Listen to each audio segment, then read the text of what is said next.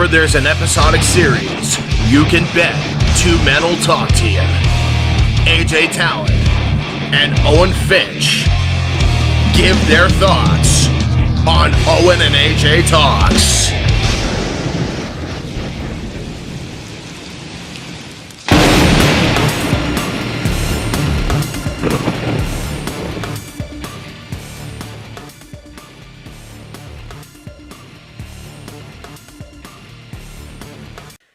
Hey, what's up, everybody? Welcome to Owen and AJ Talks. I'm Owen Finch, and I'm here with AJ Talon, and today we are doing a video that has long been in the works: Red versus Blue comparison video with YellowJackets. And this kind of was an accident in a weird way, because we're doing Red versus Blue, the Recollection trilogy, and you were talking about wanting to review YellowJackets, and it was kind of a weird thing of because I was like, I mentioned like, oh yeah, season 9 and 10 are like also like a past present storyline. And then during our videos of RVB and YellowJackets, we kept comparing the two. So we're like, you know what, fuck it, let's just do a whole video like kind of comparing and contrasting the two. Yeah, I feel like too this was an accident too, because then we started YellowJackets. We did 2 seasons of YellowJackets. Well, we did one, actually. We did the first season, and then we like finished the Recollection trilogy like as we were doing YellowJackets, and then you mentioned that there was a past and present storyline in RVB, but didn't mention what it was. And I think what also made us start the Freelancer saga was I was disappointed we didn't get anything from the director like in the Recollection, because obviously he was talked about a lot in season 6, and then then we didn't really get anything on him in 7 and 8. It was more dealing with like the meta and stuff. So then I'm like, and then you mentioned there was a past and present storyline. You kind of had to mention it was stuff with the director. And then we were going to do season 2 of YellowJackets anyways. And then we decided let's just do the Freelancer saga. And then we wanted to time this out right before season 3 started, we were going to do this video of YellowJackets, since, the Freelancer saga is 2 seasons, and YellowJackets was 2 seasons at the time, and then obviously Life was Life, and we're here now. So yeah, and here we are, half a year after season 3 of YellowJackets premiered. It was also gonna fucking time up well too, because the last season of Red versus Blue aired not around season 3, but a couple months before then. So it was like, oh shit, cool, like RVB and YellowJacket stuff is going on, so that'll be really good timing. And then not the case. Yeah, we were doing well too. I actually thought we were gonna make it, but then just like I said, life was just life. And again, I'm kind of glad we spread it out, because then eventually I think it would have been too much to watch both seasons of RVB and then YellowJackets at the same time, even though we ended up doing that.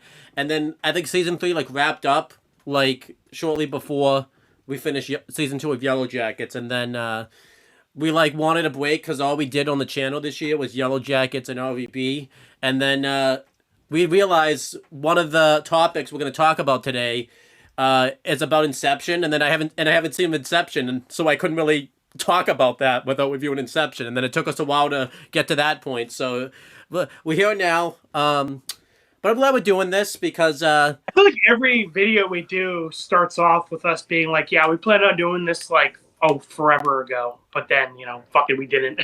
Yeah, so that's why the intros last so long. That was a good 3 minutes right there, but whatever. Yeah. Anyway, getting into the actual topic of the video, this will be comparing Red versus Blue, the Freelancer saga, aka seasons 9 and 10, alongside YellowJackets seasons 1 and 2. And now, granted, Red versus Blue, of course, had 8 seasons plus miniseries before seasons 9 and 10, so we will mention those here and there in comparison, but it's going to be mainly 9 and 10. Yeah, but because there's some things that seasons 9 and 10 will wrapping up from mainly season 8 that we kind of can't really ignore. And obviously, and also a big thing is Red versus Blue, the Freelancer saga, kind of had a build up to it. Yeah, the Project Freelancer had been mentioned numerous times throughout the earlier seasons. So, compared, so that'd be kind of a comparison we'll make with YellowJackets, is that YellowJackets is throwing us into this past present storyline whereas RVB had a kind of a build up to it. Yeah, pretty much. But yeah, let's kind of get this started. And we're kind of gonna go through some points. We're gonna talk about things that were a lot alike, things that were very different. That's the point of a compare and contrast. And a big thing is, we're gonna try to avoid this, but obviously, because it's obviously a take on each show. Some of the points we're gonna try to say what show did it better, but obviously we're obviously just gonna mention how each show just presented each thing. So let's just kind of get this started. I guess we could start first. I am able to jump around the list just because I made this list as if we were going to do it in order, but I feel like we should probably start at this point first, just because it's kind of a big point when you watch a TV show. Usually there's a way you get into it, and typically it's with word of mouth. That's kind of how, you got me in RVB and vice versa. I got you in the YellowJackets. So let's kind of do like word of mouth. What's a better show to kind of reach someone to want to watch each show? And I think we both agreed pretty easily that YellowJackets has a wider general audience appeal, and it's kind of easier to market to your friends. Yeah, and I think the reason for that is RVB is very niche. The only really way you can know about comedy sci-fi show using like a game engine in comparison to YellowJackets, which again aired on like a prime fucking TV channel. Oh no, it was Paramount Plus. Sorry. Yeah. And had some pretty big name actors in it compared to Red vs. Blue, which only just recently got like the big name actors in it, 9 and 10. And the premise of kind of the horror thriller vibe of the trailer of YellowJackets. Again, compared to Red vs. Blue, which has a lot of like comedy and inside jokes. Yeah, I feel like RVB is a little bit of a harder sell. You even told me this off camera. Had I not shown you Rooster Teeth to begin with, you probably wouldn't have even thought that I even like RVB. That's the only reason you even show me RVB, because it's like the same people that made Rooster Teeth worked on this show, and then also with YellowJackets. It has a lot of really cool range because obviously it's the horror theme. It's a big survivalist horror show, like you said. It has a lot of range. It's got really big actors and everything like that. It's on a primetime channel. Whereas RVB, it's easier to reach. And then it's really kind of tough to really sell people on RVB also, because you even had to kind of warn me about this, where the plot what we get with the Meadow and Wash that we've been covering doesn't really kick into season 6. The first couple of seasons, are kind of rough because obviously they don't have much of a plot yet. They're just kind of messing around, and then it's good in season 3. But again, you don't. It's I think RVB really kind of hits its stride in season 3, 4, 5. Yeah, but season 1 and 2 are rough, and I think I even had to keep telling you listen, man. They 1 and 2 are rough. They didn't really have a plan for it. It was just kind of friends messing around, and it kind of took them for a while to really kind of plan out a story. Yeah, they didn't have. I mean, I even talked about this. They didn't really have a story until really season. I mean, they had stories in season 3 and 5, but the story with the Meadow and the Wash really wasn't set up until and all this freelancer stuff. They were doing it in season 5, but it really took off in season 6 when they kind of mentioned the alpha and the director and all that type of stuff. And I mean, a big thing in our Out of Mind and Recovery 1 videos were a big thing we praised was that RVB kind of was stepping out of its comfort zone a little bit. It was experimenting, telling a more serious story. Yeah. But yeah, let's talk about... So RVB is kind of rough to get into at first hand. Again, I think a big reason we stuck with it is because, we were kind of fans of Rooster Teeth. Yeah. We both got into it through Rage Quit, and then I kind of got into their gaming stuff, Achievement Hunter, and I got into some of their other skits that they would do, and then Red vs. Blue. So again, I think RVB kind of it's an easier sell if you're already a fan of their other works. Whereas YellowJackets, you can kind of just go into it right away. Episode 1 does a pretty good job hooking you. Yeah. With the plane crash premise. I guess episode 1 is like all about before the plane crash. But like, you know, the cliffhanger of episode 1 is the plane crash. So you don't gotta wait long for it to kind of hook you in to like the premise. But the stuff in like, because they don't show you much of the present in episode 1, it's kind of just little scenes, but it shows you like how messed up the characters became. So like, okay, what happened in the past that got the characters kind of to this point, because they're very vague on it in the present. Yeah, even though we don't know a lot about YellowJackets, I would say the writers had a better idea of what they were doing compared to Red versus Blue early on. If you go by season 1, yes. So, yeah, or again, we're Red versus Blue season 1. They had no clue. They were literally just fucking winging it. Yeah. And then which again, it isn't a bad thing necessarily, but it's just like again takes longer to kind of hit stride.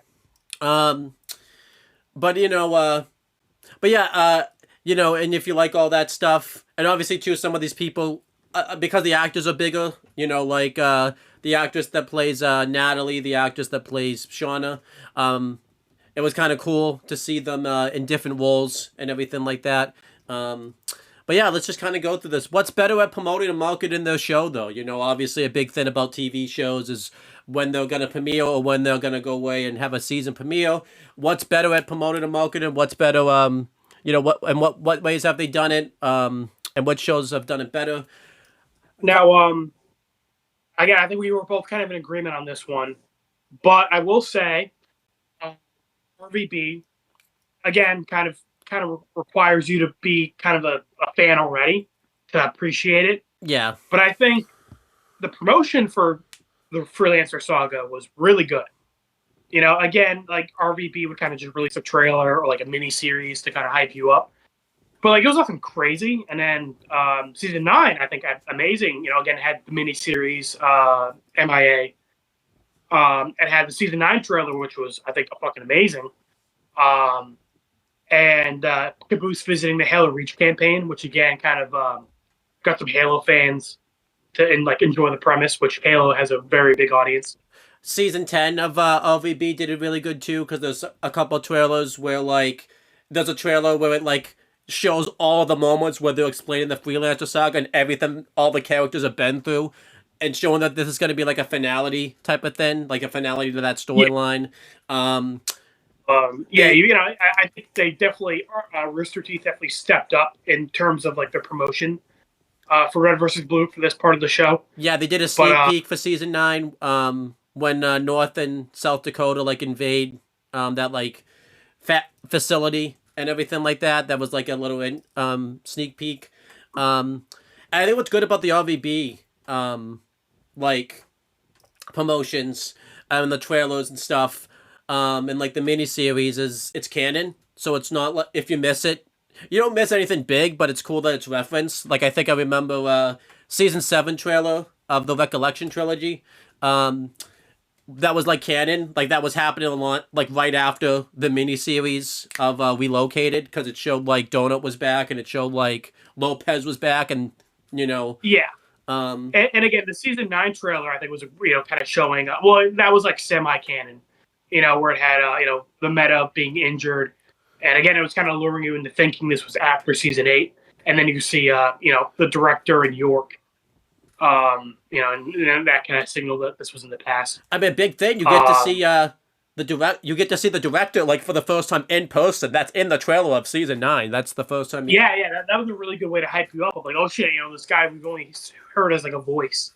Now we're kind of seeing the man himself. And then another big thing is you see, that's the first time in RVB, because it's with the Halo like game engine and stuff. Obviously, you never really see faces. That's the first, and they were using their own animation. That's the first time you see like somebody's face in RVB with York's face. And I mean, the funny thing is, like, in the trailer, like seeing York's face is a big reveal. And I think they kind of relied on the audience seeing the trailer first, because when we see York's face in the season itself, it's kind of just like sudden, like it's like not really treated as a big deal. Yeah. And then and again, the Halo, that's funny enough. That's one of their most popular videos, Caboose visiting the Halo Reach campaign. Yeah. Or another one, I mean, you said this. It's kind of funny. They did kind of rely on you watch season 9. Relied on you watching the trailer because they mentioned in the present that like the past was going to be doing a lot of like the heavy lifting, where the present was. Oh yeah. We're talking to Solange, being like, "Oh man, I'm so excited for season 9," and it's great too because like we're not gonna have to do any of the action stuff. I wish that was Griff instead, you know, because that would have made more sense with Griff saying that than like. Yeah, it felt a little weird that Churchill was the one saying that. But yeah, although granted, he did say like, "Why are you excited to be doing action? All we ever did was get our ass kicked by Tex." And then meanwhile, with the promotions for Yellow Jackets, they do it very Yeah, well. I think we're both in agreement. Yellow Jackets, although RBP had good promotion, Yellow Jackets was again the winner in this category. Yeah. Obviously, because they can do bigger promotions, so it's a bigger show. So like a lot of they're gonna do a lot of like the Comic Cons. They're gonna do a lot of interview segments. You know, they have a lot of really big trailers they can do. Because obviously the actresses and stuff are in other stuff. They can like if they're advertising their movie, Yellow Jackets will get asked about also. So that's gonna bring people in that way. Plenty of talk shows. I remember you showed me quite a few of like Natalie's actress being in a talk show talking about her character. And again, I still think the Yellow Jackets trailer was amazing. You know, for season 1.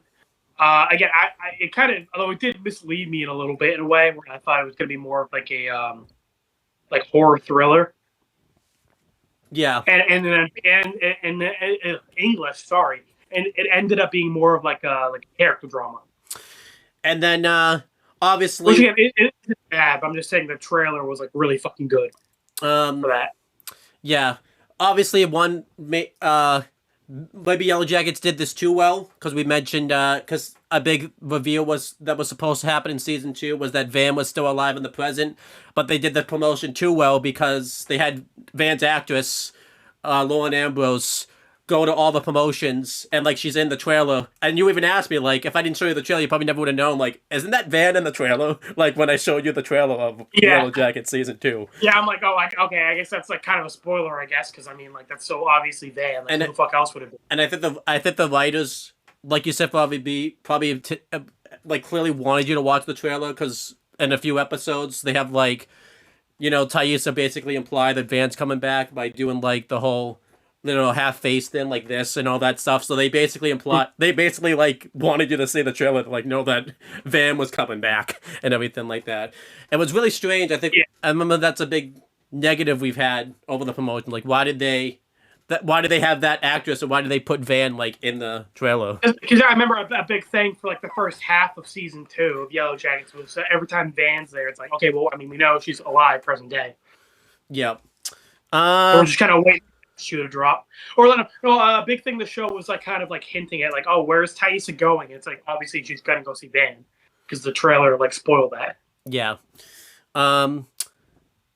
Yeah. I feel like too Taissa's plot, because I remember Taissa doesn't do much of the episode, and I think they kind of keep that in the background for the big Van reveal. But if you didn't know Van was coming back, maybe that would be okay. But like because we knew she was going to see Van, it's like, oh well, Taissa really didn't do much this episode type of thing. Like but continuing, what has the best main premise? Obviously, the show tells little storylines throughout the shows, which we'll get to. But what's the main premise of the storyline? Obviously, each show has one. For Yellow Jackets, it's the plane crash in the past and how they've dealt with it in the present.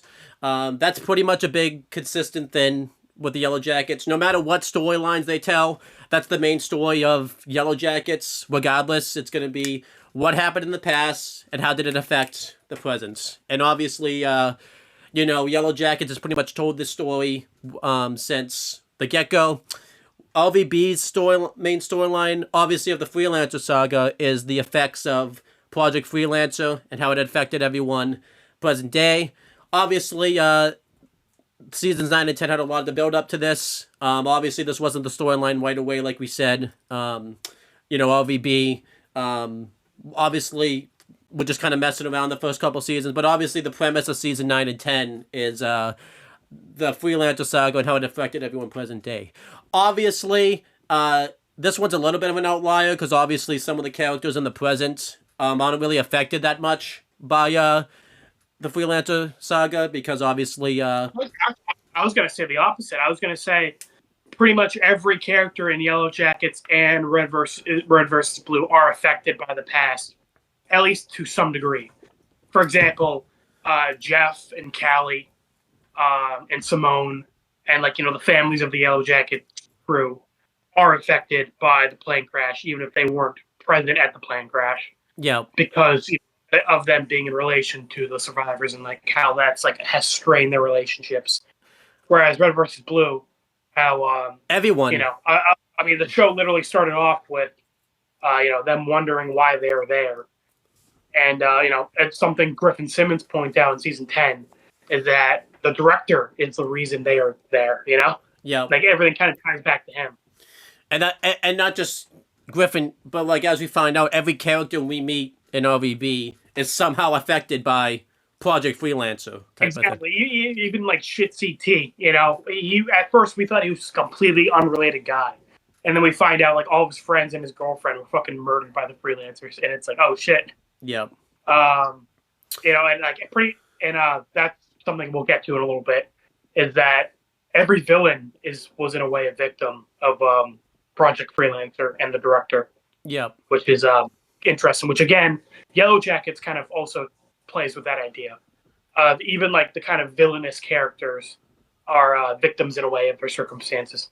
Yeah, I mean, going back to your point too, everyone kind of is affected by, because even everyone in Lottie's cult, the whole reason they're at that cult is because Lottie starts up this cult, and she, obviously the plane crash and how she affected that kind of leads her to start in this cult and everything like that. So everyone in that cult is, I guess the other one that's not affected by the plane crash is, I guess, Elijah Wood in Yellow Jackets, because he's very unrelated until, I guess him. And like, if you want to get like, semantic, like Randy, I guess, Yeah, but yeah, like, all of like, the major characters are affected by the events of the past. But yeah, then kind of going through, kind of taking like a more direct approach. What's the main storyline of each season of each show, being seasons 9 and 10 of RVB, and Yellow Jackets seasons 1 and 2. Yellow Jackets season 1 and 2 is the same premise. The plane crash and how it affected the past. They didn't really change much. You get obviously more storylines, which we'll get into later on. But obviously, because RVB, they didn't really have much of a storyline. In the beginning stages, seasons 9 and 10 was really telling these storylines. And because the past and presents are very different, because, the difference with Yellow Jackets is episode 1 is the only episode where, like, the plane crash isn't really much of a thing in the past, because obviously it's getting the characters to the plane crash. Whereas a whole season of RVB, in the past anyways, there's not even an AI really or anything like that. Where season 9 is like the build up to the creation of the AIs, and then season 10 is like seeing them in action. Yeah. So RVB's storylines is seeing the director become evil and the creation of the AIs in the past, and obviously in the present day storyline, it's a bit of a stretch with the present day storyline, but it's Church dealing with figuring out how to come to terms with Tess and everything with Alpha.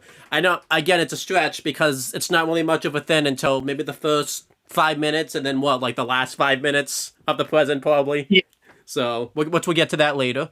And then, obviously, in the present of season 10, it's the main storyline is them trying to find the director.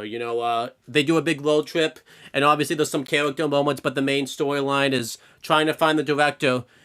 And obviously the main storyline is finding the director and like killing the director, because they had every intention of killing the director up until that scene where, like, which we'll get to later, where we see the director in sadness. But it's a really cool storyline. Obviously they've tapped into it a little bit in the other seasons, but we never really got like a full storyline of where's the director, like, and them trying to find the director. It's been mainly I think Wash kind of was doing it a little bit in season 6, but not much. Yeah, well, I mean, the whole thing with the meta was kind of like Wash's kind of like, the meta wasn't his main goal. It was, kind of finding a way to take down the director. And then season 8, it's kind of again hinted a little bit because Tex was planning on finding the director and killing him. Yeah, but this is like the yeah, again that was more set up for 9 and 10. Yeah.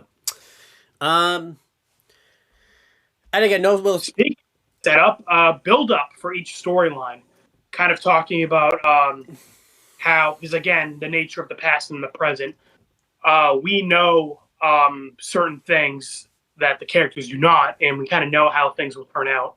Well, we know how they turn out, but we don't know why they turn out that way. So it's kind of a dramatic irony situation of, knowing that things will not go good for certain characters, or, will go good for certain characters, and kind of just being forced to witness it.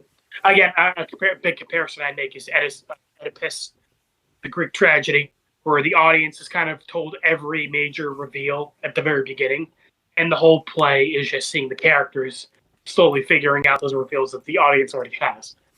Yeah, and obviously some of these storylines, like you said, because we've seen the present, we know how it's going to be end up being a thing, so we'll kind of talk about it. Again, we're going to be very vague, because if you want to watch us fully break down these storylines, go watch our reviews of seasons 9 and 10 of LVB, and then obviously episodically the reviews of YellowJackets both seasons. With YellowJackets, obviously the main storyline of season 1 is the fall of Jackie and Shauna's relationship. This is told a lot in season 1 and a little bit in season 2, but mainly in season 1, where obviously you find out that Shauna was having sex with Jeff behind Jackie's back, and then obviously she gets pregnant, so obviously then she's gonna have to she really can't keep that a secret, and they do a good job of that because obviously Jackie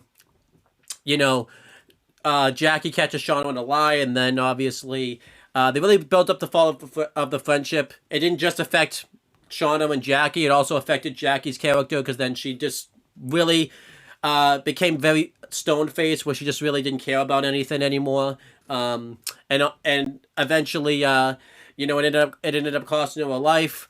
And both timelines built up to this very well, because obviously we saw it actually happen in the past, but then you knew in the present something happened in the past that caused the friendship to fall apart, because a lot of the times in the present, Shauna would see Jackie, or obviously you have the scene where they're at Jackie's parents' house, and she goes up to Jackie's room, and it's obviously implied that Jackie's dead, but you knew something happened because Jackie kept saying to Shauna that it's not your fault. But then obviously, well, no, she says, okay, it is kind of your fault, but yeah, like mean to or something. But this was told very well, I thought, throughout the show. Anything you want to say about that, or? Again, I like the idea of, we don't see Jackie, and she's not mentioned for the first couple episodes, and then again you get the strong indication that she is dead, and then sure enough, it's kind of waiting for that tragedy of knowing that something happens to Jackie and kind of waiting for that other shoe to drop. And then I know I don't have it in the notes till later, but since we're on the topic, obviously the fate of Shauna's baby in the past, because obviously we find out that Shauna got pregnant in the past. We never saw the baby, and they never really talked about the baby much in the present, so it was kind of cool to see what the fate of the baby was. Callie, and obviously going by the timeline of the plane crash was 20-something years ago. Callie's a teenager. There's no way Callie was that kid. So obviously something happened to the kid. Yeah. The first kid. I never told you this, but some people were speculating that Fork Girl was the kid, because obviously she was very messed up. Glad that ended up being the case, because we didn't like that character, so thank God that wasn't the case. Yeah, I know, right? Yeah. But a complaint we had with YellowJackets was kind of the fates of characters, kind of they keep it a mystery, but then the answer is always they're alive present day.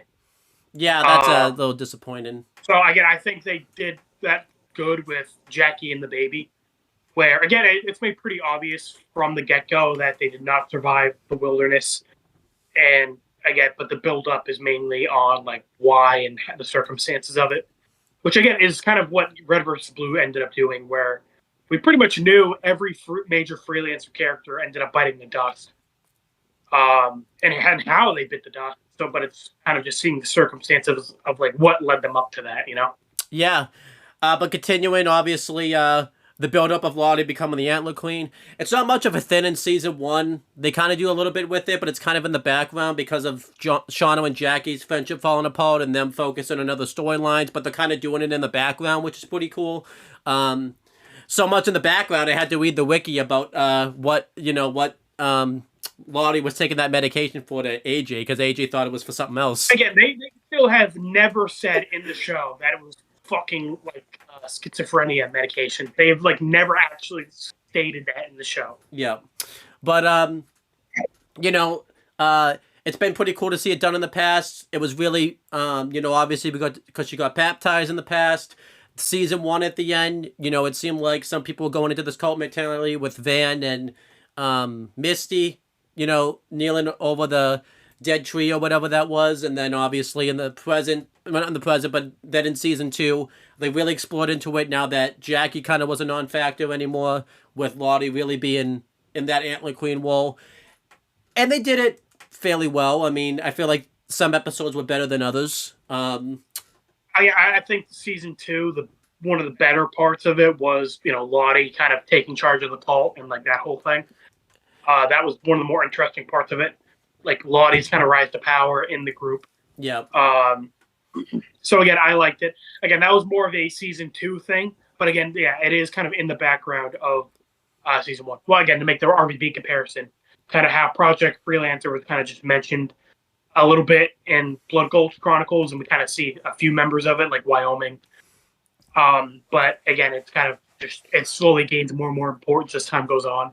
The Antler Queen is similar, where it's kind of just a little bit sprinkled in early on, and then it kind of becomes a more major thing. I mean, another comparison we can make is, Maine becoming the meta. Obviously, if you've watched the Recollection trilogy, you know that he's the meta, but, it's actually sprinkled in season 10 of LVB that he's actually slowly becoming the meta, kind of away from everybody else type of thing. Yeah. Or like Washington getting Epsilon. They mentioned a few times, like, oh, Washington's going to get an AI. And then, like, when South Dakota's pissed off, Carolina took hers. And Washington's like, hey, don't worry, I've already been rescheduled for a new AI. Yeah. Like, shit, that's Epsilon. Or, that South Dakota kept getting fucked over on purpose, and you kind of just are seeing that take place. Exactly. Something that made clear pretty early on is Natalie and Travis's relationship. Yep. Natalie and Travis's relationship, that was pretty much talked about around episode 2, episode 3-ish of YellowJackets. And it's kind of funny because you find out that their relationship doesn't work well and they both become messed up. But, like, I think that same episode, they were, like, building their relationship, like, in the past. And I'm pretty sure he dies, like, the same episode where they start building up their relationship. So you kind of know it's, like, the dramatic irony of their relationship. Yeah, of, like, everything past, it, like, sucks knowing that, like, the relationship does not work out, Granted, kind of had a double-edged sword. On one hand, again, it's very tragic, kind of like seeing them be like have their good moments, their bad moments, and knowing that like no matter what good moments or how much they make up in the past, it ultimately just all crashes and burns in the future. And also that like their relationship after getting back to society is also gonna be just as terrible as it was in the wilderness, which is tragic.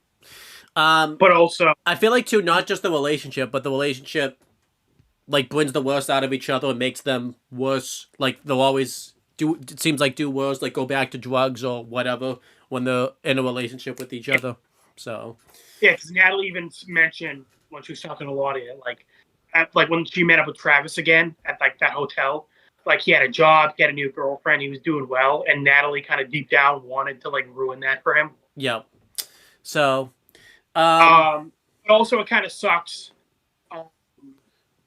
Like a thing that sucked is I kind of liked Travis at first, but then seeing all the bullshit of like him constantly being mad at Natalie, and then them kind of like making up, and then they have another bullshit fight, and it gets kind of annoying. And it kind of sucks again, kind of knowing like, okay, so this is gonna be like just how it is. Yeah, because then we talked about this. It seems weird that, like, he gets mad at Natalie for bullshit, but, like, he didn't get mad at anybody for like eating his brother, pretty much, and made him and making him. Exactly. Like it's like it's like very fucking weird. Travis is a strange person. Yeah, we're gonna get to his character. Other things is Natalie.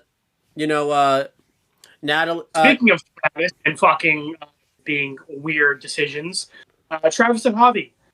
This is kind of another one where you know it's not going to go great because Travis is mentioned quite a bit present day. A big storyline is finding out who killed him present day. But of course, Javi is never mentioned. And, you know, that's kind of suspicious. It's like, okay, Travis mentioned quite a bit. You figure his brother would be. So, again, kind of implying that Javi did not survive to present day. Either that or just they did, because again, Javi's really never mentioned unless it's a scene with Travis or Natalie. Like he's just never mentioned. He's just never. Go watch our YellowJackets reviews, mainly in season 1. He just a big joke we had is he's just. Well, like, a big joke we were making is that like he would just like fuck off to like a nearby town and just wouldn't tell anybody because he would just like disappear and nobody would question it.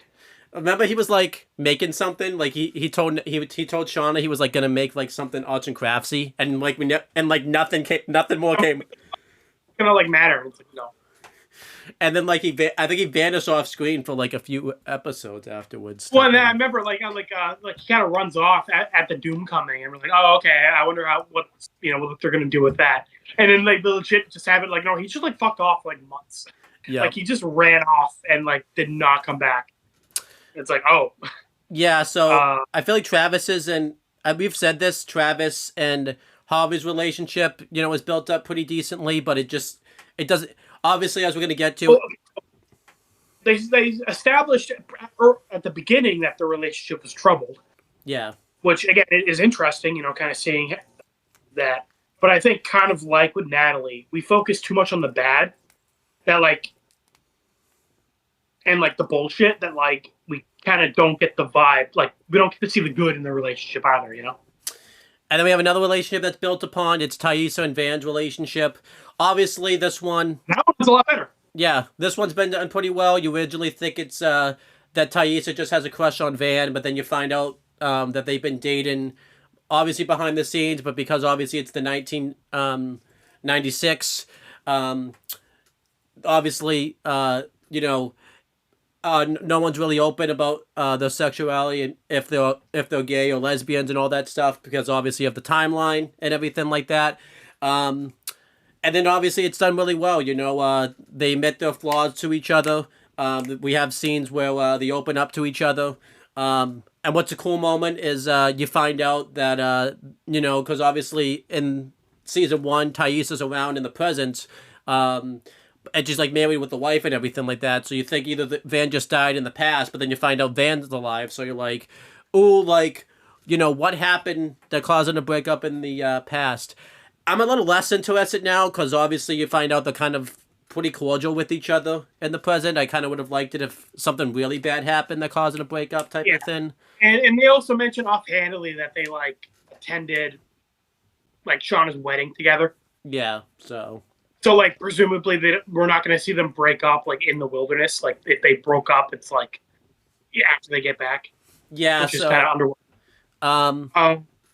But also, again, like I said, I feel like with Travis, Natalie, and Travis, Javi, those relationships, it feels less tragic. Because, like, again, we just have to deal with Travis's fucking horseshit. With Van and Thaisa, it feels tragic because we kind of see their good moments, that moment where Thaisa refuses to leave Van and like sends the others to like go get help after the wolf attack, or like again, Thaisa like not caring that Van was kind of disfigured when they came out to everybody the doom coming, Van worrying about Thaisa sleepwalking. Like you see those good moments, but you also see the conflict, of like Van believing in the supernatural, Thaisa not, and like that kind of friction between them over that. Yeah, so I like that though. I like that they're a traditional couple. They have good moments and they have bad moments, which is very good. Yeah, so again, it makes it tragic because obviously Thaisa is married to somebody else present day, so that relationship isn't going to work out, and you're kind of like being like, oh man, how does that happen? So again, I think out of these 3 relationships, Thaisa and Van's was the best done, kind of like doomed relationship that it's not going to go well. And then another storyline with Thaisa that they built up to really well, sort of, depending on how you Build feel. up, Yushin, not so much. They built there was a wolf attack apparently that happened in the past. They talked about how there was a wolf attack. We got like visions anytime Thaisa was on screen in season 1 where she would see a wolf, or she would have PTSD moments about some type of wolf attack that happened. And it was pretty, it was built up to pretty well. Obviously, it was pretty disappointed when it happened. And it also disappointed another storyline I'll talk about where we found out there was a lady in the tree that was, saying weird stuff to her son and just kind of doing a bunch of weird stuff. And then we found out the lady in the tree was Thaisa, and we found out that she had been sleepwalking and like scaring her son. And that was a cool reveal, that Thaisa was the lady in the tree. Also, super interested in that, but again, they kind of didn't stick the landing on that as much as I would have liked. Because then we found out that Thaisa was also doing this in the past, and that's what kind of caused the wolf attack to happen, was because she fell asleep in the past, and then it caused the wolf attack to happen and Van to get attacked and nearly die because of the wolf attack, or did die. We don't really know about that yet.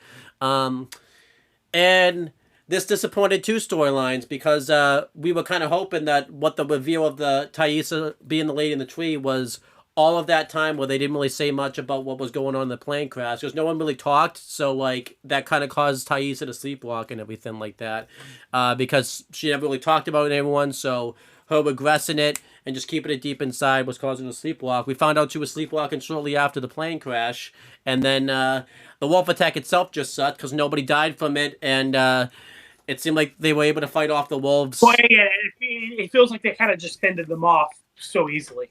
Yeah. So, and it's something we're gonna get to on the PTSD section comparing Washington and Thaisa, is that Thaisa's like wolf attack PTSD. After we actually see the wolf attack, we don't really see Thaisa like having those panic attack moments about the wolves anymore. I feel like it's because the wolf attack sucked. I feel like if the wolf attack was like but it just feels like it's like okay, we got to show the PTSD of the wolf attack to build it up, but then actually after we actually see it, they kind of stop doing it. Present day. That's really weird too, because that doesn't. Washington. Sorry, what's up?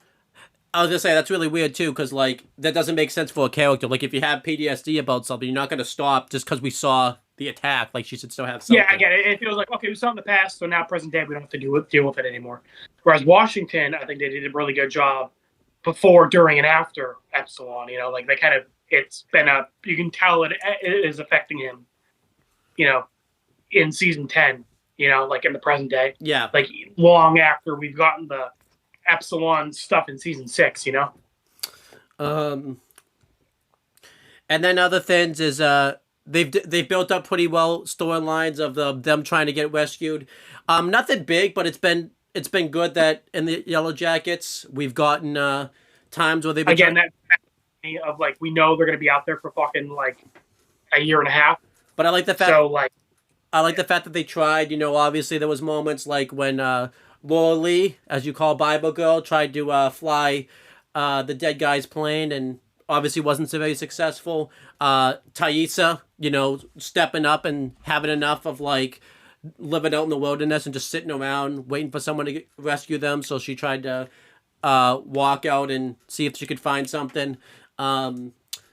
Even if, those are the big ones, but even little ones, like obviously Ben and, Natalie, making like the map of like where they are to try to figure out like if they can find something, and all that stuff. Van trying to use Thaisa's sleepwalking to see if like they can try to trigger something. So it's good that they've been trying to get rescued. I don't really mind in season 2 we didn't get it as much. Because obviously they're in the winter at this point, they really can't find much help, and obviously I think they're at this moment where they're just kind of like at the point where they're like realize that they're probably not going to get rescued, so it's like that's fine. And then they go through some pretty dark stuff in season 2, so the morale isn't very high.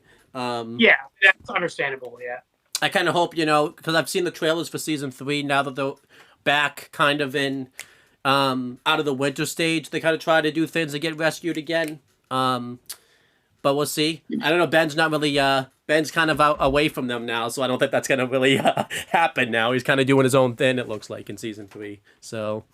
So yeah, I guess kind of going on. I mentioned it before, but kind of knowing the fates of certain characters. Red versus Blue, kind of, as I said, pretty much told us we already knew the fates of pretty much every major character in season 9 and 10. Yeah. From the whereas YellowJackets it was more half and half. We knew obviously the main 4, Shauna and Misty, Thaisa, and Natalie survived the present day. And then we kind of got drip fed on the others throughout it. But again, our major issue with that was like it kind of kept revealing more and more survivors ended up living the present day. For sure. But again, I don't think either approach is better or worse. I think they were both fine. It comes down to execution. And again, obviously, just because they survived the present day does not make them safe. Because the big thing was Travis survived the present day, but then he was killed, And then so it's kind of like it kind of sucks knowing that like even though he made it back to society, he lived the rest of his life a junkie and miserable, and then he ended up getting killed, or suicide, as we found out. Yeah. Speaking of that, because that's a big storyline they cover, it's mainly in the present, is who killed Travis. This is done very well in the beginning. Obviously, we don't really know much about Travis as a character, and then he gets killed. And we were kind of thinking somebody was behind this. Maybe Travis spoke and he wasn't supposed to. Like, we were kind of wondering, like, who killed Travis? Because at the same time, there was a blackmailer going on. So did the blackmailer kill Travis? And then you find out, you kind of, because then when we find out who the blackmailer is, it's pretty obvious he didn't kill Travis.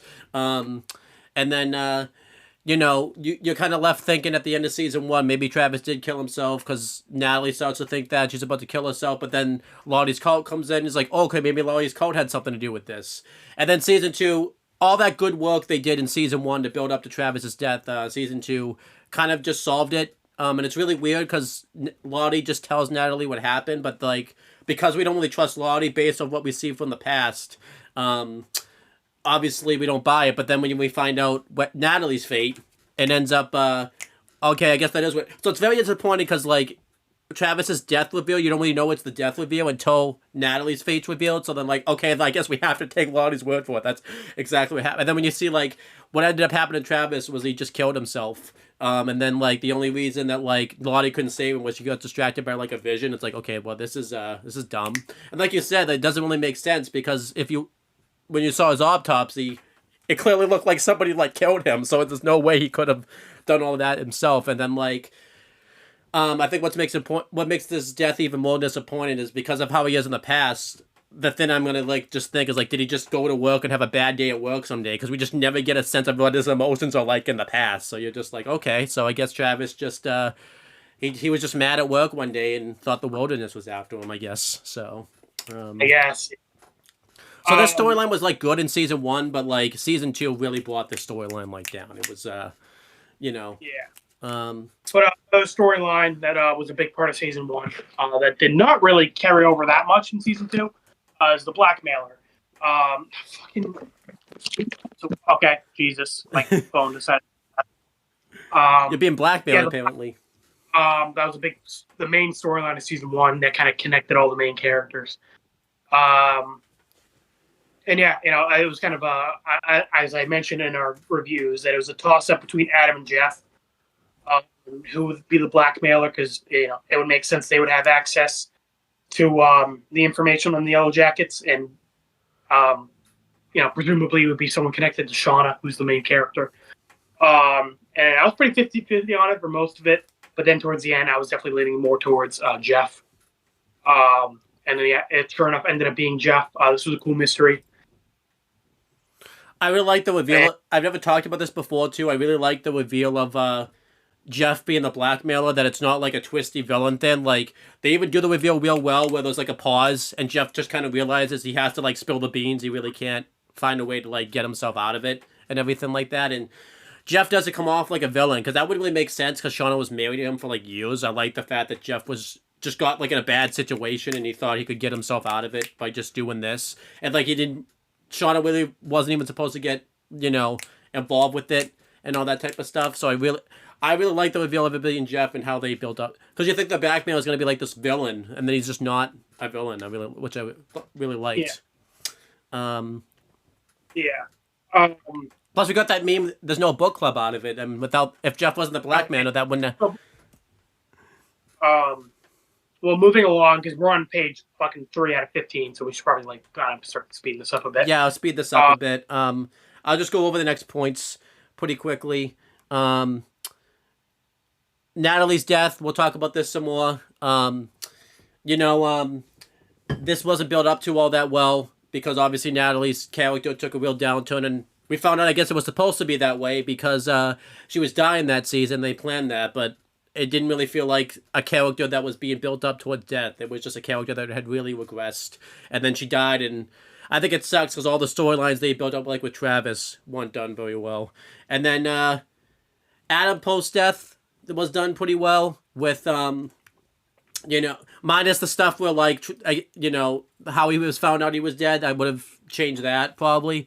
But, like, the investigation, you got to get a deeper dive into Shauna's character and Shauna and Callie's relationship, and the ways they kept it going with Mr. Mustache Man, pretending to be you find out he's a cop, and originally we just think he's some creep that's after Callie, and then you find out he's a cop, and then the way that he's able to kind of keep this going by one-upping Shauna and Callie each time. Unfortunately, it's not done. They don't solve how they're going to get out of the death thing very well. We'll talk about that later, but overall that's the highlight of the present day storyline of season 2.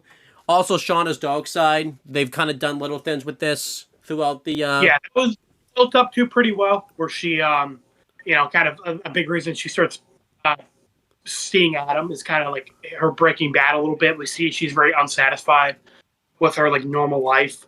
And we see that like when she like fucking kills that rabbit and skins it and serves it for dinner. And then when she kills Adam, we see her kind of go back to her like past self in a flash.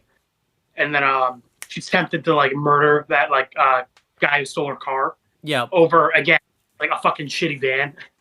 And I really like the contrast, where it shows that Shauna's going to a dark side, because when she grabs the gun, like Jeff's like, "What the hell are you doing, Shauna? Like, why do you have the gun?" type of thing. Like, I really like it. So, or like how she kept thinking that Callie was going to want to spill the beans for the cops when it was her that like spilled it immediately. So you really get the sense of it, like Shauna is like pretty fucked up mentally, like kind of like is like low key a serial killer, and like that she's also like trying to get herself caught in a way, And you really see it in the past too, the fact that Shauna can is the one that skid in the animals that they kill.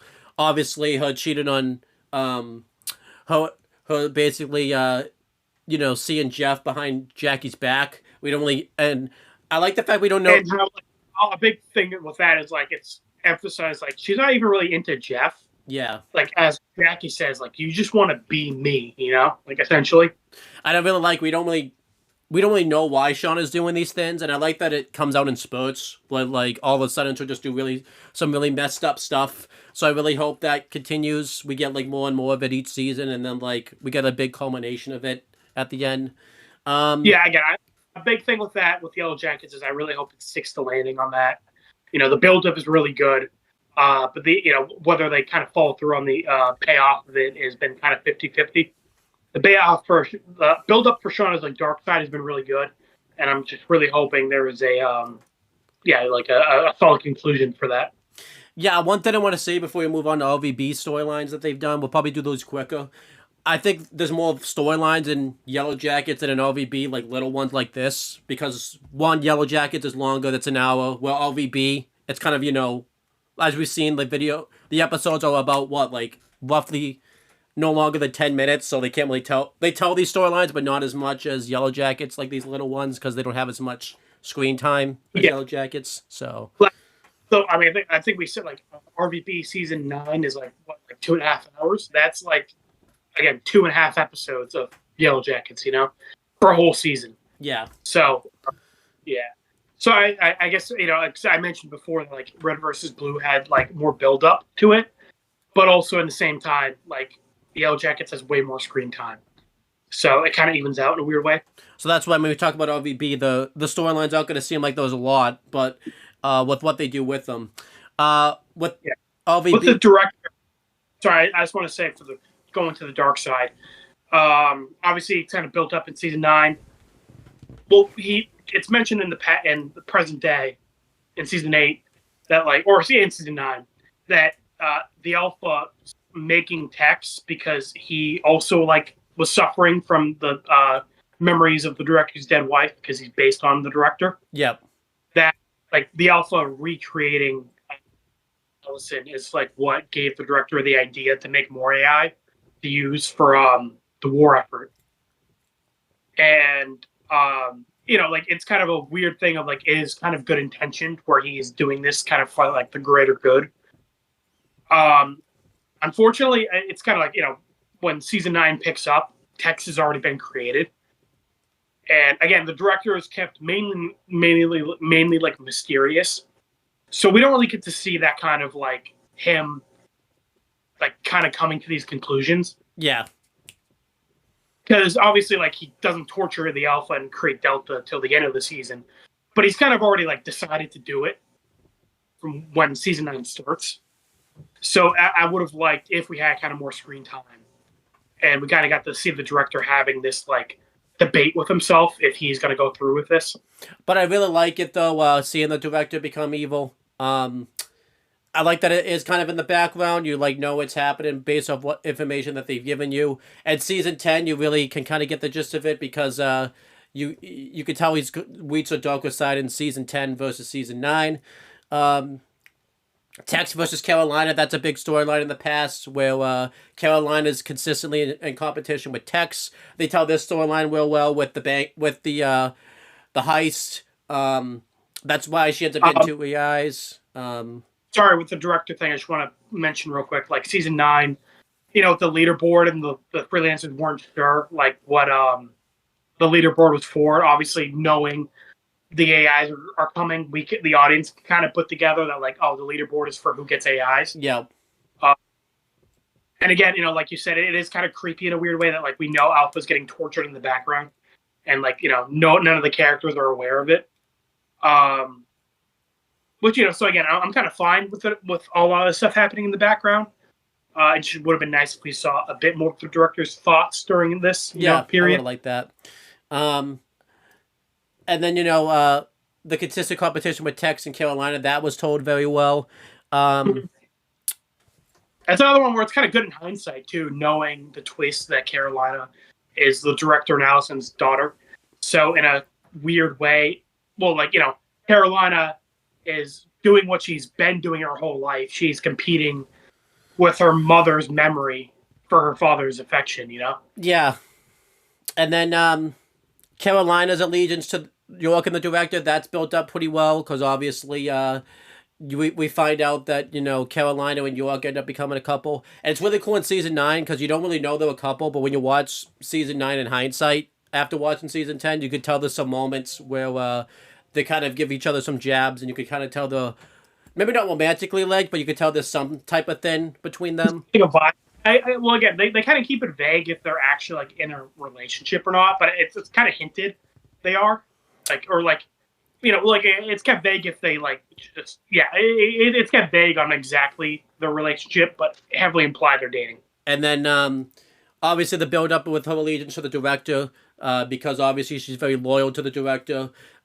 She ends up kind of helping the director with the breakout, and it's really kind of sad knowing that she doesn't really know any of the stuff about the AIs or Alpha or anything like that, so she's kind of on the wrong side. So originally you think that she's mad at the director because he's been lying to her and all that type of stuff. But I like the fact that when you find out it's his daughter, that's kind of why she also wants to kill the director. It's like a double I want to kill the director type of thing because X side of the rivalry, it's kind of I like that. Well, like you see Tex being more and more aggressive. Like obviously she like brutally kills good CT, and like you kind of know it's like Omega influencing her, and like making her more. And also that like the kind of like when Tex like knocks Carolina out, like when the AIs are fucking with her head, and like when she checks up on her in the med bay, or when she offers Tex Carolina to come with her during their fight. It's kind of cool. Again, knowing in hindsight, like Tex is kind of like her mother/sister, and like that's kind of why Tex has like a soft spot for her. Sorry, there's another thing with Tex I was trying to think of. I guess I lost my train of thought on that one. But then, other storylines wasn't built up as much in season 9, but who was the alpha? Season 6. Sorry, that's right. In season 8, Tex talks about the break-in and how she did make it to Alpha, but like by the time she got there, Alpha was so far gone, he like didn't even recognize her. Yeah, that was really sad. So, when Tex is fighting Carolina to get to Alpha, it sucks knowing that like Tex makes it to Alpha, but like it's pointless by that point. Yeah. But and it's sad seeing the heist because all of the freelancers coincidentally ended up kind of helping the director towards the alpha because the heist was successful and everything like that. Yeah, and that's another cool thing is because like you're not even really sure what the sarcophagus is, and then once you kind of see Delta being born, you realize like, oh shit, he needed this to torture Alpha. So it sucks this big ass mission that like is to torture the Alpha. So yeah, like you said, they are like unknowingly helping to reach that goal. And it sucks as Tex unknowingly ended up helping direct the torture. Yeah, which sucks. But yeah, who was the alpha? That was a big storyline that was built up. Mainly a season 6 then, where we had finally got to learn a lot more about what the AIs actually are, and where the AIs came from, and everything like that. Obviously really cool you find out that it's Church that's the alpha, and it really makes sense because obviously they used past seasons to really build this up because obviously he quote-unquote died in one of them, and then you find out all the stuff that he was going through, like being able to go into people's minds, the fact that Omega didn't affect him when he went inside of him, and when after Blood Gulch like fell, or not fell, but after everyone got separated from Blood Gulch, he got like sent by himself at like some random place, so that way like no one would find him. Like everyone got sent to Rat's Nest, like except for him, which is like suspicious. So it's really cool, like finding out that he's the alpha. They did this storyline very well. We'll get to more of that when we get to the reveal, but I like how they did this. And it's really cool. And then it's really cool knowing all this because obviously we find out that Tex was also an AI, and then we're like, ooh, this makes their scenes in the Blood Gulch era like really weird now and all that stuff. So yeah, and I mentioned it before, watching getting Epsilon. That is built up pretty well, where you kind of know it's going to happen eventually, and when it does, shit's going to hit the fan. Unfortunately, kind of like YellowJackets I mentioned with like the Lady in the Tree stuff, or like the Javi thing. Not the build-up was the payoff wasn't that great because we didn't really get like that. We know Washington got kicked out of Project Freelancer after that happened. We didn't actually get to see that scene. We had like one scene of Washington after Epsilon. Yeah. We also didn't really get to see that like immediate change in Washington, which was unfortunate. But everything else with Washington was done really well. Okay, so I like the difference between the past and present Washington, and it's a good way to show how the Epsilon situation fucked him up. But as we mentioned, in season 9, the past, he's much closer to how he is present day, and in season 10, he's much more comedic relief. So it feels weird. It feels like a weird, like difference, And we talked about this before. It was even weirder because in season 9 he wasn't that way at all. Like in season 10 they made it seem like he was very comedic. He really couldn't fight, but in season 9 he was a completely different. Like he probably wasn't like comparable to anybody else. Like he wasn't like that much worse off. And you mentioned the leaderboard. If he was so bad, why is he on the leaderboard and all that type of stuff. He can't be that. He's consistently on there. So yeah, that was pretty weird. But in terms of Washington's heel turn, this is more for the Recollection trilogy. But seeing the Freelancer saga kind of better informs you on Wash's journey throughout the Recollection trilogy. Of course, like seeing his friendships with York and North Dakota, and then how after Epsilon and how the meta, his friends ended up getting killed because of the director. And he goes through so much effort to take down the director and ends up getting thrown in prison. And he believes he's so paranoid about getting betrayed by all the people he's like trusted that he ends up just being so desperate where he's like, you know what, fuck it. Yeah, I'm gonna kill the Reds and Blues and take back Epsilon and get myself out of the situation. yeah, I think that's what makes it really great because the Reds and Blues end up benefiting from him taking out Project Freelancer. Well, mainly the Reds because obviously the Blues got deleted, but you get the point. And then you find out like the Epsilon unit never got. He finds out the Epsilon unit never got turned in, and in his perspective, he thinks like the Blues just took it and ran off with it, type of thing. So he just thinks he got messed. Yeah, Caboose fucked him over because he's like so paranoid at this point of getting betrayed that he doesn't like want to even have a conversation about it. He just like immediately is like, "Oh, you betrayed me," just like everyone else betrayed me, and it's understandable. Like it's a miscommunication that like makes sense, Like a lot of times in shows when a miscommunication happens, it's like if you just talked like normal fucking people for 5 seconds, this would be resolved. But it's a situation of like I get why the English. Sorry, I'm tired. I understand why this miscommunication happened. Yep. Then you have South Dakota's heel turn. It's mainly built up to after you've seen it in the present, but in the past you get to see like how she's reacted to consistently getting fucked over by the director, which is really good. And then you see in present day she just comes off as like a bitch. It's like, wow, you're an asshole. But then seeing in the past it gives more context for like, okay, I kind of get why you're such an asshole in the present day. Yep. Then the meta becoming evil. We won't go over this, but obviously it's really cool that it's in the background, and then that he ends up becoming the meta, so it's really cool how they built up to this, and you find out how much of a victim him and Sigma ended up being. So this was really cool how it happened. This ended up being since again should have had more screen time. We get it, with her frustration at the leaderboard and like not trusting the director, and how she's like not surprised that the director's doing shady shit, like giving Meta and Wyoming like the live ammo in the training round. Yep. So like her being frustrated with Project Freelancer is built up to, and then her being a traitor makes sense. But again, she wish she got more screen time because she wasn't even in the heist mission. Yeah, that makes sense. Well, she was just on the B team, which I don't remember they mentioned it like, oh no, yeah, sorry, South Dakota got left behind. Yeah, and then CT, B team got fucked over, like, and got no screen time. But yeah, and then again, idea just should have had more screen time. I agree. Then the leader of the Not Resistance becoming shit. This was built up to, I guess, pretty well. Kind of cool, but then it's like, wait a minute, he could have killed all of Project Freelancer with that nuke, but he just like didn't. Yep.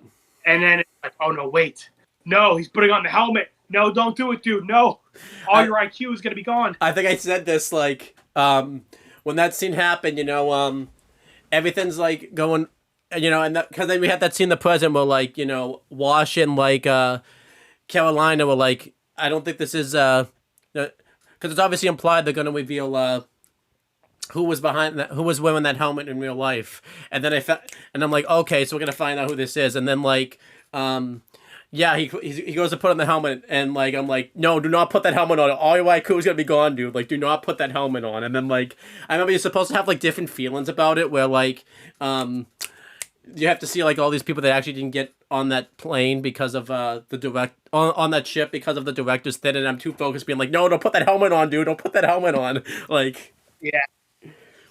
But there was a build up to it. Like, he didn't kill the Reds and Blues. He wasn't able to kill Florida. even though he threw an axe at him, but he wasn't able to do that, and he was getting his ass kicked by Tex. So it's like, yeah, there was actually a build up to it. You just didn't know it. You just didn't realize how shitty he really was. So, Yeah. and Pause here for a second. oh, hold on. All right, and then the last storyline, a few storylines. Washington's face turn. This was done pretty well. It's kind of done in the background in the present, but we get a lot of little scenes with Washington and Caboose, and then obviously when Carolina is treating Washington shitty, and then he sticks up for his friends. I really like this. I feel like it was done very well.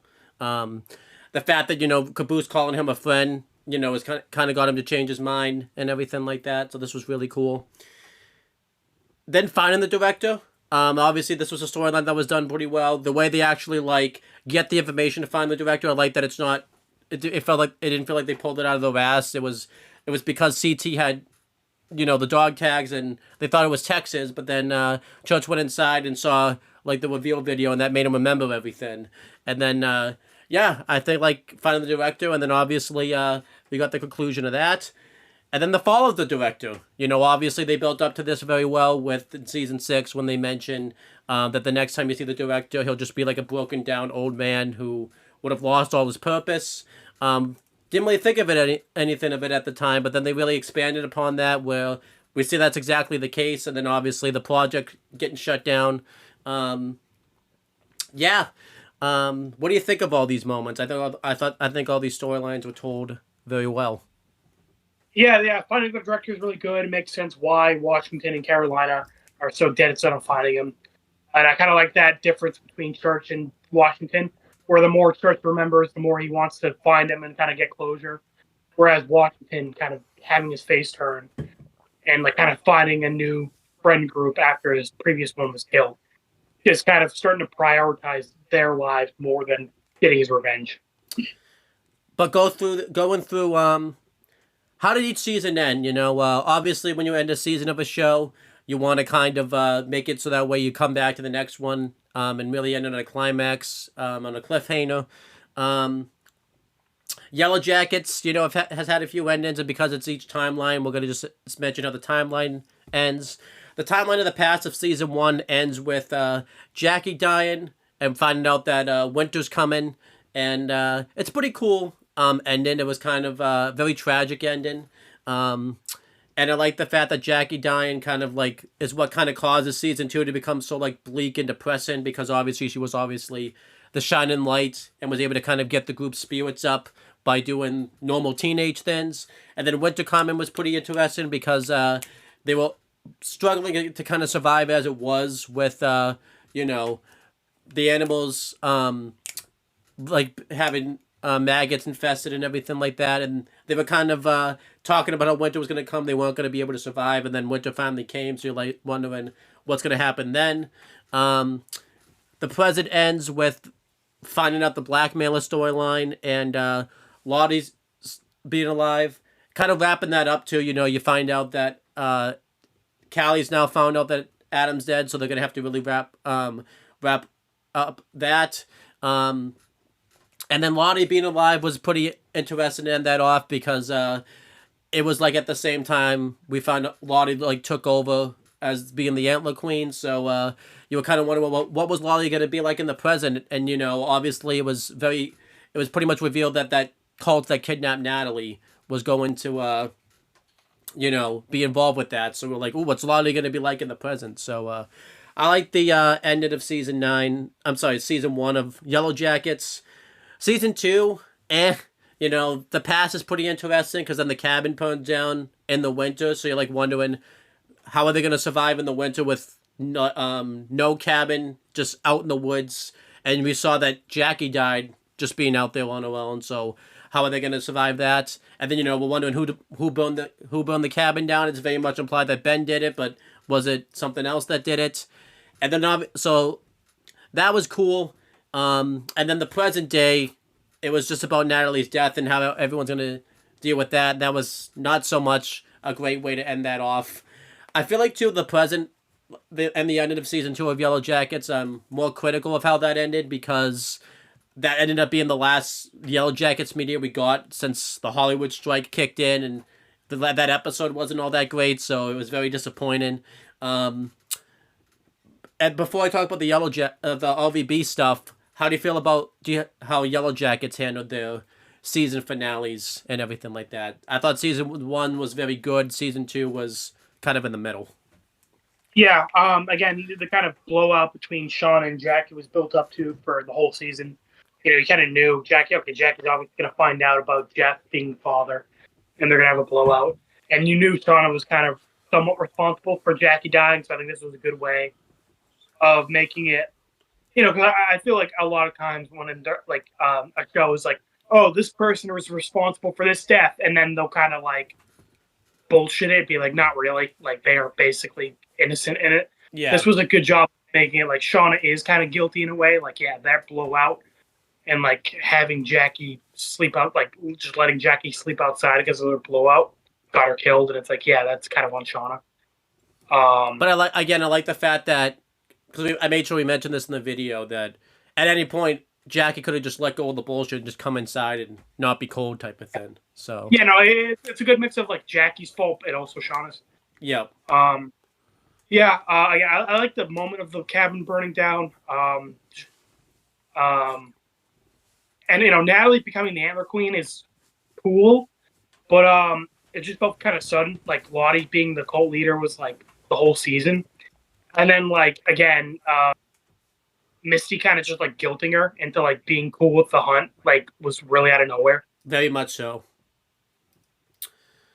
And again, Natalie was like not with that bullshit for like the whole season, and then like I guess a big part of it was like her guilt over Hobby. But like their relationship was also like fucking like thrown at us all of a sudden. So again, weird. Usually Yellow Jackets has good build up, so execution. This was a weird situation of like good moment, but not good build up to it. Yeah. Then going through the endings of OVB, we're just gonna do season 9 and 10 here. The past. Yeah. I guess the ending of the past is like the creation of the AIs and kind of how everyone feels about Project Freelancer and where everyone stands for that. And then the present of season 9 is find out that Carolina's alive and she wants to kill the director, and like Church letting go of Tex. Good endings, I think. Good moment again. I mean, a big card with Red versus Blue was present, had like nothing to do with fucking ending. Like the last like 10 minutes of season 9, present was like the only story that fucking happened. But yeah, a good moment, kind of tying in the present and the past, seeing how different Carolina is, like how loyal she is, and now how she wants to kill him. Good reveal too, because again, Red versus Blue told us the fates of pretty much like every character. Carolina was the only like twist where it's like, oh shit, she's not dead. So yeah, that was cool. And then the end of 10 was like amazing. I love the end of season 10, both present and past. Yeah, the past is obviously the fall of not the fall of the Project Freelancer. Like in the past, the meta fully becoming the meta, and then dying. Huh? Carolina, quote unquote, dying. Like people assuming she's dead. And then them moving and finding out the fate of what ended up being Blood Gulch and everything like that. Yeah, how Church got the Blood Gulch, yeah. And then obviously the present was the end of the show, if you want it to be, type of thing, with the director killing himself, and then Church and Carolina kind of becoming a duo and like going to become a team up and everything like that. Yeah, I feel like probably the endings of LVB seasons 9 and 10 are probably better than the Yellow Jackets ones, just because it's been something that's I think the Yellow Jacket season 1 ending is probably better than the season 9 ending. But the ending of the RVB season 10 is probably like one of the best endings of something, like, period. Yeah. If I had to give a ranking, I would probably give it season 10 ending would be my favorite, then season 1 of Yellow Jackets ending, then season 9's end, and then season 2's end of Yellow Jackets. So Yeah, probably how I would also rank it. Um, Going through real yeah, and quick, I think I'll just say these, and then you can, because some of them will just be repeating themselves, and then you can give your take on it. Um, the twist and reveals. Obviously, Yellow Jackets has more of these because, like we've said with LVB season nine, seasons 9 and 10, we already knew these going in. It's just now seeing it played out, minus the present. Um, but Yellow Jackets, it's a lot of it's a twist. Same thing with Yellow Jackets too. Some of them are reveals because some of it's stuff the audience knew, but because we're seeing it play out in real time, it's reveals for the characters. Um, but going through it, it's Shawnee and Jeff cheating behind Jackie's back. That's a big one because then obviously because episode one built up that Shauna is just the typical virgin who, um, you know, really doesn't have much of a social life. But then you find out that that really wasn't the case. Shauna being pregnant, they could have done that reveal a little bit better because you know Shauna kind of realized she was pregnant when the audience kind of needed to realize it, type of thing. When they could have done that one a little better. Misty destroying the plane's transmitter. That was a cool reveal, considering the fact that Misty enjoyed the fact that she was the one keeping everything together, and then Herb destroying the transmitter. We found out because of this scene, we found out why they were out in the wilderness essentially for so long, and it was cool because Misty's still in the present, so like you're wondering like who knows, who doesn't. Jeff being the blackmailer, I'm not gonna go into that one more. Lottie being alive, I've already got covered that one. Van being alive, if you don't watch the trailer, that's a reveal. Jackie's true fate, already covered that one. Who killed Travis? Not very good, but you know, and who's Adam? You know, because we think he's the blackmailer, but then we just find out he's some dude, and I kind of like that for a reveal that he. We've made jokes about it and everything like that, but I kind of like that he was. I can't really say an innocent guy because, but he was more innocent than everyone else. I wish that was brought up more in season 2. That like Shauna just killed a fucking random innocent dude. You know? Yeah, I can't say he's innocent though because like he was also like. He didn't do anything that deserved him being like stabbed to death. Yeah. Certain characters' fates. We find out Harvey's fate. We find out Laura Lee's fate. We find out Bennett. We find out Travis and Harvey's dad's fate, the coach. The fate of Shauna's baby. That's a cool reveal. Natalie being the Antler Queen. I don't know if I like this reveal as much, just because I feel like this is just gonna get passed around, and I don't know if I'm as interested in an Antler Queen if it keeps changing, but we'll see what happens. And then if this would be cooler if Natalie was going to use this to try to bring everyone back down to Earth, but it doesn't seem like to be the case. But we'll see about that one. And then when they start hunting each other and the hunt, we know when it happens. The hunt itself, it's a cool. It's not that cool of a reveal because the hunt sucks. So, anything you want to say about these reveals? Keep doing it. Hopefully, the future hunts are better done. Yeah. Anything you want to say about these reveals? No, not really. You kind of summed up my thoughts pretty well, and for the most part, they are good reveals. Like you said, I think YellowJackets does the twists and reveals more than RVB, which is cool. Again, it's kind of cool to see the difference between doing a past and present storyline. Do you want to? But yeah, do you want to read the? Do you want to read RVB's reveals real quick, type of thing? Yeah, sure. So Church being the alpha, again, that was more of a recollection thing. But that was a lot of build-up because, cool, Church was like the main character for seasons 1 through 5. So getting this reveal so late in the game was interesting. And, of course, it matters a lot because that's like a fucking big thing in the Freelancer Saga is the AIs. Carolina's fate. Cool twist. Again, we had been told she was dead. We didn't really know the context beyond that. So interesting to kind of see that it was flipped on its head. The director's face. I remember I fucking was super hyped about this moment because I was like, in a show where everybody's face is fucking hidden. We are seeing everybody's face the last 2 seasons except this guy who never actually hides his face. The camera just fucking doesn't show it. So, and that was a really good moment. Where again the show kind of hyped him up as the big bad who everyone, even all the other villains, are victims of. So just seeing him as this like sad old man was a very interesting way to go about it. And then we got another reveal out of that where, because I didn't write this down because it goes with this topic. That's when you find Oh out. yeah, That's where you find out that Caroline is his daughter, type of thing. yeah, because yeah, they have the same eyes. And also again helps the moment because it's technically like a church family reunion. Yep. Sigma and how he made the meta, seeing Sigma's intentions and why he did what he did, and how he just kind of broke the meta slowly in the background was interesting. Good CT and shit CT. Again, in the recollection, they kind of hint at this because they find CT's helmet, and Washington refers to CT as she. So we kind of know something's up with that. Agent Florida being Captain Flowers. You know, we saw this blue freelancer in the background at the heist, and he killed those two. Rage Quit and Rage Quit's wife. So it was like, oh, who the fuck is this guy?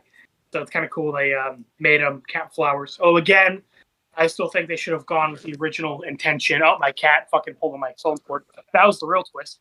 I still think they should have gone with the original twist where he was going to be Sarge. That would have been cool. Yeah. Fucking okay. I mean, like you said, they would have to rewrite some things, but they could make it work. Yeah. York and Carolina's breakup again. Carolina saw York's journal, and York mentioned that he understood why she did what she did. He just wished she didn't. So we kind of knew they were going to have a fallout or fight. So it sucks, that it we had to see it happen. Church letting Tex go. Again, Church had spent the first 8 seasons trying to be with Tex and find her. So that moment in isolation is good. It just kind of sucks that, again, the build-up for 9 didn't really kind of plan that out as much as it should have. Who Tex is, again, that was kind of built up to pretty well. And then we're going to get more into that in the Inception comparison where she's, the director's wife and, she's the shadow. And also, more importantly, Alpha's failure. What happened to each character after Blood Gulch, that was also kind of a cool one because we kind of got drip-fed that because we didn't find out what happened to Donut and Tucker for a little while. Doc as well. Well, what was in the sarcophagus? I was like, the such what's your I couldn't I fucking horribly misspelled that one. Yeah, I couldn't spell it. You didn't even try to put an R in that one. It's sarcophagus. Oh, You're okay. there's not an R in that? No. This is cool because again, it was kind of kept vague, and it's just it's a little fun little thing for Halo fans. And it makes sense, in that context, because the engineers are good with technology. The Resistance.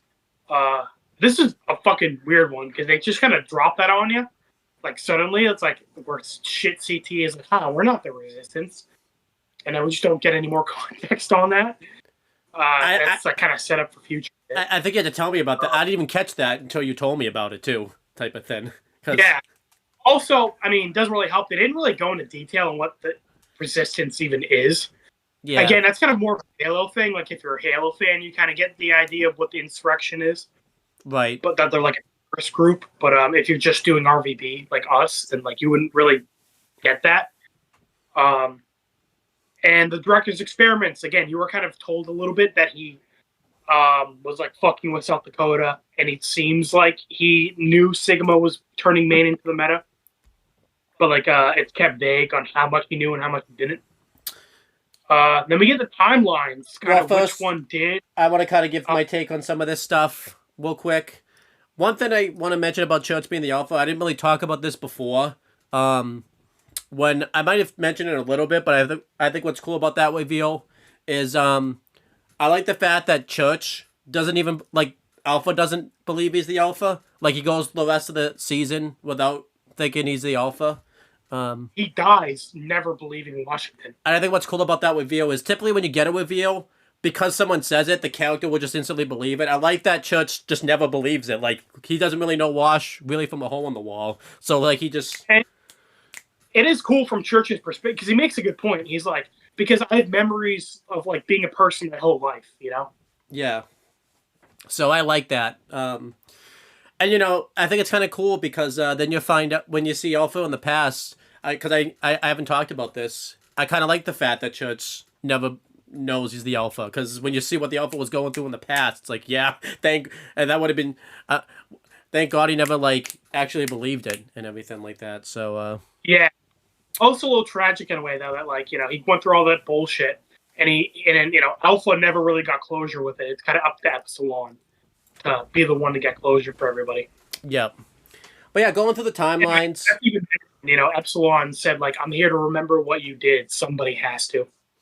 Yeah. Yeah, everything else, I feel like I kind of talk about it. It was pretty cool stuff.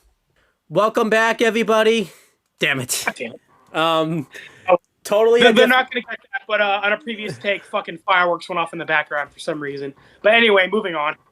Yeah, this is totally the same day. I totally have the same clothes. Actually, I meant to tell you this story off. Did I ever tell you when we did that Avatar video? I ended up wearing the same shirt like the next take.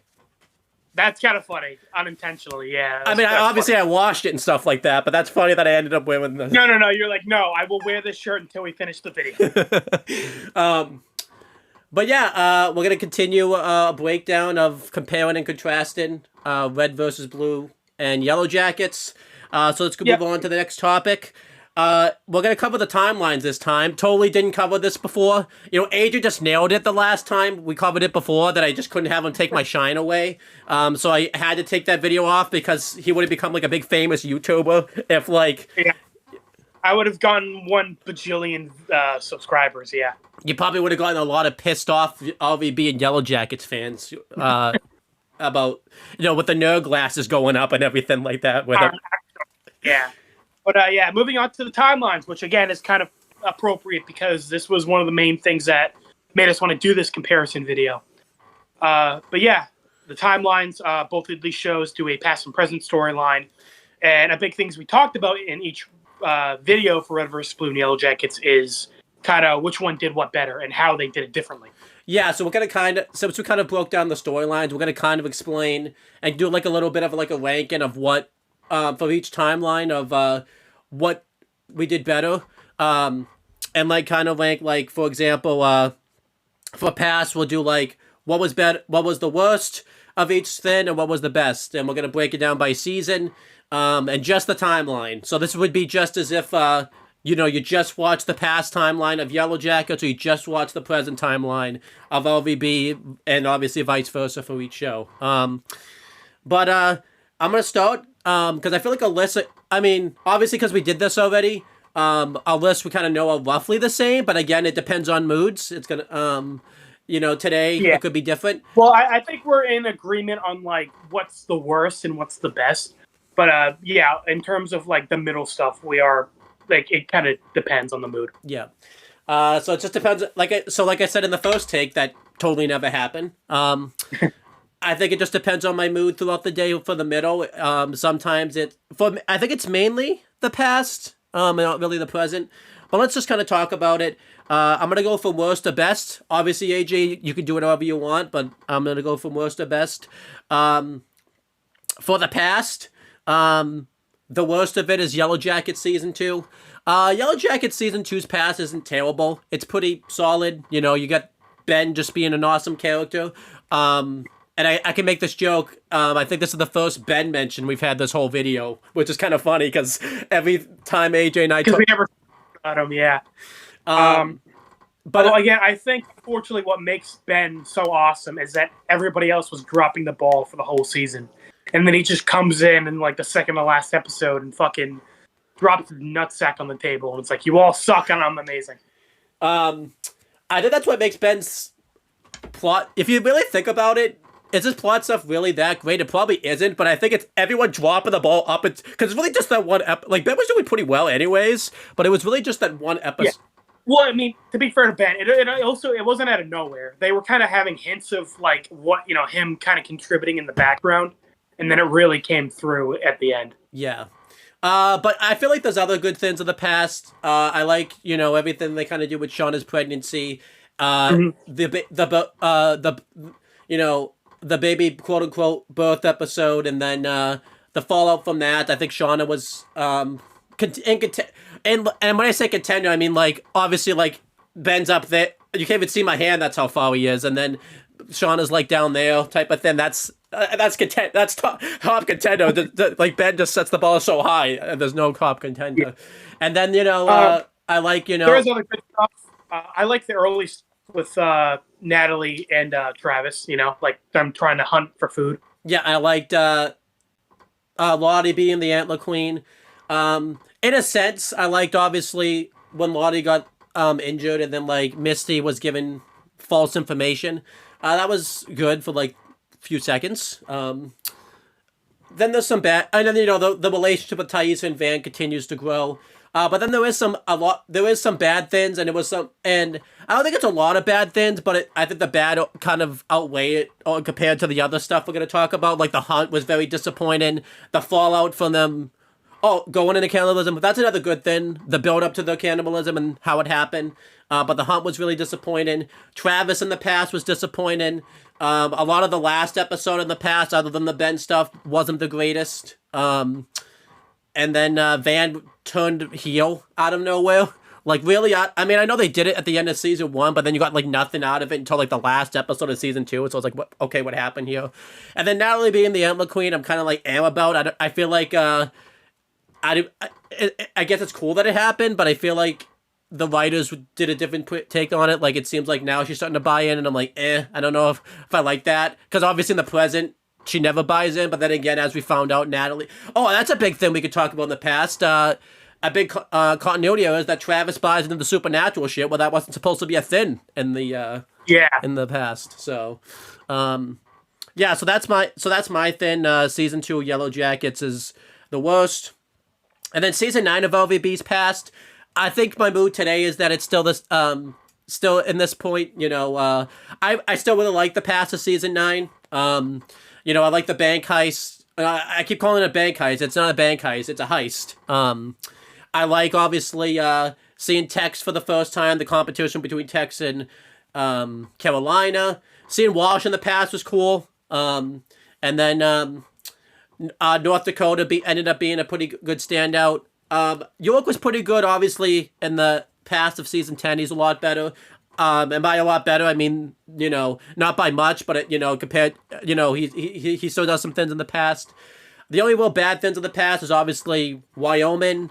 Obviously, I would have liked more with getting more of a sense with Washington and the director's relationship, I guess. But I feel like that might be more of a season 10 problem than a season 9 problem. I was going to say, 9 had a little bit of it at the beginning, but they didn't really do much with it in the second half. And then seeing Delta get created was awesome. And then I think season 9 is really solid. I think it's more actiony than like season 10's past. Season 10's past has a lot of character stuff. I think that takes it up a little bit more. And I just think I think what also hurts it, even though it's not directly related to the past, is the heist we don't get to see all in one sitting. You have to it gets constantly interrupted by the present, and that kind of affects my enjoyment of the heist a bit, because then you get a lot of nothing from the present. I think I told you this, if you just watch the past of season 9, you really like the heist a lot more than, and I feel like we don't get a lot from the past until the heist happens. It's kind of just but another cool moment is you got to see Alpha full before he got tortured, which was pretty cool. And then season 1's YellowJackets past. Again, just depends on mood, but I really like season 1's YellowJackets past. It's got a lot of really good drama, got a lot of really great character stuff. You get to see the plane crash. I think too. This Season 2 is a little bit past is a little depressing because the characters are very hopeless, which is fair. But I feel like season 1, you get that balance of where they have those moments where they're sad, but they have those moments where they're a little bit hopeful. You get to see Travis and Natalie's relationship form. Even though Ben wasn't the Giga Chat that he became, wow, I can't believe I just used that word. Yes, that's been your word, but Yeah. he was still really good. He was still really good in the past. You get to see Misty become really twisted. I like Ben's depression in season 1. You know, like he's kind of like the downer of season 1, but like it makes sense considering he lost his leg. You know. Yeah. And then I feel like we talked a lot about the stuff about season 1's past. The biggest thing I forgot about season 2's past that I really don't like, Crystal. I forgot to mention Crystal. I think we mentioned Crystal before, but like that's a big thing why I don't like season 2's past is putting in new characters that clearly weren't there before. And then obviously the best one is RVB season 10's past is really wonderful. Everyone uses this one now. It's cinema. It's really perfect. You know, you get to see the director, how he changed the competition between Tex and Carolina just goes on to another level. You get to see Wash get Epsilon. You get to see all these relationships get built. And I feel like, too, I've talked about this before when we actually reviewed the show. It just felt like anything unlike RVB. Like, I know season 9 felt like unlike it, but season 10, like, it was cool because, like, a big scene I can use as an example of that was you saw that scene where you got Yorth and North Dakota like out of their armor, like it was like, wow, is this even RVB anymore? Like it was like so unlike anything else. Yeah, it was just a bit of experimenting and like trying something outside the box, which I liked. And then obviously there's some bad things. Like Washington obviously being very comedic this season when he wasn't that way like the last season, and then which you get why they do it, but it's like that's kind of a continuity error, I think. And then again, Wyoming was disappointing, and even though I like the break-in, now that I've seen like the actual episode, how short that was, like that probably should have been a little longer. But season 10 just has so many highs. It's just pure. You actually get to see the Alpha get like tortured, which I didn't expect. I thought that was just gonna be more in the background. You get to see Alpha like Church like in body form. I thought it was just gonna be like him on like a computer type of thing. Like I didn't know they would go inside like a vault. Like season 10 of RVB is just pure cinema. Which is really. I really it's one of those things where I'm glad you ended up liking it more on a rewatch, which is really cool. Yeah. So if I had to just to repeat my rankings, and then you can give yours. It's Season 2, the YellowJackets pass. Season 9, RVB's pass. Season 1, YellowJackets pass. And then Season 10, RVB's passed. Obviously, again, you could flip-flop the pass of Season 9 RVB and Season 1 YellowJackets. Just depends on moods. So, yeah. What's your ranking? I guess, so my rankings are the same. I guess I'll just, I'll keep it brief. But Season 2 YellowJackets is the last place for me. Again, it's... I get why, it's the winter. There's not really many chances to try to, like, make escape attempts. But again, I think my biggest issue is just that, like, we are doing a whole lot of nothing, it feels like. Yeah. And the characters are not making very smart decisions, unfortunately. And not smart in the sense that, like, it's in character. It's dumb as in, like, it's just dumb. I don't know why the character would even think that was a good decision. And unfortunately, characters that I really liked in season 1, like Natalie, Travis, just like, and even Thaisa, just had a lot less interesting things to do. And then we spent more time on characters I didn't give a shit about, like Mari, Recast Girl, and Crystal. The only real upgrade was Shauna, I feel like. Well, even then, I feel like Shauna and Jackie had a really good dynamic. Although, of course, dealing with like the later stages of the pregnancy in season 2 was a highlight over season 1. But yeah, and then season 9 of RVB. Like you said, I think the biggest weakness of season 9 was that we didn't get a lot of those little character moments.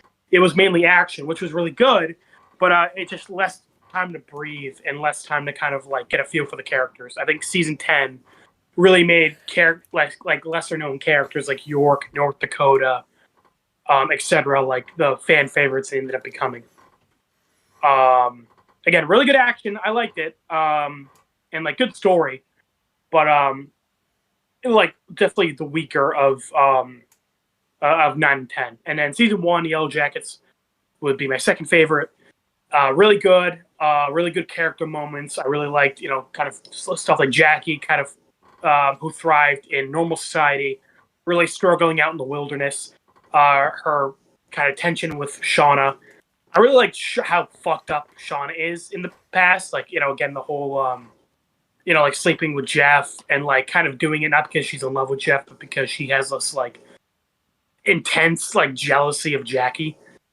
And again, characters like Natalie and Travis really stood out in season 1. I really like seeing their relationship build up compared to the present, where it's going to all kind of come crumbling down. I mean, obviously Ben is less in season 1, but I still like what he had in season 1. Him kind of trying to be like the adult in the room, but kind of towards the end of the season, people are just like respecting him less and less. And the friendship he builds with Natalie is really good.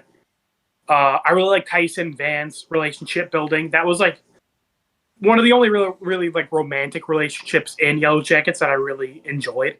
Yeah. Well, in the past, anyways. The present, not so much. Yeah.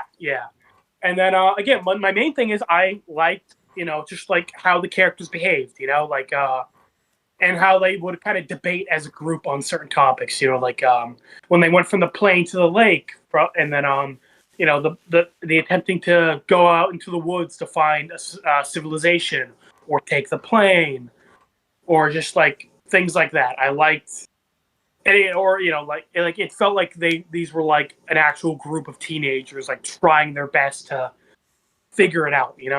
Yeah. And in season 2 RVB, amazing, great action, great story. I really felt sad for these characters' fates, which again is a big part of these timelines, is knowing the fates of these characters and knowing that it's all going to end kind of horribly for them. Great little character moments between like York, North, Washington. York and Carolina's relationship was mainly in this season, and I felt really tragic for that. Same with the director and kind of like the build up to his final scene in the present. Overall, it was really good. My main critiques for the present of season 10 were, of course, the break-in was too short, and considering the build up it had. And then just that was really the only kind of major issue I had. Like a lot of the little things in RVB season 10 are just that little things. Like they're nothing I would say like that like are a big blemish on the season itself. Yeah, because I think I said the wash stuff, but I feel like the Epsilon scene kind of makes up for that a little bit. And again, And again, I understand it because he's very different in the present, so it was to kind of show that difference. But again, the main issue was that he was not like that all in season 9. Yeah. But yeah, let's I don't know if this takes. Oh well, I'm sorry. I guess I wish we got more time with the Resistance. Well, no, not Resistance. Yeah. Yeah. But yeah, let's do the present. You nailed it the last time, AJ. Let's make sure you can really nail the present this time, and everything like that. Let's do this.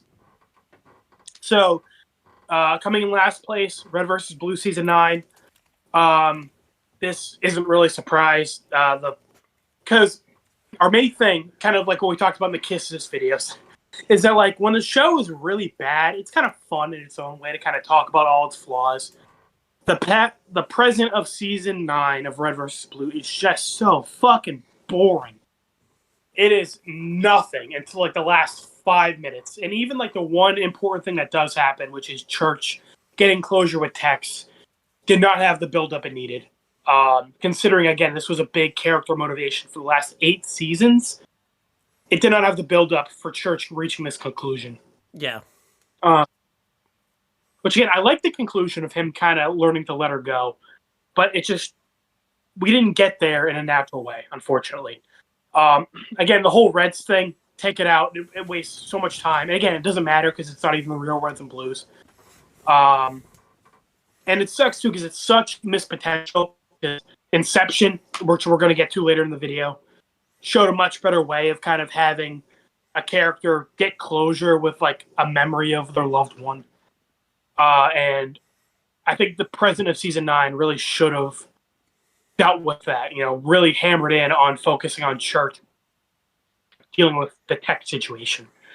And also, I feel like it would have been nice to get some of what the Reds and Blues were up to in the present day.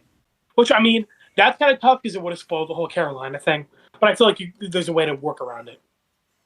Yeah, especially the fact. I mean, we're gonna talk the fact we didn't get like a mini series like after like season 9 happened is really disappointing type of thing. Exactly. We really, like, I guess that's not season 9's fault, but, like, if you're gonna squeeze that in there, it would have been season 9, which it didn't happen. But yeah, like a mini series after season 9 would have been nice. Yeah. So yeah, season 9 of RVB in the present is easily the worst just because of how boring it is. By the way, Owen, I noticed you still put RVB past. So I keep trying. I keep having to tell myself. Yeah. Present. That's clearly copy and paste then, but the rest you should. That's like the only one that you have passed. So I was like, it was fucking me up. But then moving on, YellowJackets season 2. So again, it's kind of like the past where, you know, instead of season 2 was the worst, it was flipped. So yeah, this one is just, unfortunately, half of the storylines feel kind of pointless. Thais is just hitchhiking to get the van, and then they end up going to the Lottie's cult, and that was kind of it. Natalie, again, easily the worst, probably just because I just don't give a shit about Fork Girl, and they tried so hard to build up a friendship between Natalie and Fork Girl that I just don't buy. And again, I don't understand why Natalie was even sticking around this cult. Yeah. Missy's plot was pretty interesting because, again, it kind of feels like Missy's the only one whose plots were kind of like intersecting with the others. You know, because she's trying to find Natalie after she gets kidnapped, and she interrogates Randy, which kind of ties into Shauna's plot, the Adam stuff, which was cool. I liked her relationship with Elijah Woods at first. It was really only later in the season, which that Elijah Woods kind of just became like the plot device. Yeah. But they were really setting him up as interesting in the first half of the season. And Shauna, her plot was surprisingly the best. Sorry, what were you going to say? I feel like too. What's disappointing about that is I feel like what didn't help was we watched in season 10 alongside it, and like again, Elijah Wood in that season really is plot device. But that's how you if you're gonna make a plot device, that's how you do it, type of thing. Like yeah, they do it. Which, I mean, we're going to get to the whole Elijah Wood comparison video, but spoilers, fucking Red vs. Blue wins that one. Yeah. Yeah, and then, but yeah, surprisingly, Shauna's plot line was the best, which was funny because hers was the worst in season 1 present, which I like because Shauna is like the main character, so I'm glad that she was kind of having more to do. Her like, sorry, I had something in my throat. Her like strained relationship with her husband and daughter was really uncomfortable to see, but like uncomfortable in a good way. Yeah. And it made sense for a character, why, and especially what we learned in the past about, you know, the baby dying, why she's like this, and you know how she's like low key kind of like serial killer vibes. You know, she was just so much more interesting than she was in season 1. And again, I'm so grateful that they had the main characters come together like 2/3 of the way through the season instead of like the last scene of season 1. Yeah, again, unfortunately, half of the main characters' plot lines being boring and not really mattering much really brings this one down. And then like a main thing with Thais is, again, we didn't really get much follow up on Sammy and her wife. Which is unfortunate because that was a really interesting part of season 1. And also the timelines were just weird. Like all of season 2 present takes place over like a week and a half, which is just, it feels too short with how much happens. Yes. Well, it's weird. Thais' plotline feels like fucking like a day and not a week. But then Shauna's feels like a month and not a week. So it's like fucked up on both ends. Yeah, because if you really think about it, maybe Natalie's is a week, Misty's maybe, Thaisis is a day.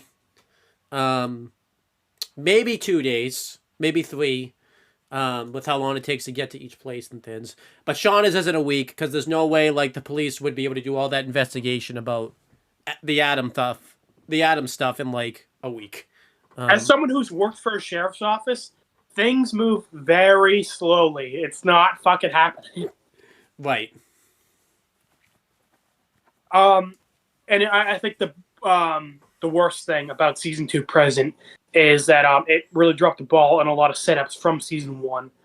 I mean, the main thing is Lottie's cult was a lot more disappointing. I was really expecting Lottie to be more of an antagonist role, and again, I like you kind of said, I don't really buy that this is Lottie. Yeah. Again, Thais's like marriage and her senator role is basically ignored this season. The whole like therapy thing where they all just kind of drop like all the mysteries on like in like the same conversation felt like oh wow, okay, so we're just that's it. Okay, that's like all the major things I've been looking forward to done. You know, Misty murdering that reporter, the reveal that the reporter was hired by Thaisa, them finding out Jeff is a blackmailer, fucking all that shit was just kind of like dropped all in one go, and they didn't really do anything with it. Which is unfortunate. A real mixed bag is season 2 present. Yeah, when we review the seasons, I think we'll really get into like the nitty gritty of the issues of YellowJackets season 2 type of thing. Yeah, again, I'm kind of just that's kind of just like an overview, and then season 2 present RVB. First half can be a little slow because it's kind of revisiting old locations, trying to pick up a trail on the director and where he could be hiding out. I like this because, again, you kind of talked about how you expected the recollection to be more about finding the director, whereas so now we're kind of getting that in season 10. Yeah. Trying to pick up a trail on where he disappeared to after the end of season 6. And I like visiting all these old locations because it had been a long time. The power plant that was Doc's base and Blood Gulch, and also where the meta was in season 6. The desert, the island where York died and Out of Mind, going back to Valhalla. And I like how even the Reds and Blues were kind of getting sick of Carolina dragging them around.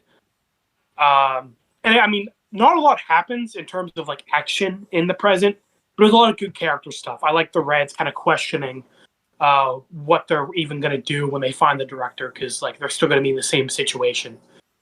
Cutting like Church growing closer to Carolina, and how Church and Washington kind of passed each other, where Washington was, of course, very into getting the revenge on the director, where Church didn't really give a shit.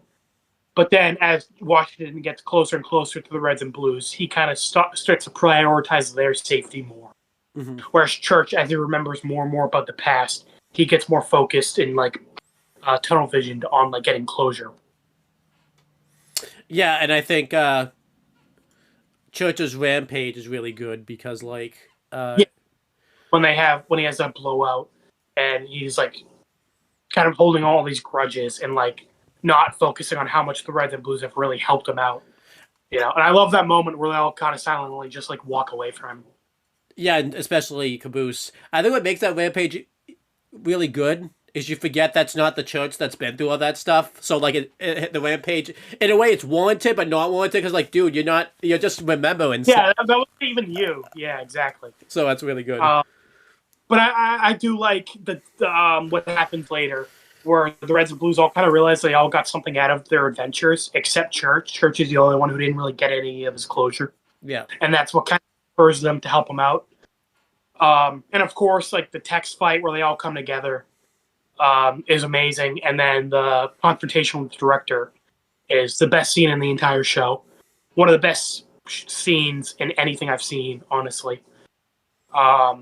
And I love the very end where they all kind of settle down, and Carolina and Church decide to kind of go off and try to right their wrongs and make up for the bad things they've done. Yeah, and again, that's really, like we talked about already, that could be the end of the show right there, if you wanted it to be. Yeah. You want to give your thoughts? Because I just kind of gave my overview. You forgot to talk about the president of Yellow Jacket season 1. I did. No, fuck, I did. You're right. Fuck, I totally forgot.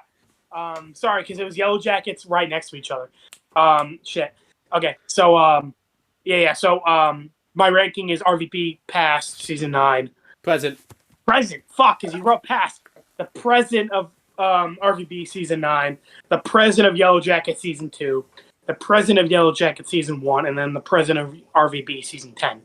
So the reason Yellow Jacket season 1 is in between 2 and 10 is that, like I said, in season 2 of Yellow Jackets, half the characters' kind of plot lines are uninteresting. They don't really go anywhere.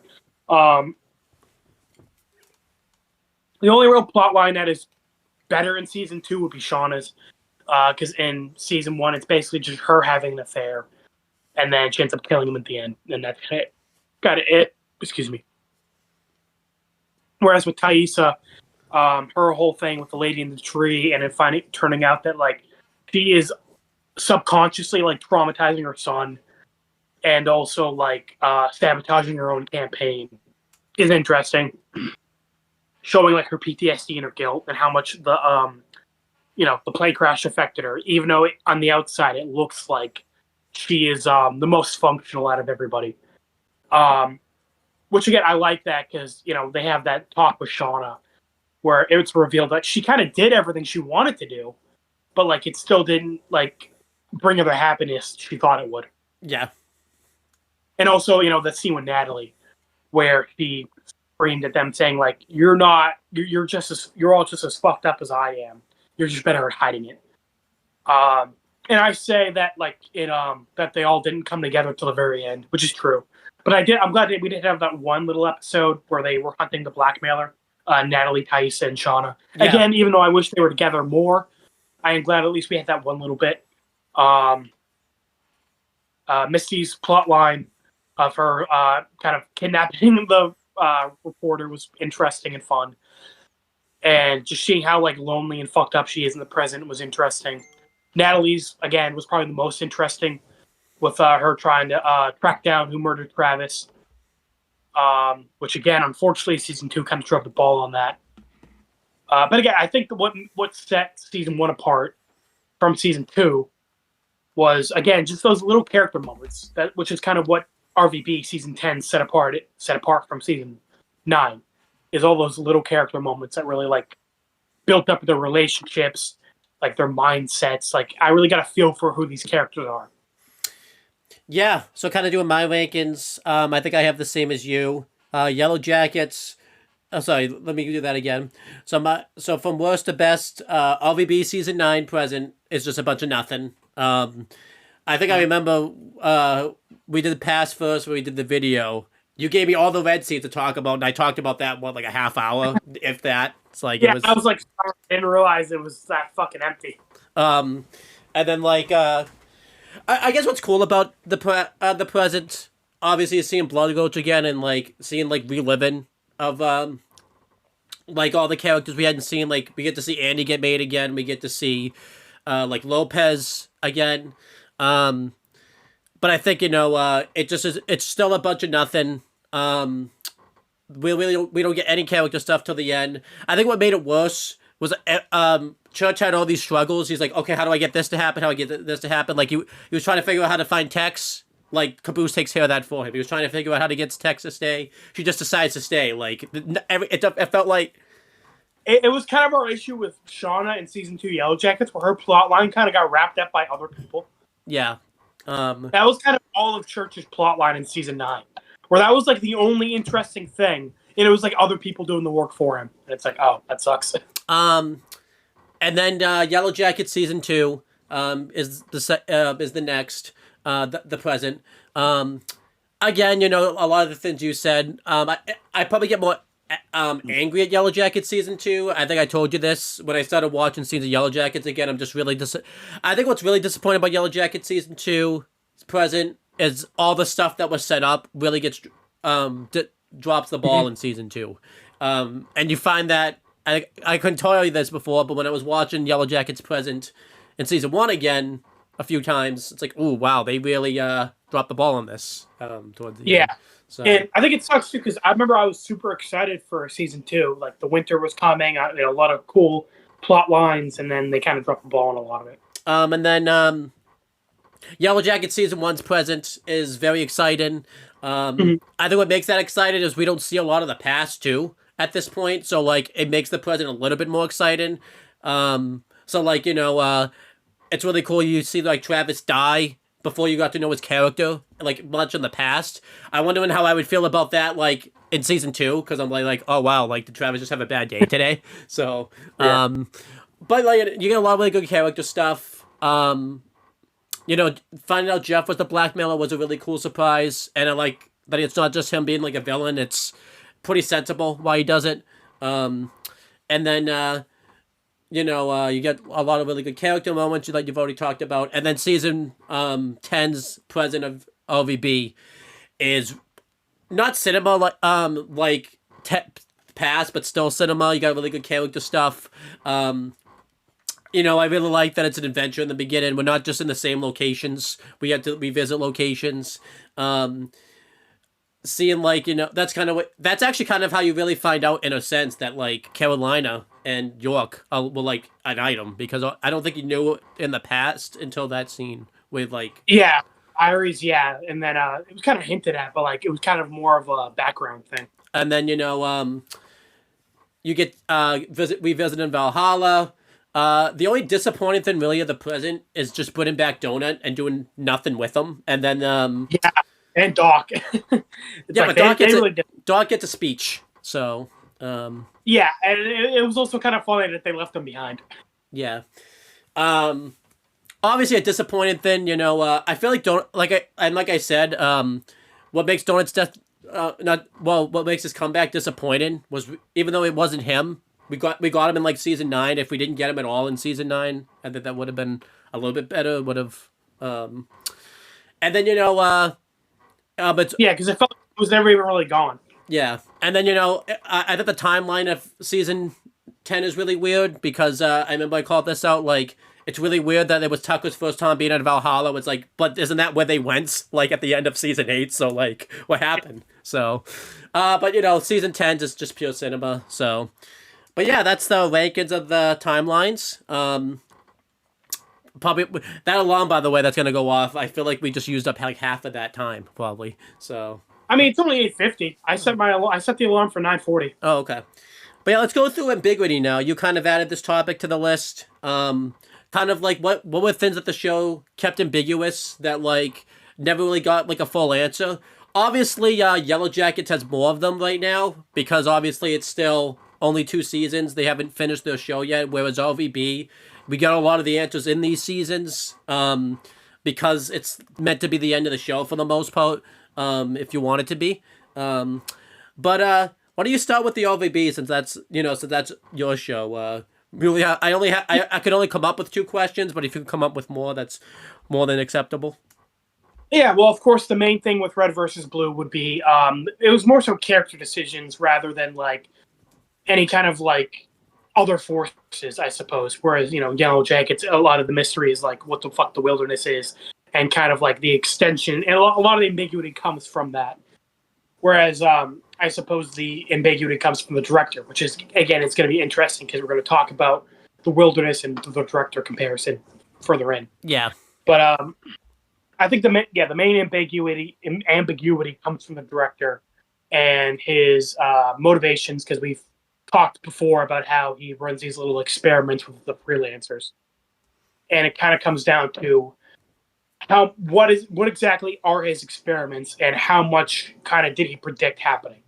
So, for example, Carolina in the present day guesses that the director kind of knew that Sigma would do what he did with the meta and kind of break him down and like try to gather the other AI fragments.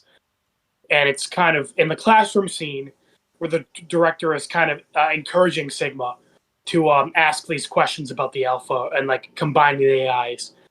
It heavily implies that like he kind of figured Sigma was going to do something like that. Mm-hmm. It's just like, but it's unclear how far he thought he was going to go with it. And also South Dakota again, to the audience, we already know because of what Delta said in season 6 that he was purposefully like fucking her over on not getting an AI. So every time we see her get like upset that she's not getting an AI and making it seem like she is going to get one, we know that it's that's what he's doing on purpose. But like it's never explicitly said. Yeah. And then other stuff like Carolina and his relationship with Tex and the director. Because remember, Owen, it's never even explicitly said in the show Carolina is a church, that she's Allison and Leonard's daughter. Yep. But it's accordingly implied at the end.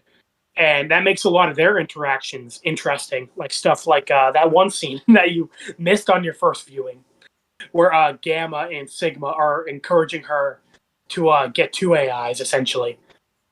And then, Wyoming essentially just like winks at the camera after that scene, heavily implying that the director is the one who put them up to encouraging Carolina to do that. And again, it becomes even more fucked up when the 2 AI like are messing with her head, and the director just like doesn't give a shit. Yeah, very much so. Yeah, and again, I mean, it's again the whole ambiguity thing with their the father-daughter relationship. That's a big thing, and why Carolina is so loyal to him during seasons 9 and 10, their fallout, and like the directors eventually fall, and that kind of the ending where he's just a sad, broken man, and she kind of just doesn't go through with killing him. Yeah. And then, of course, the lesser ambiguous thing is the not resistance. It's just kind of dropped at the end where when Carolina and Tex are confronting good CT and shit CT, they mention that, we're bringing down the resistance, and shit CT kind of laughs and says, is that who they told you we are? Obviously heavily implying that they are not the resistance or, the insurrection. And again, this is more of, again, the show doesn't really do a good job explaining what the resistance even is.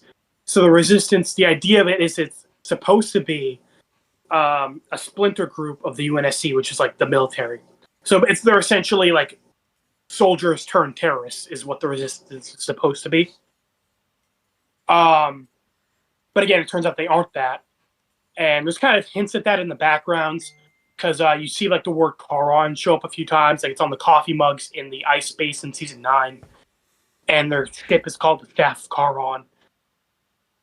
So there's kind of the idea like, okay, so like there's this thing Charon going on in the background that's interesting. And they mention that like they're gonna look for like alien artifacts to kind of try to make a deal and get them out of prison. So that's why he was in the desert, is that he was trying to find alien artifacts to kind of make a deal with the government. I wonder if they would have accepted the deal knowing the fact that he was getting owned by fucking Tucker by himself, like, alone. I'd be like, oh, we were going to accept your deal, but you were getting shit on by, like, one dude for, like, months when you had a whole army, so no. This is the loser. And then even season 9, remember the reason B-Team failed their mission is because the, like, police started shooting at them. And then it was kind of a minor thing, but York and North Dakota had a little talk afterwards where they said, like, man, things are getting, like, crazy. Like, these missions and, like, the leaderboard. The leaderboard's also kind of an ambiguous thing where it ends up being the leaderboard is to decide who gets AIs, and that's never explicitly said, but that's obviously the implication. And then, the police shooting at the freelancers was another hint that, like, they aren't fighting terrorists, Yeah. Like, it's like the regular police are like thinking the Project Freelancer are like the bad guys. And then I have another question, that's kind of ambiguous. It's not said in the show, but it's something I pieced together. Obviously in season 6, the chairman and the director were having conversations back and forth about Project Freelancer and everything like that. And then we find out we don't meet him obviously in the past, but we hear like he was like the assistant to like the actual chairman. But I pieced together like he seemed very suspicious, like with some of the messages he was leaving in season 10's past. Did him becoming the chairman lead to him doing some digging, like kind of Project Freelancer getting like shut down and everything like that type of thing. Like that's never said in the show, but I wonder if that's like. Well, yeah, that implication is that like once he became chairman, he started doing digging. That was another cool thing in the past. I guess it's. I mean, I wouldn't say it's ambiguous, but like, yeah, seeing little things like obviously, like you said, he's the chairman in season 6, but we see in season 10 he was just the assistant to the chairman. Yeah. To like whoever the chairman was in the past. And stuff like 479er. We heard that she was like the operator that Washington was talking to in Recovery 1. Yep. And then we saw she was a pilot in the past. And I like how they had a little moment where she was talking to another operator when she was a pilot, and she was like, "Oh man, I would hate to have that guy's job." Obviously joking that like she's gonna get promoted later. Yeah. So that was cool. Again, I wish they kept in the thing that the Reds and Blues, like they were gonna like be in the background for like certain scenes. Yeah, that would have been cool. Yeah, but again, that's all kind of just stuff that is like it's definitely less ambiguous than YellowJackets. I guess the more so the ambiguous thing is kind of just like if you paid attention to little stuff in the previous seasons, you'll kind of pick up on this stuff. Yeah, going through YellowJackets, obviously it has more. I think mainly because, well, again, the show's still early on. We haven't gotten the answers to these questions. I think Well, as I was saying, I think a lot of the ambiguity stems from the wilderness, Yeah. A lot of ambiguity, I feel like we get that more because Reddit and, like, a lot of message boards are more of a thing nowadays, so a lot of people really give the predictions. So, like, a lot of people, I'm not going to go over specific ones, but a lot of people predict, like, okay, like, where are they? Why haven't they been rescued? And so a lot of people have talked about the ambiguity. I mean, a big thing they do in the show was every time there's a new season or the end of a season, the cast will read, like, the Reddit conspiracy theories. I mean, which is pretty funny. But, there was some, like you said, the wilderness. Is there a wilderness? Is there a thing out there? A lot of these visions real. We still kind of don't know that. Shauna's feelings, we're starting to get more and more of it, but I don't think we have like a full on like feelings. I feel like will season 3 address that more? Now that we know the fate of the baby type of thing, we'll see. How did Thaisa and Van break up? Because obviously we always thought they broke up in the past, but it doesn't seem like that's the case because they attended Shauna's wedding. So, how did they get rescued? Obviously they've been trying themselves to like find ways to get rescued, but how do they actually get rescued? Because if there was a Thin out there, did the Thin like not want them to stay? So that kind of stems from that. What was Natalie seeing when she died? I forget. I don't remember this one, but I remember. I think you brought this one up, but I don't remember this one. Natalie's death is just shit, anyways, so I don't really care about that. So. Oh yeah, I think what I was saying was that like, how much of that is just like her hallucinating, and how much of that is like, is this like the wilderness like kind of showing her shit? Didn't show it Travis, so. Yeah, apparently not. Or her dad. Again, Nothing. Figure those two. But Harvey gets shown for some reason. Of all people, Harvey. It's like really. And then who was Thaisa's other personality? Because obviously, sorry, real quick, Harvey couldn't show. Harvey kept getting lost for the entire show, but he showed up just for Natalie's vision. Yeah, they. And then who's Thaisa's other personality? Because obviously, we find out obviously it's another personality. And we don't really know what she wants. There's probably other questions. But again, some of it isn't ambiguity. It's the fact that YellowJackets, it's still early on in the seasons. I didn't really write too many questions. So yeah, I'm gonna skip. Did you say escaping? Because again, the main thing is like, obviously we know they get out of there, but we don't know how. Yeah, I said how do they get rescued? Oh, okay. Sorry, I didn't hear that part. All right, AJ, I'm gonna skip because I think we talked about a lot of the casting characters. We talked about a lot of this other stuff already. Yeah. Okay. Yeah. Hold on. So we're gonna kind of go through some casting characters, kind of mention our favorites, mention who upgraded, mention our least favorites, mention who was the lowest valuable player, who was the most valuable player, and what did Elijah Wood better. So I guess it's 3. huh?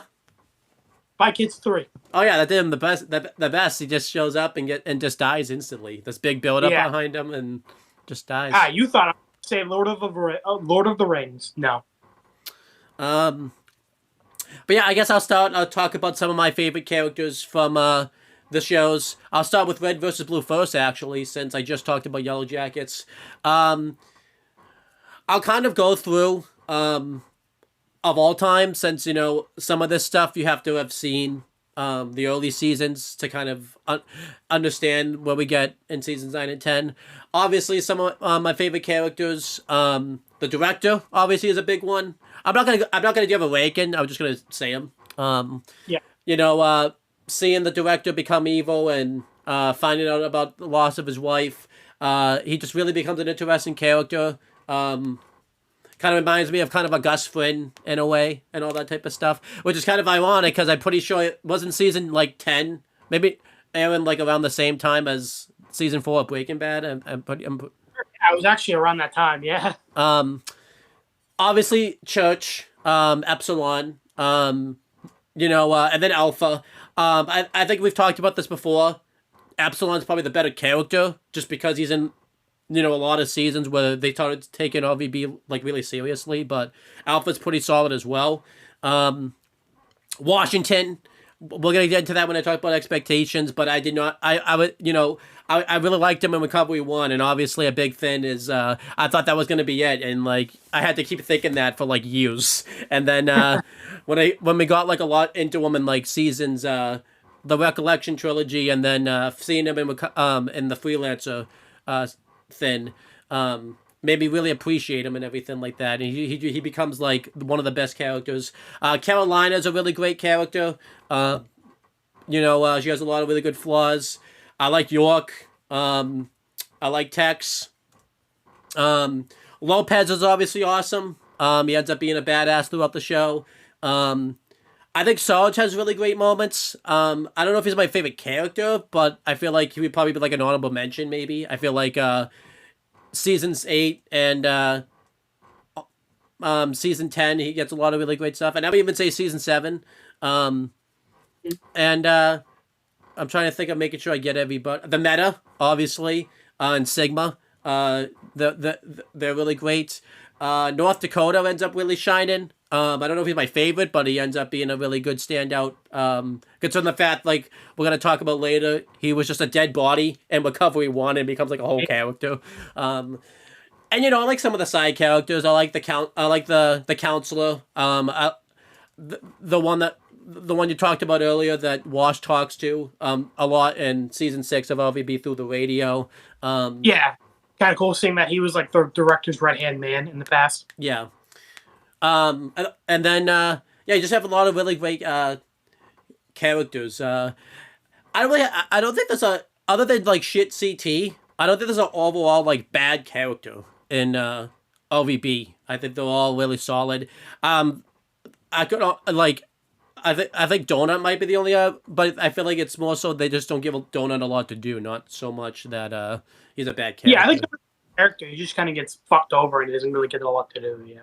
Wyoming's an interesting one, because because we talked about him where again, it's also because we went so long without watching 5 through 6, and then we saw him again in 9. Then I had to be wait, how do we even meet Wyoming and all that stuff? What is Wyoming? And so he gets hired to kill Tucker. Yeah. And then he fucks off for a while. Then he kills the alien. Then he fucks off for a while. And he comes back and dies. It's okay, wait a minute. I guess he never really did that much. Yeah, I was just thinking, I didn't remember any, I remembered him, I remembered his death, and I remembered we should have put fucking Wyoming and Harvey as the comparison, because they always fuck off. There's still a chance, so. Yeah. But yeah, do you want to say some of your favorite LVB characters? I probably should have do the RVB section, but I figured we would change it up, and I would do the RVB section this time, so. Yeah. So, my favorites, I'm just going to go through my favorites, MVPs, and least favorites. Like I'll just go through the whole thing. Sure. And then I'll do the whole thing. And then obviously you give yours. Or you know what? Since you already just talking, you go through all your things. Sure. And then I'll give mine. YellowJackets favorite characters. I'd probably go Natalie. Both Natalies. Probably past Natalie I like more because present day Natalie in season 2 really got fucked over.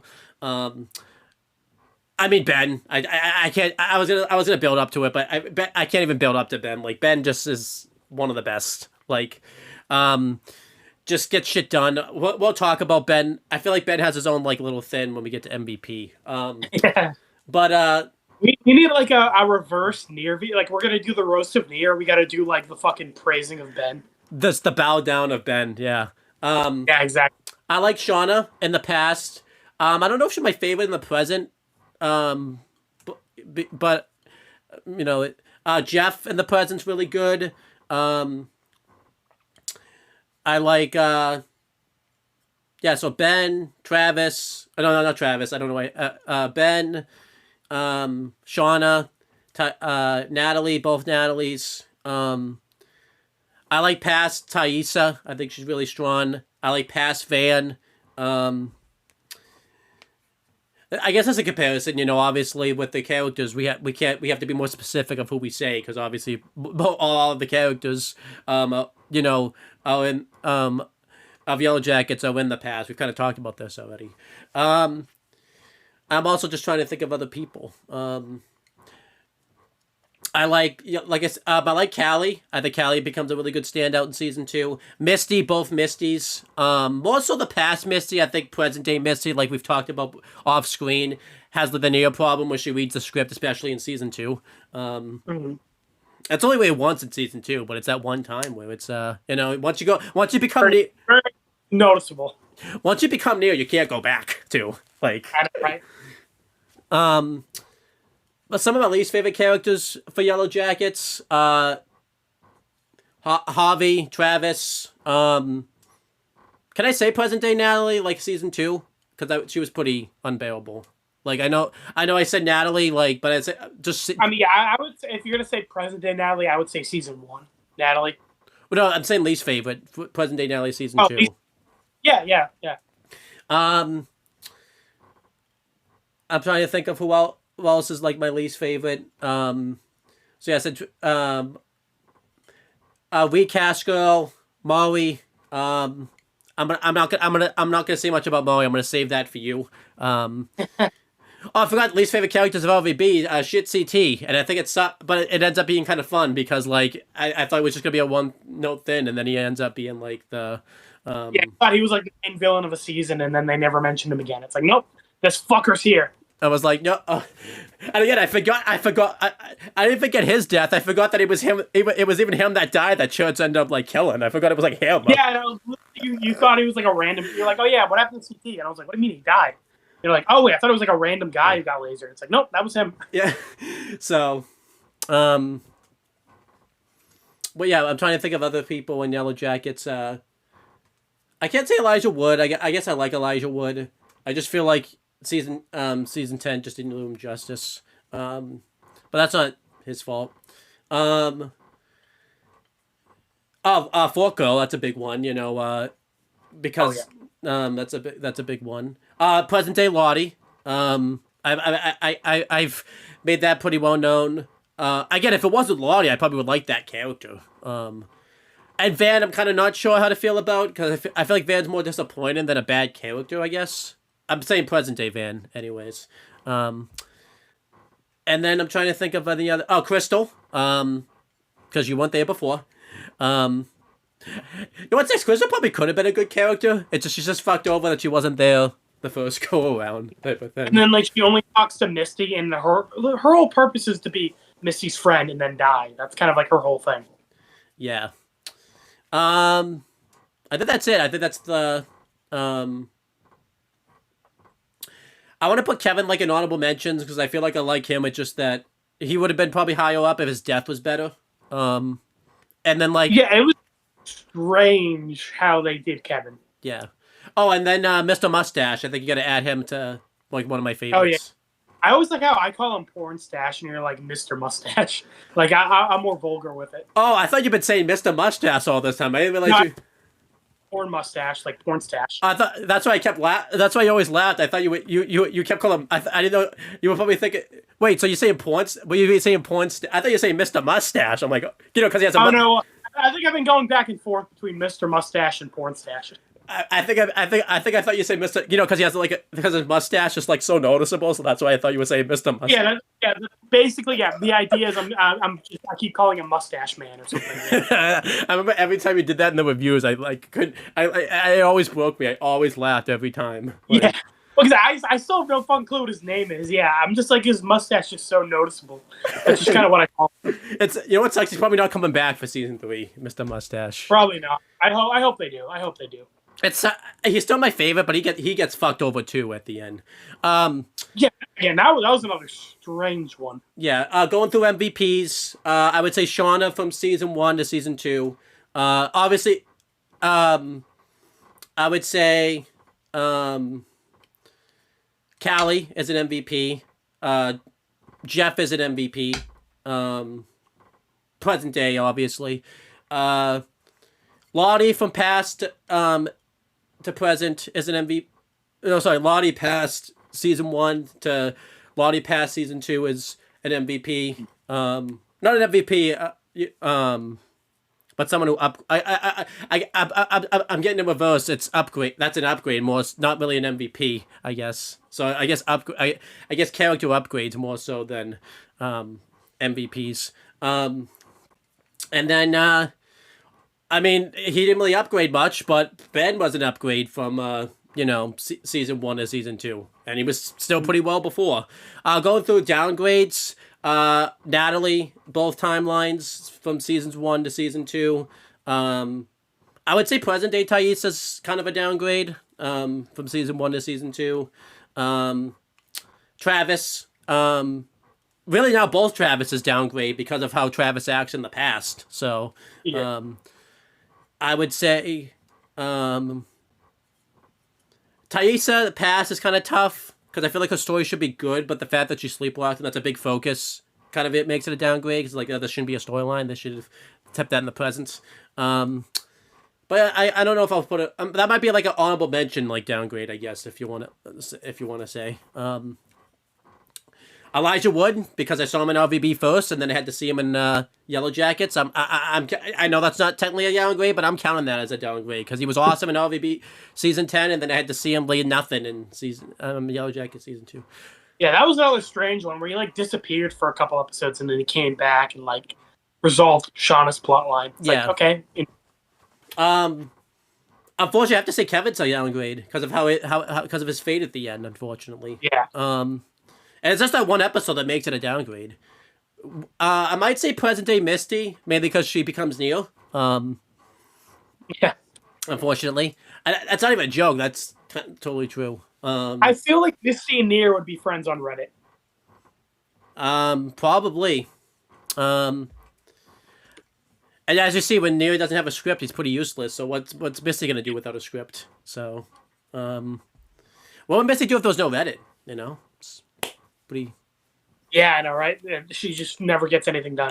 But now going through the MVPs, this is what I tried to do earlier. Then I went to upgrades. Ben, he's an MVP of season 10. Just and then season of the past, anyways. Season 10's present MVP is Jeff.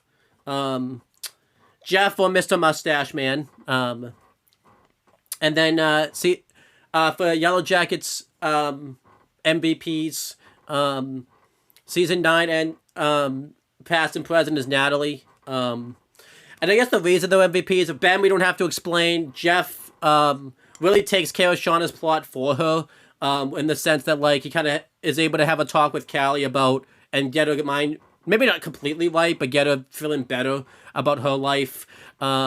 He's kind of the one coming up with all the ideas when it comes to covering up the death and everything like that. And yeah, he fucks up a little bit, when he goes and has that conversation with Kevin, but that's in character for him to fuck up. I think that's pretty fine. And I guess even though he was there to help Shauna cover her death, and even though it wasn't, Shauna did the thing, Jeff like started it, I guess. So at least that's somewhat redeemable, I guess. Not a whole lot, but somewhat. And again, he's not the one that even ends up. And again, he was just gonna turn himself in. Like that's pretty MVP worthy right there. Yeah. And he really like shows like how messed up Shauna is in the present by being like, "Why are you doing this shit, Shauna?" Like I feel like he's really good. Yeah, he's kind of like the voice of reason in the room. Yeah.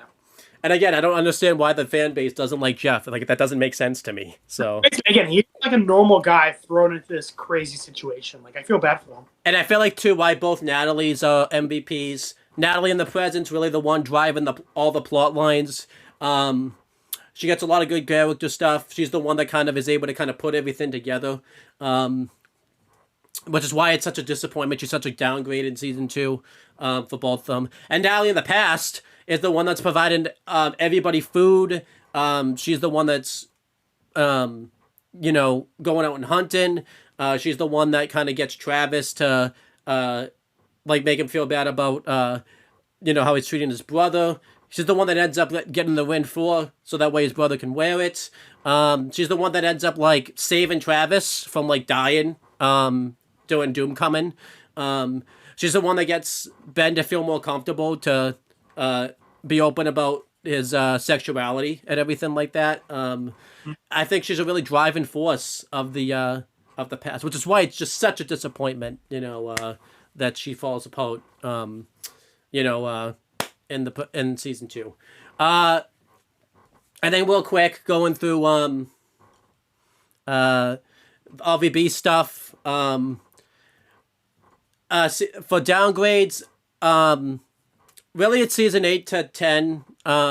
All of the Reds downgrade, mainly because they're not the main focus of season 10. It's mainly Church and Carolina and stuff. And that's not a bad downgrade. It's just a downgrade. Like I still like what they do in season 10, but it is a downgrade since they had a lot more focus in 8. Yeah. Other downgrades, really no one else in the present downgrades because there's not as many people in the present. Washington upgrades since his villainous was a real disappointment. He gets a lot of really good, which was built up to really well. We didn't get much time with it. So it's really good. So him coming back around and trusting the Reds and Blues. And then Church obviously is an upgrade because he wasn't really given shit to do in 9. So 10 he was able to really shine because they put a lot of effort into. I mean, I wanted to say this. Honestly, AJ, if you told me season 9 was written in a week of the present, I would probably believe you. That's how much I'm pretty confident. Yeah, there wasn't really much to write, so I'm I'd be surprised if it took more than fucking 2 days. I feel like what happened was they just they left the Halo game on for that amount of time and just used that for whatever the present. Yeah, I know, right? It was they filmed all the past and they're like, oh fuck, we forgot to do the present. Shit, what do we do? We got to release the show in 2 hours. It's okay, we'll just think of something. And they wrote it on a not on a napkin that was wet and everything like that. Exactly. It's I can't even read my lines. It's okay, just go with it. But then and then the past, some upgrades and downgrades. Carolina, I feel like everyone in the past, just to kind of make upgrades except for Wash. Wyoming, he doesn't upgrade nor downgrade. He just stays the same. And probably the Resistance or something. Maybe I guess they upgrade. Yeah, Resistance in season 9, they were. I mean, we didn't get a lot of time with them, but they were pretty cool in the highway fight. And then, they were cool in the shipyard fight too. But the meta just fucking kills them all. Yeah, so I would say, but yeah, Washington downgrades as for the reasons that we've said, and Wyoming just disappointing, so he doesn't really upgrade nor downgrade.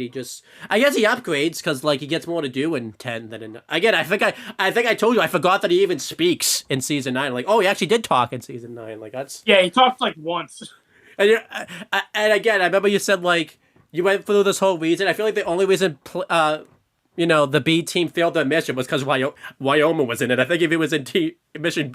Yeah, all right. And they have to flip a coin for who gets Wyoming. It's okay, fuck B team. God damn it. It's really weird. All the stuff we talked about in season 10 they do with Wash was really Wyoming, if you think about it, in the. But MVPs, the past. So we differ on the MVPs of the past. But I think Tex is the MVP of season 9's past, just because she's the one that's able to successfully actually complete the heist. Which ends up kind of being a big character moment for her too, because then she's in the present and then does the break-in and she realized, oh shit, I just helped the director torture the Alpha in a weird way, and I'm like, was the main one that helped and like everything like that. She's like the one that's able to save York from dying. She's and she's able to win out her rivalry with Carolina, so she's really good in the past. And then obviously season 10's past, again, it's in the background, but Sigma, he's really the one setting a lot of shit up. He's the reason Carolina even ends up getting 2 AIs. He's really one messing up with the meta. And he with his help, he's able to like basically kill all the resistance for the most part. I think he's really an MVP. It's a toss up between him and like maybe Carolina and the director. Like it's like a 3-way tie. I can't really say Tex is an MVP because the whole thing is she fails on missions. As we find out, and when the break-in happens, it's not going to be successful. So I can't say she's an MVP. And then obviously, as for least valuable player in both timelines of LVB, I think like we said, it's Washington in season 9, not Washington, Wyoming in season 9. And then obviously season 10, we were gonna say Wyoming, but then we forgot. It's shit CT, the leader of the Not Resistance, because he put that helmet on, and then he had a chance to end the whole project before like any AIs really got made, and he just and then he just decided to like, no, I'm gonna not stay around and kill them when I have the perfect opportunity. It's like, all right, buddy. And then as for LVPs in the present, all the Reds, because the plots amount to nothing. I won't say all the Reds. Obviously Lopez is the only one, because he's actually the one trying to like stop the Earth. Would that have even been successful though? Because we found out they weren't earthquakes. So was his thing have been, whatever he was doing, been successful? Because they were just opening up the AI unit. So probably not. Well, remember, that's not even real Lopez. Who the fuck knows? Well, whatever. But I'm not gonna put Lopez there just because he was like trying to like stop whatever was happening, even though he probably couldn't. But and then season 10's VP for LVB was really tough to think about, just as well as season 1 of YellowJackets LVP. I don't think I said season 1's present, because they all were like really competent. No one really was like an LVP. Really looking out. But, I feel like season 1 of YellowJackets has to be, I was going to say season 1 of YellowJackets, I think we said Shauna, just because she doesn't really do a whole lot, like you said. I think you literally explained a whole plot line in 2 sentences. Yeah. And then, she has an effect at the end. And then, LVB, unfortunately, is Donut, because they bring him back just to do nothing with him. Kind of the same thing with downgrades. I feel like if we had to pick one real downgrade of season 9 of season 10 of LVB, it's probably unfortunately Sarge. And I feel like that's just because he's given a lot to do in season 8 that like it's really a downgrade for him, because if you think about it, like Simmons and Griff aren't really given a whole lot to do. Mainly Griff, I think, because Simmons does have that moment with like Wash in like season 8, but yeah. But yeah, that's all my LVPs. I know I just rambled for like a good 15 minutes, but there's a lot to discuss there. Well, this was something that we talked about a lot off camera, so this was a major part of the comparison video we wanted to do. I feel like I'll save the Elijah Wood talk until after you do all your. Yeah, I was gonna say, let's save that. I'll go through mine real quick. So just to make a quick distinction, favorite and least favorite is different from MVP and LVP, at least for me, because our favorite is just like, a lot of good character stuff. And of course, being useful to the plot definitely helps.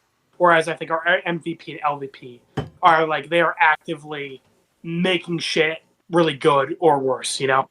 So you'll kind of see what I mean in a minute. So for Yellow Jackets, I think I'll say my MVP for my MVPs for season 1 are most likely Natalie for the past and present. She was really the only one kind of looking into Travis's death. She was, looking like getting in touch with that banker. She was getting in touch with Kevin. Like these kind of like she was going out of her way to like really solve this mystery, which was heavily tied to the wilderness stuff, and ended up being tied to Lottie, which was a big thing in season 2. And of course, in the past, she is their main hunter, getting them food.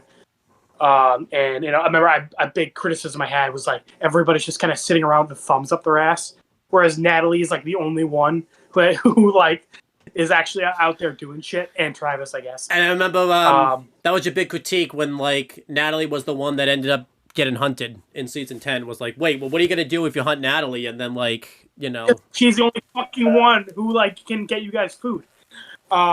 And also, she was a lot less annoying than Travis. Travis is very fucking strange, and like what he gets mad at and what he's cool with.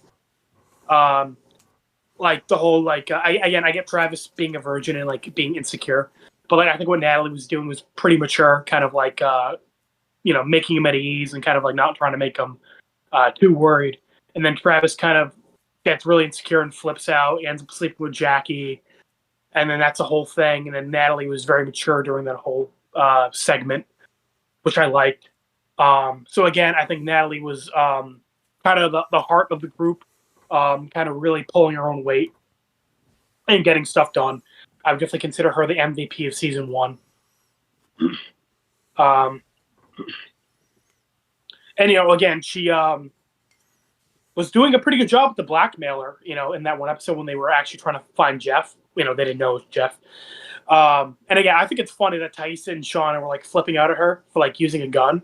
And when Shauna was like, maybe you've done worse, but I haven't done worse. I'm like, Shauna, what the fuck are you talking about? Yeah, that line could really, That was a strange one. But, Natalie was pulling a lot of weight with the blackmailer, the Travis murder mystery, and of course, the Lottie plot and all the stuff in the past. So Natalie definitely MVP for season 1. And then season 2, I mean, geez, it's really hard to Ben. Just Ben. It's obviously Ben. Who the fuck else? Ben. He is working with Natalie, because again, he doesn't have a leg, to get a layout of the area, which again, automatically doing a lot more than anyone else. I mean, again, I guess the only thing you could say is that he wasn't very useful with Shauna giving birth, but you could say that about literally everyone else in the room, aside from like Misty. He was the only one to not partake in cannibalism when Maru's being a fucking idiot about the moose and like the competition. Ben was the voice of reason to be like, who the fuck cares about this competition? This is our one chance of getting food. I think too, I didn't mention this when I mentioned Ben, because I just didn't even explain it. Even though he's not getting a lot done, but like when the cannibalism happens, he's the only one that has like a good, like the reaction that like we would have wanted to it. So like he's like a further in the plot in that way also. And that's not just that's not, I know that sounds like character stuff, but nobody, like everyone else just decided like, hey, let's have a fucking baby shower after we just went to cannibalism. Like, yeah, so Ben is like the normal one of the group, kind of like traumatized by seeing them, and he's the only one who doesn't eat her body. Excuse me. Excuse me. He when Misty's the one talking about finding Crystal, Ben is also the kind of one to like support her and get everybody to go out searching. Which again, I don't know if they all would have done that if it was just Misty talking about that. So I'm glad that Ben kind of chimed in. We also kind of find out that was because he wanted everyone gone because he was going to commit suicide. But again, him kind of being like, yeah, let's go search for Crystal is a plus for him.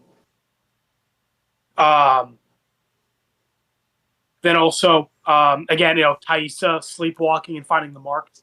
They end up using the maps Ben was making to keep track of where Taissa was going when she was sleepwalking. So again, he's also like helping other people's plots.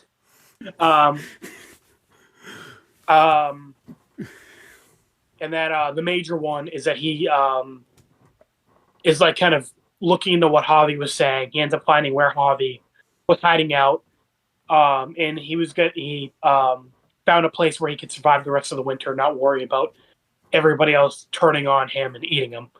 And he was, and again, he was gonna fucking bring Natalie. He wasn't just gonna abandon Natalie because he was like, "Listen, you're different from everybody else. You're not a fucking psycho. Like, let's me and you hide out."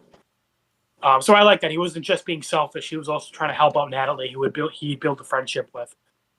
And I know this isn't I know you say like character stuff, but without Ben in season, I don't know how good we would have felt about season 2 of YellowJackets without Ben. I think Ben is a big part of why, like, YellowJackets season 2 probably didn't go into like, well, obviously RVB's suckiness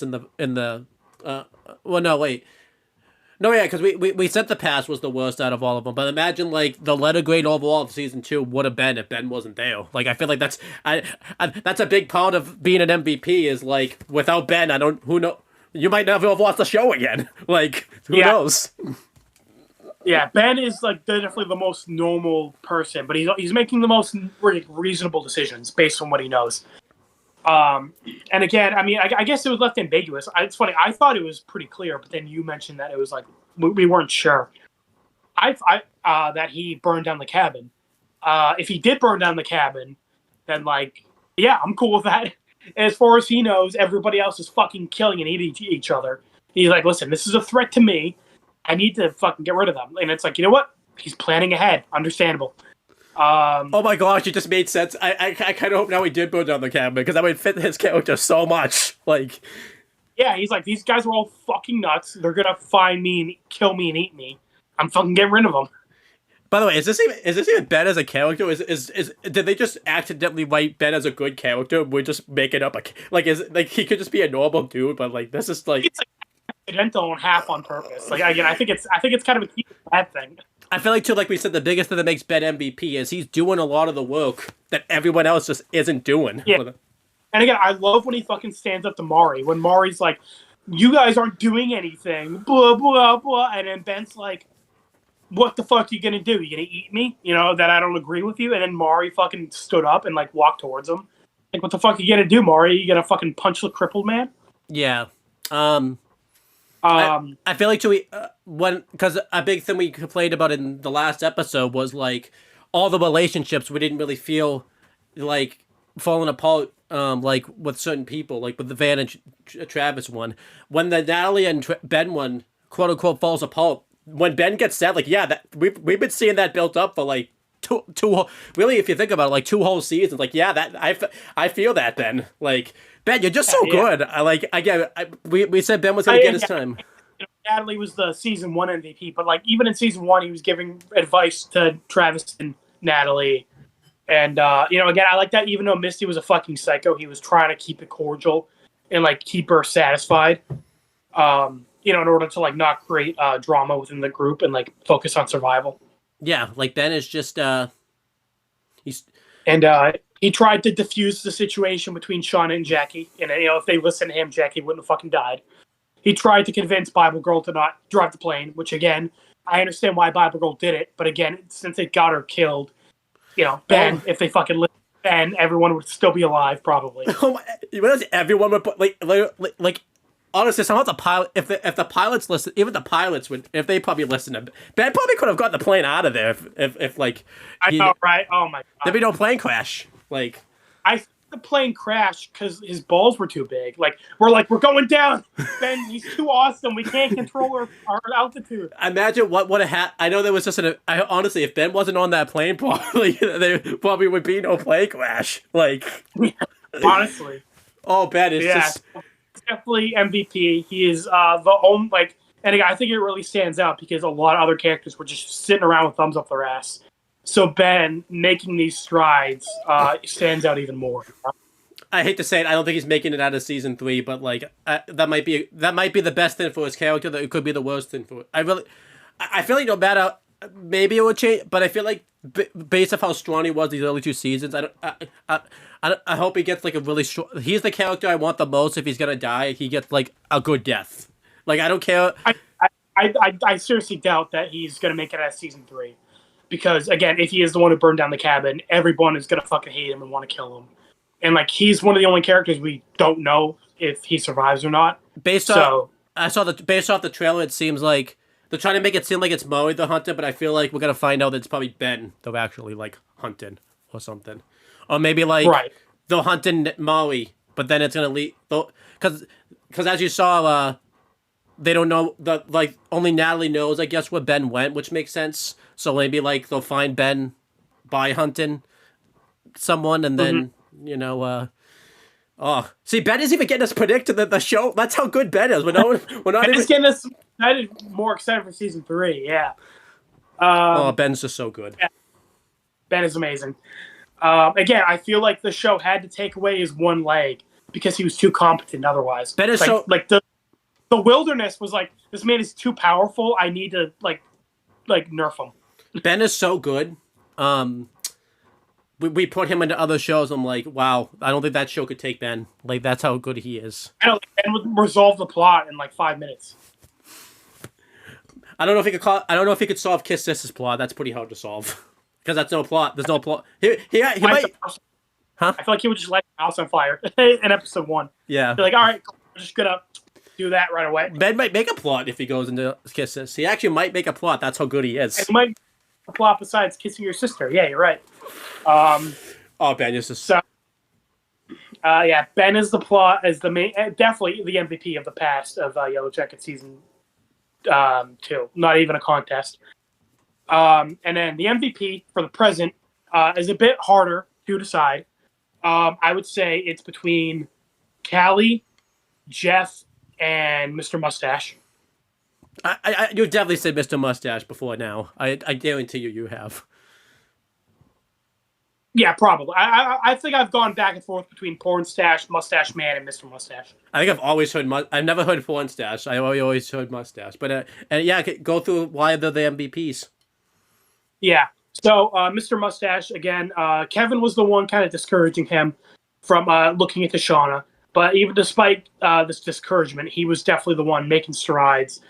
He got closer to Callie, while also not being a creep. Again, I was worried they were going to go the route of like he's a pedophile, but no, he's not. Again, he managed to get information on Shauna from Callie without being a creep and like doing his job effectively.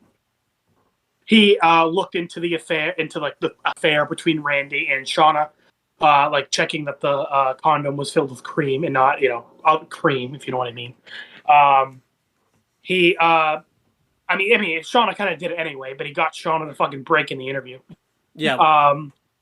And again, if he didn't account for fucking Elijah Wood popping out of fucking nowhere, he would have fucking got everybody arrested that night at the cult. Probably, yeah.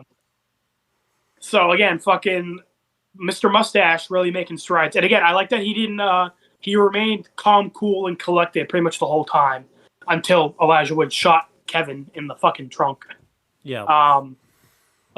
He was really in charge, large and in charge that whole season. I feel like the only thing that ruins... Yeah. That's the... We're going to have to keep going. Yeah, and then... So do you want to say anything about Mr. Mustache before I go into Callie? Yeah, you kind of explained it all. The only thing that takes him out of competition is the last episode really does him dirty. If the last episode didn't happen, I think he would have he might have been MVP, honestly, if the last episode didn't happen. Yeah. Then we get Jeff and Callie. Starting with Jeff, he was the blackmailer of season 1, so he's kind of like the main reason all four main characters kind of talk to each other at all in season 1. So we got to give him props for that. He also managed to get away from Shauna, Taissa, and Natalie. So that's pretty impressive. The only thing that fucked him up was the glitter in the closet. Like, besides, if it wasn't for that, he would have gotten away with it. Yeah. And again, it makes sense why he did that. The shop was, going out of business. He got loan sharks. They were threatening him. Again, it wasn't the smartest decision, but again, it makes sense for his character to do that. And again, props to him. He was going to take the fall, for Adam's murder. And he was going to leave Shauna out of it. And then in season 2, I like that he was kind of trying to repair their marriage. He was, upset about the affair, but he was also placing a healthy amount of blame himself for what had happened. I like that he was trying to be more exciting. He was gonna kind of go on an impromptu vacation with Shauna. Kind of again making strides to be a better husband to her. I like that how reasonable he is. He tried to talk Shauna out of fucking committing murder over their stupid van. He tries to keep Callie out of this stuff. He tells her listen, this is me and your mom's issue. You don't have to let this rule your life. Again, he confronts Kevin at the gym, which again considered to be a loss, but I think it makes sense for his character to make that mistake, and he recovers really well. He recovers really well from his mistake. He realizes pretty much right away that he made a mistake and bounces back from it. When he realizes Shauna is gonna fuck this up for all of them, he gets her the hell out of there. And then when the police go to the cult, he kind of intervenes and is gonna take the fall for Shauna once again. And considering he had never met Elijah Wood before that moment, and Kevin just fucking dropped dead in front of him, he again recovered surprisingly well, and managed to clear the whole blackmailer Adam murder situation. The best, the best. I remember too.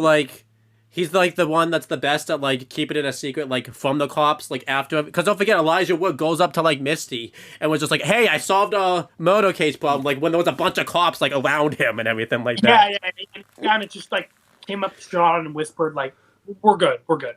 Yeah. He kept the egg unsure. And then in terms of MVP, I would say Jeff is the biggest MVP when it comes to recovery. Either he fucks up or other people fuck up around him, and he is the best at making he does a good job making the best of a bad situation. Is he recovery 3? He is recovery 0, Owen. He is better than recovery 1. Whoa, he is recovery plus 1. He is recovery plus 1. Damn, that's good. Yeah. And then I would say Callie is the best at making good moves. Well, again, I would say it would be Mr. Mustache, but the last episode fucked him up. Again, she doesn't buy Shauna's bullshit. She uncovers that he killed Adam. She does an amazing job at the interview, does not slip up on that, and actually flips it and starts to get Mr. Mustache, makes accusations against him that could get him in trouble. Actually, I have one for you. I know it's a season 1 thing, but even though it ended up kind of biting Shauna in the ass, she was kind of able to get Shauna to kind of realize that Adam may not be who he says he is. It didn't end up working the way she thought it was going to work, which kind of led to a kill. Yeah, I like that. And then also she intervenes with the hunt in a good way, and not like Fork Girl did, where she fucked everything up. Callie intervened in a good way. She saved her mom. Yeah, so again, I would say Callie is MVP for season 2, the present. Well, again, I would say it's a tie. Again, I would say she is the best at making solid moves, and Jeff is the MVP when it comes to making a recovery. Well, gun to your head right now, who's MVP of season 2? Present. Callie. A couple more seconds, I would have done the L joke where you go, "Bang, you're dead," type of thing. So. Bang, bang, bang. Yeah. But it's close. I forgot about that one. That's a real throwback. Yeah. Yeah, I would say Callie, because Jeff makes mistakes. He's good at recovering from them, but he does make mistakes. I don't think really Callie ever really made a mistake. Oh, fucking, she realized Porn Stash was a cop. Yeah, that was probably it. Yeah.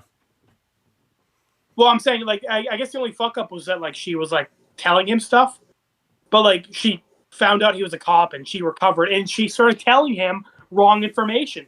She told him that she was seeing Randy. That could be a fuck up though, just because if she probably just never said anything at all, maybe the cops would have just called off the case potentially. Again, I would still say good. You know what? Like father, like daughter, amazing recovery. I still give her props for it. So yeah, that's our MVPs for YellowJackets. I guess we'll go into my least favorites and LVPs now. I'll be quicker about this because I kind of went long on that one. LVP, Fork Girl. She does fuck all except get Natalie to buy. Well, she fucks up keeping Natalie hostage on the bed, which is what designated her as Fork Girl. We find out she can't even take care of a goldfish, and then she fucking gets Natalie killed when she only went there to help her, and then she fucked off for the rest of the season. So easily Fork Girl is LVP for season 2. For the past, Mari, LVP. Again, she's just a fucking annoying idiot. She volunteers Lottie for the competition, which almost gets her killed. She doesn't assist in the fucking moose thing, and she was even like getting pissy about the competition. She also like doesn't really assist much when it comes to hunting Natalie, which again is retarded that they would even fucking hunt Natalie in the first place. She was also calling out Ben and Natalie for not doing anything when they are the only ones doing anything. And it caused your dream to happen, so. Yeah, exactly. So for season 2, LVPs are Fork Girl and Mari. For season 1, for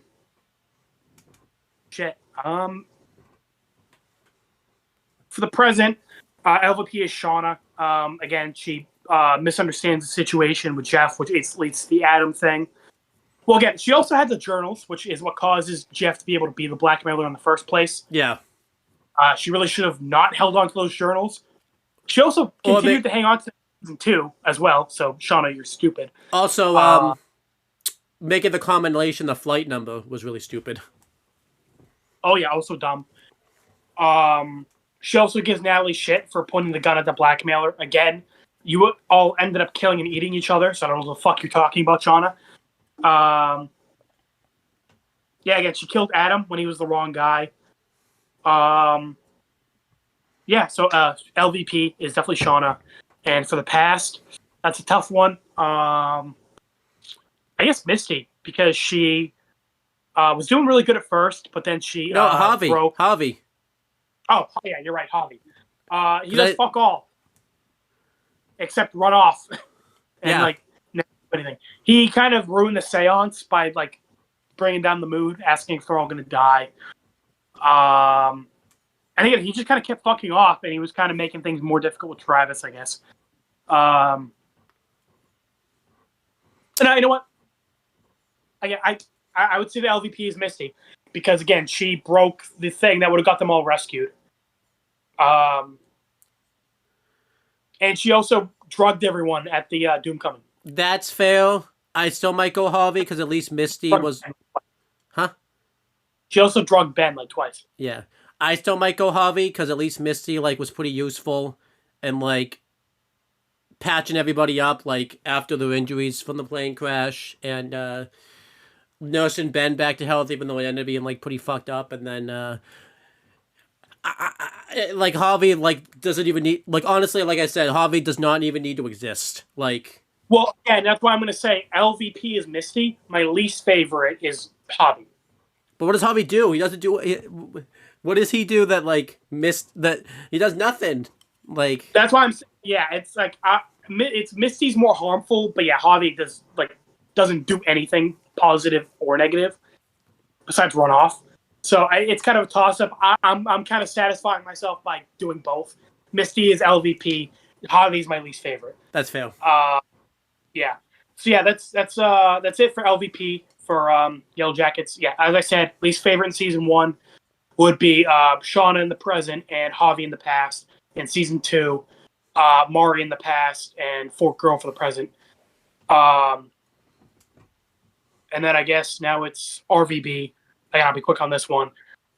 Season 9, MVP for season 9 past would be Carolina, I would say. She is the one leading the heist. She rescued North and South from the ice base at the very beginning. And, again, even though Tex was the one who got the briefcase in the end, she was kind of the one doing a lot of the work in the fight in the skyscraper and the highway. Because, again, she's kind of the one who dealt with most of the soldiers, which was what led Tex to being able to get the briefcase in the first place. Yeah, that's fair. So I know, and we talked about that off camera, where you think it's Texas, I think it's Carolina, which again is fitting considering that's a whole rivalry thing. Yeah, so Carolina is the MVP in the past. MVP for the present, I guess, is Church by fucking process of elimination of nobody else being real. Except Tex, but even then, Tex doesn't do much. Shows up and then dies, essentially. Church lets her go, and then gets out of the Epsilon unit. Again, he's pretty much MVP by process of elimination. MVP of Season 10, the past, I would say York. You know, he puts in pretty good work in the past. You know, he's the one who breaks into the vault in the scrapyard. He you know, again, that ended up going wrong, but at least, like, you know, fucking he got them started. And then in the shipyard, again, he was doing pretty good. In the fights, again, he's very solid. Like, he's not like the heavy hitter for most of Season 10, but he's very solid. Yeah. And then I would say where he really shines through is where he's really taking care of Carolina after the two AIs happened. And the break-in. He was definitely the highlight of the break-in. He was the whole reason Tex was able to get back into the Mother of Invention. He got the fucking ship to nuke itself, which was really funny. When the director was like, "Who's firing at us?" and the counselor was like, "We are." Yeah, that was funny. He also fucking turned off the gravity generator, which was really good. Again, he's like the whole fucking reason the ship crashed in the first place. And then he had a really cool fight with Carolina. Again, I love that fight. They're like break up. I also like that he actually didn't even try to beat Carolina. He tried to reason with her. And then once the fight began, he never attacked her. He only disarmed her. And then he was on the defense the whole fight. Mm-hmm. Yeah, that's it. I can see York being MVP. I don't think you've ever talked about that before, so that's kind of cool. Like, that's like... Yeah, it was kind of split second where I'm like, I guess it'd be York. The other ones, I guess, would be Meta, because he kills pretty much everyone in the not resistance. And then, you know, he goes on to become the Meta, who he takes the AIs from Carolina, and then he later goes on to kill all the other freelancers, essentially. Yeah. Or Sigma, I guess. You know, he's also in the same vein of he gets Meta to kill all the non-resistance and then goes on to get all the other AI. Yeah, so I'd say the MVPs for Season 10, the past, are either New York or the Meta / main. That's fair. Then Season 10, I would say the MVP of the present is Washington, because he is kind of the mediator between Carolina and the Reds and Blues, keeping everyone calm. Again, I like that he kind of goes from wanting revenge to kind of prioritizing the Reds more. He fucking defends Tucker when Carolina points a gun at him, and kind of gets Carolina and Church to leave on their own. Because again, remember, if the Reds and Blues went with them, they all would have been on a suicide mission. So him kind of getting them to show up later was a good call. Mm-hmm. The only other, I guess, the other MVP would be Carolina as well. She's the one leading the group. She's the whole reason everybody's going to find the director. And, you know, she's the reason they find Epsilon and the Epsilon unit in the first place. And also, you know, again, she kills a lot of the text drones and has that confrontation with the director.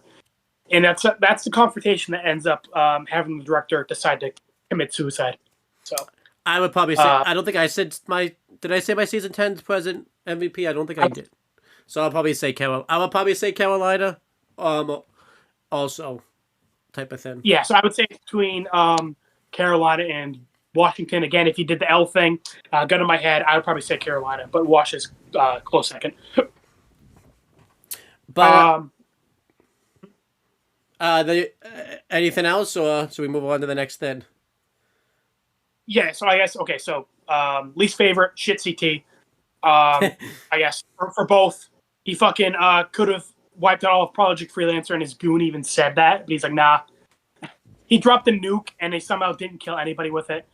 He also got fucking dunked on by Tex the entire fight.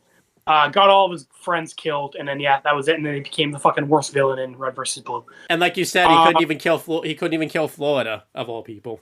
Yeah, and I'd say Fork Girl is LVP. I would say Mari's my least favorite. Again, she's a fucking moron, and I love that moment where Misty made her cry. I know you do. Yeah, I don't think he was supposed to feel that. And again, with Molly, like we said, we're not sure if Molly being that way is on purpose or not. Because yeah, I think I've said this before. It depends on the I think it depends on the episode. I think sometimes it's on purpose and sometimes it isn't. So yeah. So yeah, that is it for our MVP, LVPs, most favorite and least favorite. Again, there's a good amount of overlap between them. So if we miss one, then you can assume whoever we shit on or liked is whatever we missed. yeah, then even though it's not a character, we kind of want to make sure we talk about this here. So let's talk about characters. A big thing we've talked about throughout this process of doing this, Yellow Jackets and LVB seasons 9 and 10, is Elijah Woods in.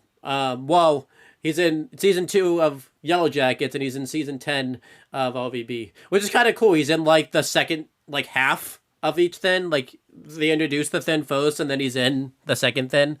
I like that. But yeah. So it's interesting because we have one season of both. Yeah, but he wins on that one. Yeah.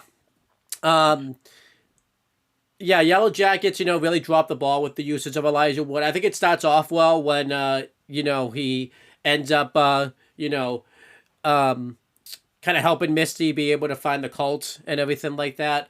And he has some good stuff there, but then they go to the cult and then find out that was basically a BS mission because Natalie didn't want them there. He just fucks off, and we were thinking, okay, he's gonna do some stuff off screen. We were thinking maybe he was a cop pretending to be one of those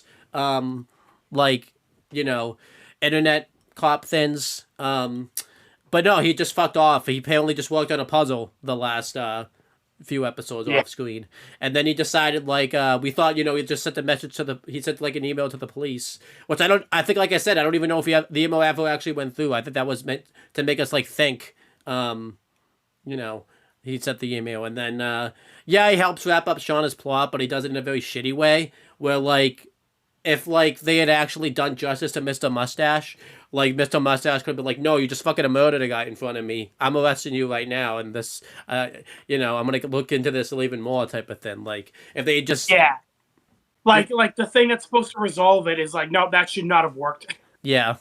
Whereas in LVB season 10, again, even though he's a plot device, he's the one that makes the meta, and he's the one that is really driving the story. Again, with Carolina getting 2 AIs. And I think what makes his usage in LVB better, the biggest thing, was LVB really needed a big actor like Elijah Wood. They hadn't really gotten a big actor or anything like that. And getting Elijah Wood, the guy that had been Lord of the Rings and everything like that, and especially to use Sigma. And I think LVB realized, he probably has a limited time to do this. I guarantee, if you told me they just probably filmed all his lines, at once, he just went to the booth for maybe an hour, 2 hours, and they did all his lines that way, they got the most usage out of their time. And I think, Yellow Jackets really probably didn't really need Elijah Wood. They had enough big actors and actresses in there where they were okay, we don't really need them. I think Elijah Wood wanted to be part of it. And they had Elijah work with someone that he hadn't worked with since they were kids. He didn't work with Shauna, who in real life Elijah Wood and that actress are really close friends. What? And that was an easy path. That was it. He could have just been a cop. He could have been the one pretending to be a cop. And again, I think the only reason why they went with Mr. Mustache, like I said, is they wanted to be a surprise that he was a cop. And if they had done Elijah Wood, it would have been too obvious. So, yeah. I think it's an easy win for LVB. Just really got the most out of Elijah Wood. Yeah, they're both plot devices in the sense that they exist to move the story forward, but in different ways. Again, Elijah Wood, his whole thing is he kind of comes out of nowhere.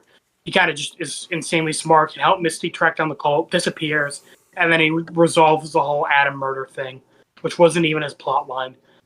And that's really it. We don't really get much on his motivations or anything else about him. I'm gonna have to fucking take a call from my grandmother in a minute, so we're gonna have to pause in a second. yeah, RVB, he exists to like move the plot forward. It's in a very interesting way. He comes off as very intimidating out of the AIs. And Sinister, the one like kind of turning main into the meta in the background, as you said, moving the plot forward, getting the main to kill all the not resistance people, helping torture the alpha, etc.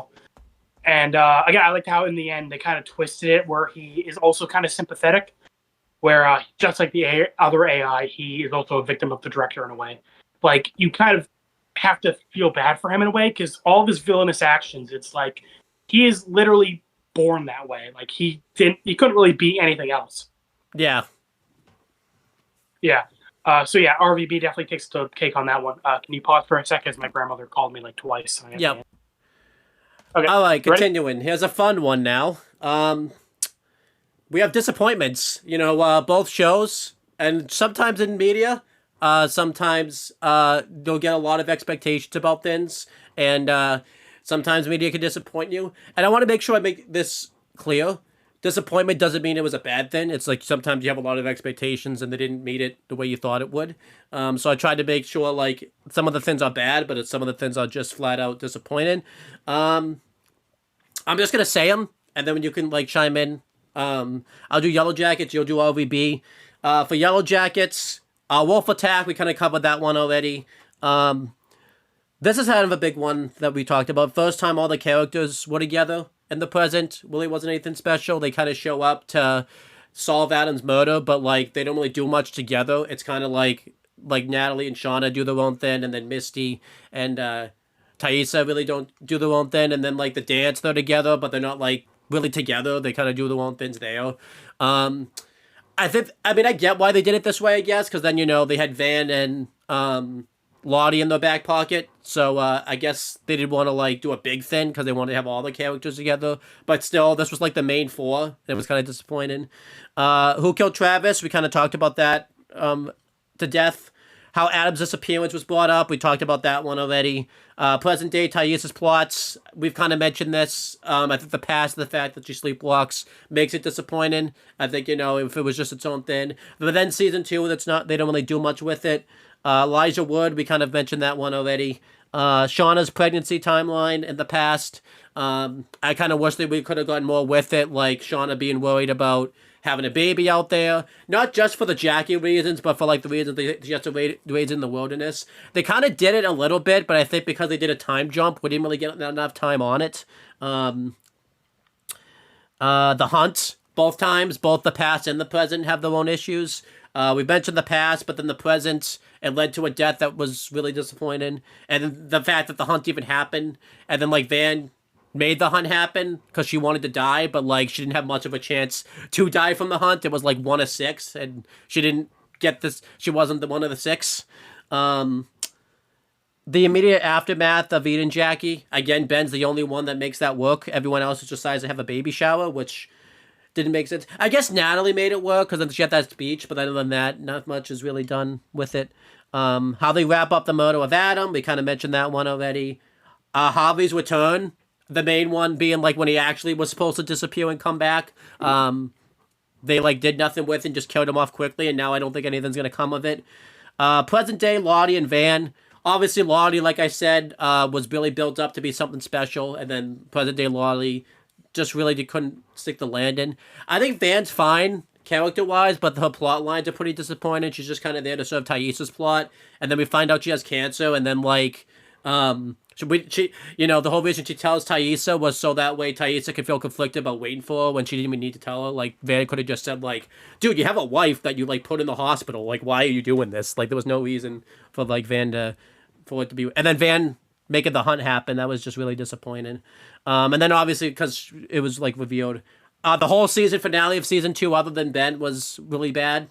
And again, that was the last thing of YellowJackets we got until like now. Well, I don't like February. Killing off the first major character of in the present, because that was something that we always, I think people fantasy wrote and everything like that. Potentially, Natalie becoming the Anna Queen. I feel like this is borderline, could be disappointing, borderline not. That's why I said potentially, because I'm not sure how to feel about it. Some days I feel disappointed. Some days I feel excited. So it's just gonna depend.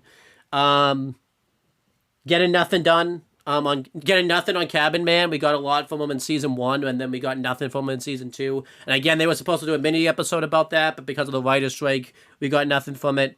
And no bonus episode. Kind of goes with that. So, any comments you want to make about that? No, not really. Again, you kind of laid out our disappointments pretty well. We talked a lot about it in our Yellow Jackets videos, so I don't think we need to expand on it too long. And then do you want to do the RVB disappointments? RVB ones. Wyoming, we already talked about that. Unfortunately, didn't do a whole lot in the past compared to the others. The leader of the resistance being shit CT. CT fucking sucks. So again, he just is an idiot. The break-in, again, it was good, but with how much build-up it had been talked about before, I should have been longer.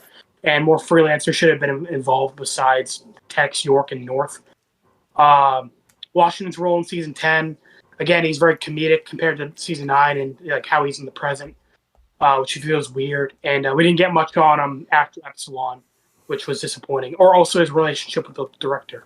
Donut's return, again, we knew he was coming back, but once he came back, they didn't really do anything with him, which is a trend, it seems like, because they did that before after relocated. And I don't know why we were disappointed. I don't know why we were disappointed about it, I guess, because we should have expected that. So yeah. And then the whole present of season 9, nothing happens. And then I guess I'll go into moments that exceed our expectations. Sure. And then obviously you chime in whenever you want. The fall of Jackie and Shauna's relationship. This was like one of the major storylines throughout season 1, maybe the biggest storyline. Really liked it. Really highlighted both the pros and cons of Jackie and Shauna's characters. The reveal of the blackmailer. I like this one because, again, I was pretty 50-50 on Adam and Jeff. So the show did a good job of like leading you in the direction of who it really is, but also kind of keeping it like up in the air. Shauna killing Adam, the aftermath. Again, I understand why Shauna made that mistake because I was thinking that too. And I like that, it resulted in like a very permanent decision, like that this her decision to kill him fucking was like the whole, like it really affected season 2. So it had consequences, and it brought all 4 main characters together. Doom coming, again, that was amazing. I liked it. I liked, again, the ambiguity of how much of that is like the drugs, how much of that is like the wilderness. Very creepy, and again, the directors were really experimenting with like the visuals and like all that shit, which was cool. Laura Lee dying. I really cared about Laura Lee, even though I always call her Bible Girl. I do actually like her. She was a very good character. I liked her relationship with Lottie, and I was sad when she died. I understand why she made the decision to take the plane, but again, it is tragic because again, we knew it wasn't going to work. So you kind of knew she was going to die from it. The fate in Jeff and Shauna's first child, again, that's one you kind of know is going to go bad because the kid obviously wouldn't be Callie because of the age difference. So something happens to the kid. But yeah, it full on like dying was kind of a surprise, and I'm glad we had a whole episode on that. The immediate aftermath of the baby dying. Again, this immediate aftermath is how it should have been with Jackie, where just it was very depressing, very somber, like atmosphere in that following episode, and I really liked that. The group converting to cannibalism. Again, I feel like they kind of rushed it towards the end, where they all decide to like do a hunt. But again, that kind of progression of they eat Jackie's dead body first, like they went from not killing each other to they eat a dead person to they're gonna actually kill somebody because they're that desperate. And again, doing it because Lottie, who'd been their leader, might not make it is a good reason for them to be that desperate. Again, I think they just kind of rushed it towards the end where they all come to that decision. Or, I get why some of the characters did it, but for like characters like Natalie and Travis, I don't get why they agreed to it. There's one more. You're missing a big one. Oh yeah, and then fucking Ben, obviously, just all of Ben. And then I'll do LVB. I think you've kind of covered everything there. I think it's cool. You do Yellow Jackets for that one. I do LVB since we both didn't watch that show. That was my thought process. Finding the director, obviously this was a big one. We always knew he was going to get found, and I had this idea that it was going to be like a big final boss battle, and I think, the fact that he ended up being like an old man, like he said, was really good. And I think I've talked about this too. What really sticks to it is we got the text fight. I think if we didn't get the text fight, this scene would have been disappointing. But like you think, okay, like, what is the director going to be like? And they hype it up like it's going to be this final boss battle. And I feel like too, the characters they chose to do this with Carolina and Epsilon really worked and everything like that too. Because that's the family reunion. I like the fact that it was Epsilon too, because Epsilon is the one that kind of causes Project Freelancer to get shut down originally, so it's cool that he was there to kind of be the follow director. And I also like it because Epsilon represents all the other people who couldn't be there, like Alpha, Omega, Delta, like all the other AIs. Washington in general, for me, this was a expectation because again, this was with when AJ, I had thought for years he was dead, and AJ said, I was really I kind of wish we got more of Washington, and we got a lot more of him. All right, we got a whole really trilogy about him if you think about it. So, yeah. I think I made that's not supposed to be there. Donuts Return, that wasn't supposed to be there, so that was a mistake. Same with present timeline of season 9. Yeah, you could tell there's some copy and pasting going on here. South Carolina wasn't exceeded my expectations. Obviously, we didn't really get a lot from her in season 6, and like you said, the writers really thought they could do more with her. So I think the past timeline really accentuated that. The creation of the AIs that ended up being a lot better than I thought it would be. Getting to see Delta Born for the first time and getting to see other AIs that we hadn't seen before, like Sigma and Theta was cool. We didn't just get the same AIs. Then York, he was because we mentioned Sigma already. York was really cool. York, we saw him a little bit in the present, but I feel like getting to see him in the past, this is before he's gone through all that stuff, where he's a store owner and everything like that. So, I was hoping you were going to get that one. Totally in the place.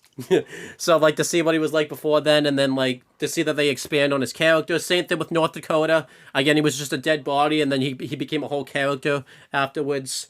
I always said North Dakota.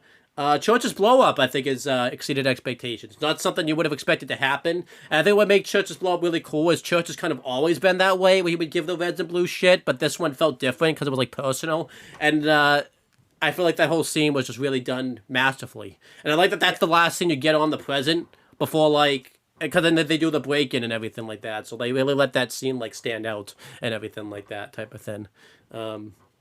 Like you said, it felt different. I think it's because, like you said, they're always arguing and bickering. But yeah, that one felt personal again. It felt like such a spit in the face to the Reds and Blues, who had done a lot to help out Church.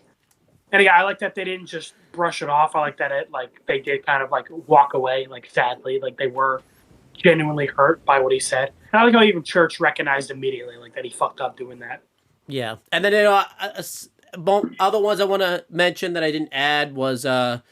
Obviously, the director himself exceeded expectations. He had a lot of expectations anyways, and somehow he exceeded them, which I don't know how you... and then, getting little moments of the past, of the, getting to see the chairman before he was the chairman and, all that other stuff, Florida. I think one you wanted to add to disappointment, actually, was the fact that Sarge wasn't the one chosen to be... in Florida. Again, I like the decision that they made Florida Flowers. That was cool, but again, I think just because I know the behind the scenes of they were gonna make it Sarge, I'm that was a cooler decision. They should have done that. I guess Flowers makes more sense, but I don't know. I think it would have been cooler if it was Sarge. Yeah. And then going through some other things. Let's talk about settings. We haven't really talked about this yet. What has better locations and cooler locations and stuff. I think RVB kind of wins this one out. And I feel like, you know, LVB has an easier path because it's an animated show. You can literally do whatever the hell you want. Whereas YellowJackets is a level of action. You're kind of limited to what you can do. But yeah, RVB moves around more. Where YellowJackets is mainly in like a couple locations. Although I will say, in terms of like the main setting of like the cabin versus the Staff of Invention, I gotta go with like the fucking cool ass spaceship. I'm sorry. yeah, YellowJackets does have some cool locations. I like the locations of a lot of these cults. That was cool. I like the town they're in. I feel like they don't explore the town enough because everyone else is in so many other places. Yeah, I was gonna say like for Danny Phantom, we praised how like Amity Park feels like a really like a lived in town. Like it feels like a real city. I think YellowJackets could do with more of that. Yeah. I like Van's like video store. I think that's a cool location. Yeah, We don't spend a lot of time there, but I like it. I was gonna say I wish we had more time there, but yeah, I liked it. And then, you know, but yeah, I think the main issue, and especially during season 2, was we spent so much time in the cabin because of the winter. It seems like in the woods we spend like the same amount of time. Like we don't expand the woods enough. It's like this. It feels. I know it's the woods, but it feels like it's like the same location, like in the woods in YellowJackets. And then, you know, honestly, like you said, like what was great about that cabin burning down. I mean, I was like, yes, we don't have to see this location anymore. This boring ass fucking cabin. And then, you know, with LVB, I love the winter setting. Even though I like season 1 more than season 2, I liked like the winter, you know, vibe of it. I don't like snow, so Although, I didn't. I guess instead of that is, yeah, like you said, we were stuck in the cabin for so much of it. Yeah, I don't like snow, so you know that's probably why I didn't like it. So, Oh. I probably should have talked about this earlier, but we'll talk about that now. You know, what's better? A cut in between the past and the present timelines. Obviously, Probably YellowJackets. As we said, a big problem with season 9 was cutting between past and present during the heist. Season 10 was a bit better, but I think overall YellowJackets was like much better at cutting between the past and present at like good moments. definitely. And then better at letting moments play out. They both done. It's probably YellowJackets, but they both do this pretty well, especially where we're at. You know, that church blow up scene. You know, has a lot of really good feel to it, and they don't cut to like a joke like the next scene. The next scene's the the break in, which is good. You know, with Carolina getting the journals from York. Like I said, that scene where like York is watching Carolina train, that's a really good like somber moment. In a weird way, the death of good CT. I mean, it's ignored by the fact that shit TT becomes shit, but it's still it's one of the best songs I think in the whole show. Oh yeah, that was a really good song that played in the background. And then Washington like getting Epsilon and then like getting his feelings on it afterwards. Yeah, I think RVB had some good moments. I think YellowJacket just has more of them because it's not a comedy. So you get moments like Jackie dying, Laura Lee dying, and all this other stuff.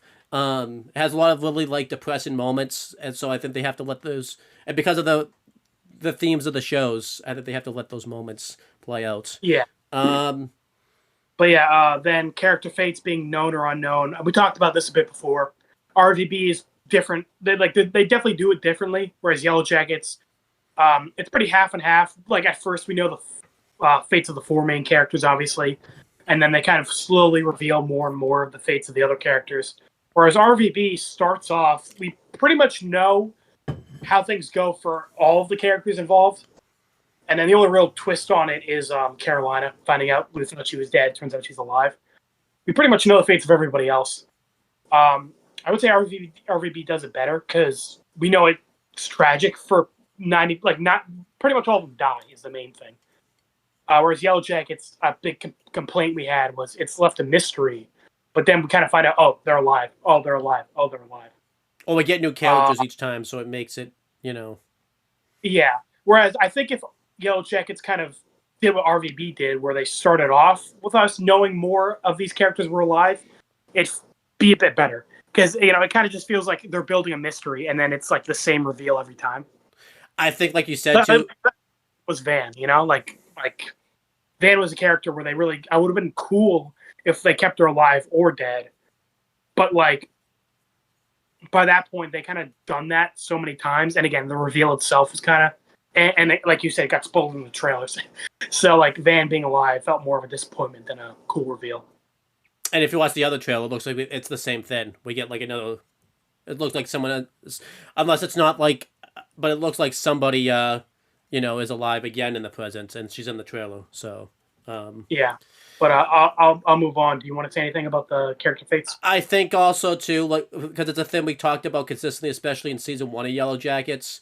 We never really got like a proper head count of like how many people on the plane. So like, with the reveals, if we had a proper head count, they tried to do it with that montage of showing everyone, but they didn't. They only showed like the main characters. They didn't show like the minor ones. So like, if we had a proper head count of how many people on the plane, maybe this would be a surprise that they're alive in the present type of thing. I don't think they listed this as a point, but I guess I'll bring it up now. The number of characters is also strange. Like, again, there's supposed to be fucking 50 freelancers, but we only ever see like the same like 10. Yeah. Just strange. I mean, again, I guess you could argue it's a big ship and like they're probably off doing other missions, but like still a little strange that we only ever see the fucking same 10. And then YellowJackets, I think it's even has less excuses where they're all in one small cabin. So like they all should be together. So whenever a new character pops up, it's really weird because it's like, why haven't you been like at the Doom Coming or like any of the other fucking meetings that the characters have been having? And then it gets like weird because then Crystal mentioned like, what are you gonna drug me again at the Doom Coming? Like, you weren't at the Doom Coming. Like, what are you talking about? Yeah, like, yeah. And then you have some character like fucking backwards cap redhead girl. Like she was there like twice, but then she just like that's it really. Yeah. Like she hasn't said or done anything else said. And then in the hunt, I noticed there were two characters that we hadn't seen before. They were like covering their faces. So I'm like, oh, so there are other characters there that we don't know about yet. So I'm like, what the fuck? Like, you can't just keep introducing new YellowJackets. You can't just like, And I feel like it breaks the rules because it makes some moments disappoint. Like when Misty tells Crystal that like she's the one that destroyed the transmitter. I'm like, okay, that seems cool, but like you're telling this to a character that we haven't seen like all the time. Yeah. Then. And I mean, it got to the point where you had to tell me fucking recast girl was a recast girl because I'm like, I didn't even know who the fuck this was. I thought it was a new character. And then there's another one the next season, another recast girl. So what do we do then? Yeah. Like, yeah. So moving on to time jumps, I'd say RVB does this a bit better. Works because with YellowJackets, for the present, it's kind of hard to keep track of where. Again, as we said, for some storylines it feels like 2 days, and others it feels like a month. But and then the past, the major issue is that we really jump around Shauna's pregnancy. Which again, I feel like two seasons for 9 months is fine, but like the issue is that more so that like we would jump like a month or two at a time. It's like whoa, okay, we're kind of, it's a little too much too quickly, Plus, we find out they're only there like 14 months. It feels like we're gonna jump. Right, around. So we're already like through the majority of the time they're there. Yeah. I actually kind of think both shows don't do this all that well. The same reason you said with YellowJackets, but like with LVB, I feel like they kind of don't do this the best. Probably better, but like I think a big example of that is because we had that time with Church in the Epsilon unit, we didn't really find out like how much time had passed, and like they didn't really do a good job of like. That's my bad. I forgot about that. Yeah, they didn't really do a good job of jumping around that because like. The information they gave, it's information that, like, we already knew. Like, Church didn't know, like, Wash took his place, but we already knew that. But then, like, we didn't really get a sense of, like, what they were doing outside the Epsilon unit. Like I said, like... Yeah, we have no fucking clue how much time passed while Church was in the Epsilon unit. And then they kind of drop in, like, hints.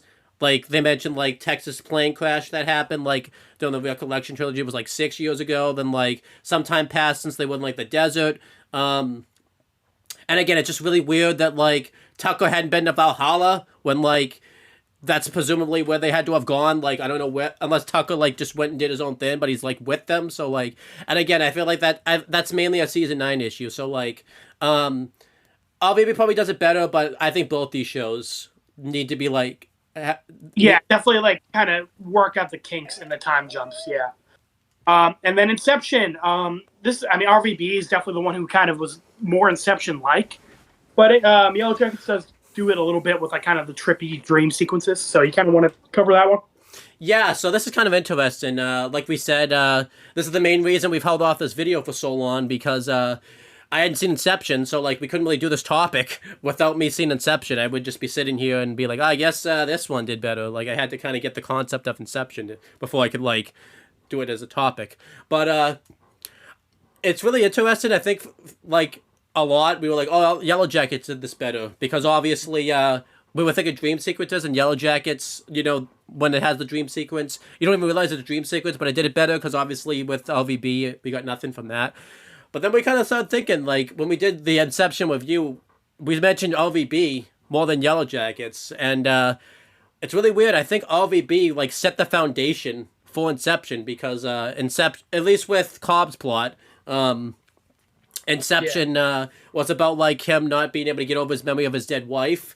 What a weird coincidence.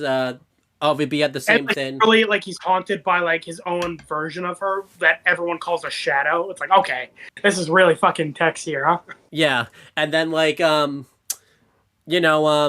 really interesting. I think the best way to describe it seemed like LVB was doing like a lot of like the heavy lifting of like setting this up, and then like Inception came out like in between like seasons 8 and 9, and then we got the Inception movie, and then unfortunately, season 9 wasn't really Inception like. And again, I don't know if they were just writing season 9 at the same time. And then, we got like moments where like, it's really weird. Church calls in season 10, Church calls, Texas Shadows. Like, was that inspired by Inception right there? Or was like, so I think RVB is more like it. But YellowJackets does have moments of it, anytime Shauna sees Jackie in the present, that's a dreamlike sequence. Crystal could be that, because we never really determined whether she's real or not. Fucking Crystal's the imaginary friend or not. Yeah. And then you get like a lot of dream sequences with Thaisa. Doom Comet had a lot of dream sequences like that. Yeah, you do get a lot of them. Misty's little dream that she has when she goes into that like tank or whatever. With like Elijah Wood doing the dance thing or whatever. And then obviously with Natalie's death, as bad as that was a lot like it. So yeah, I think LVB probably is more like it because it has more things about it, but you can definitely YellowJackets definitely has some moments. A big one I'm missing is Jeff being haunted by Shauna like in his dream sequence. That's a big one. There's an Ollie and but there's an Ollie and Inception that we made up because we couldn't remember that actress like name in the movie, and then we have Molly and we kept fucking up the names and all that, and then they both ended up being pretty bad characters that like didn't really. Yeah, that's funny. So anything more you want to say about Inception? No, not really. Again, you kind of covered it. I'd say Inception did the best out of these three at doing the kind of like dream level concept. I think RVB was more on the forefront, but I would say YellowJackets did it better, even though it's kind of more spaced out, I would say. But yeah, and then moving on to world building. This one is obviously YellowJackets is more of a realistic setting, whereas RVB is like sci-fi future. Kind of tough to pick one. Again, they're very different genres, very different settings. But I enjoy both. I like that we kind of, I kind of dropped into this in sort of the middle of the story. And we kind of figure things out along the way. Even though we're like in the past, like it feels like these characters have had lives up to this point. Like it doesn't feel like they were just born yesterday. Like it feels like they all have a history together. Like the YellowJackets have known each other for a long time. They're a team. Yeah. And even the freelancers, they had been with Project Freelancer for presumably a while. And even Carolina and York had known each other before Project Freelancer when they met at that bar. Yeah, I think the one thing that like RVB doesn't do as well when it comes to world building is I feel like season 9 proved that if Church was dead or like if Church like was not a thing, the show would just stop. Yeah. Because and then with YellowJackets, I think they do a good job of having characters that aren't really aligned with the main cast have lives. Like for example, like I will say a major issue with YellowJackets is like what are the odds that like certain things in these characters' lives are all happening at the same time? Like what are the odds like Thaisa is sleepwalking for the first time in presumably decades? Definitely. Like, that's happening at the same time as Travis's murder and the blackmailer situation. But I like, like when Kevin and Natalie broke up, like off screen, he got back together with his old girlfriend, which was pretty cool. Yeah, like I like that where it feels like and then Kevin ended up being in Shauna's plotline because he's already established as a detective. So I'm like, okay, that's cool. I like that. Again, like you said, these characters have lives outside of the Yellow Jackets. And like Randy was a big one. Like Randy was a part of like Misty's, and then like he thought he was being investigated for like Jeff's plot line.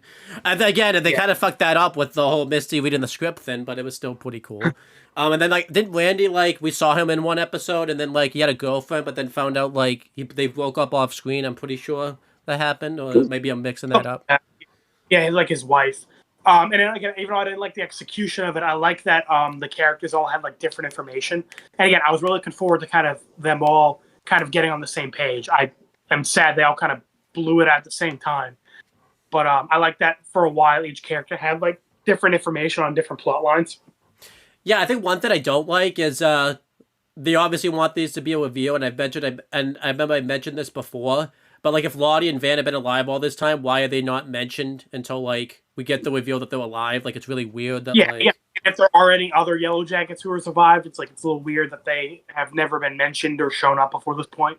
Like when the blackmailer shit was going on, why didn't Shauna or someone like mention like is Lottie like a part of this? So like has anyone heard from her type of thing? So it was really weird. We did mysteries and season endings already. I think action scene I'll just go over real quick. RVB clearly wins out on that one because that's I don't think Yellow Jackets has a lot of fight scenes really. So no, and fucking Red vs. Blue ones are great. Monty Ohm as the main fight animator and fight coordinator did an amazing job. Obviously did a lot of like long shots and things like that. Did really good job. And then tones. RVB obviously is the sci-fi like comedy type of tone, and then like Yellow Jackets has the survival, kind of like a drama type of show. RVB has a little bit of drama with the director stuff and everything like that. No real show really does this well or good. I think they make each show pretty enjoyable. So that's good. Obviously, RVB went down in comedy also. Yellow Jackets has some comedy. Like Misty will have some comedy scenes that aren't meant to be comedy, I don't think, but I think Yellow Jackets can be pretty funny, but it hasn't made me like laugh. Whereas RVP has made me like laugh a good amount a few times. Simmons seeing the meta and going, "Oh fuck!" is like that is one of my favorite fucking things of all time. I think I watch that to this day and still laugh the same. Like I'm like, yeah. I feel like too. It's I mentioned of all time, Washington being like, that is the worst throw ever of all time. Like, that's pretty funny. Solid shitted on Griff, and they find ways to make that like different each time and never get stale. Yeah, they're very creative with that. The same joke, yeah. I feel like too what makes the Sarge scene the meta is now when you watch it on a rewatch, it's so awesome. Like, because now there was a build up to like the joke. I think that you didn't really see before. Like when like. Because Donut, because what makes that joke better is, like, Donut wasn't there. And I feel like, too, they come back to this joke later where, like, Simmons gets, like, pissed at, like, Donut for, like, leaving him to, like, die. I feel like, too, what makes the joke even better was, like, I think, like, when it cuts to it, you found out that, like, Donut didn't even get, like, touched by the meta. He was, like, going after, like, Simmons all this time. Like, it's like...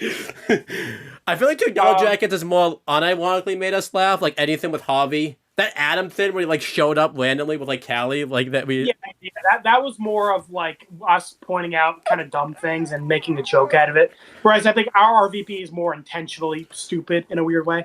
I think one joke of Yellow Jackets, I think that wasn't. I don't even know if it was intended to be a joke, but it turned into a big meme. Like I mentioned, was Jeff getting upset that there was no book club. That was meant to be a joke. It was pretty funny. I still laugh. I feel like too because the memes.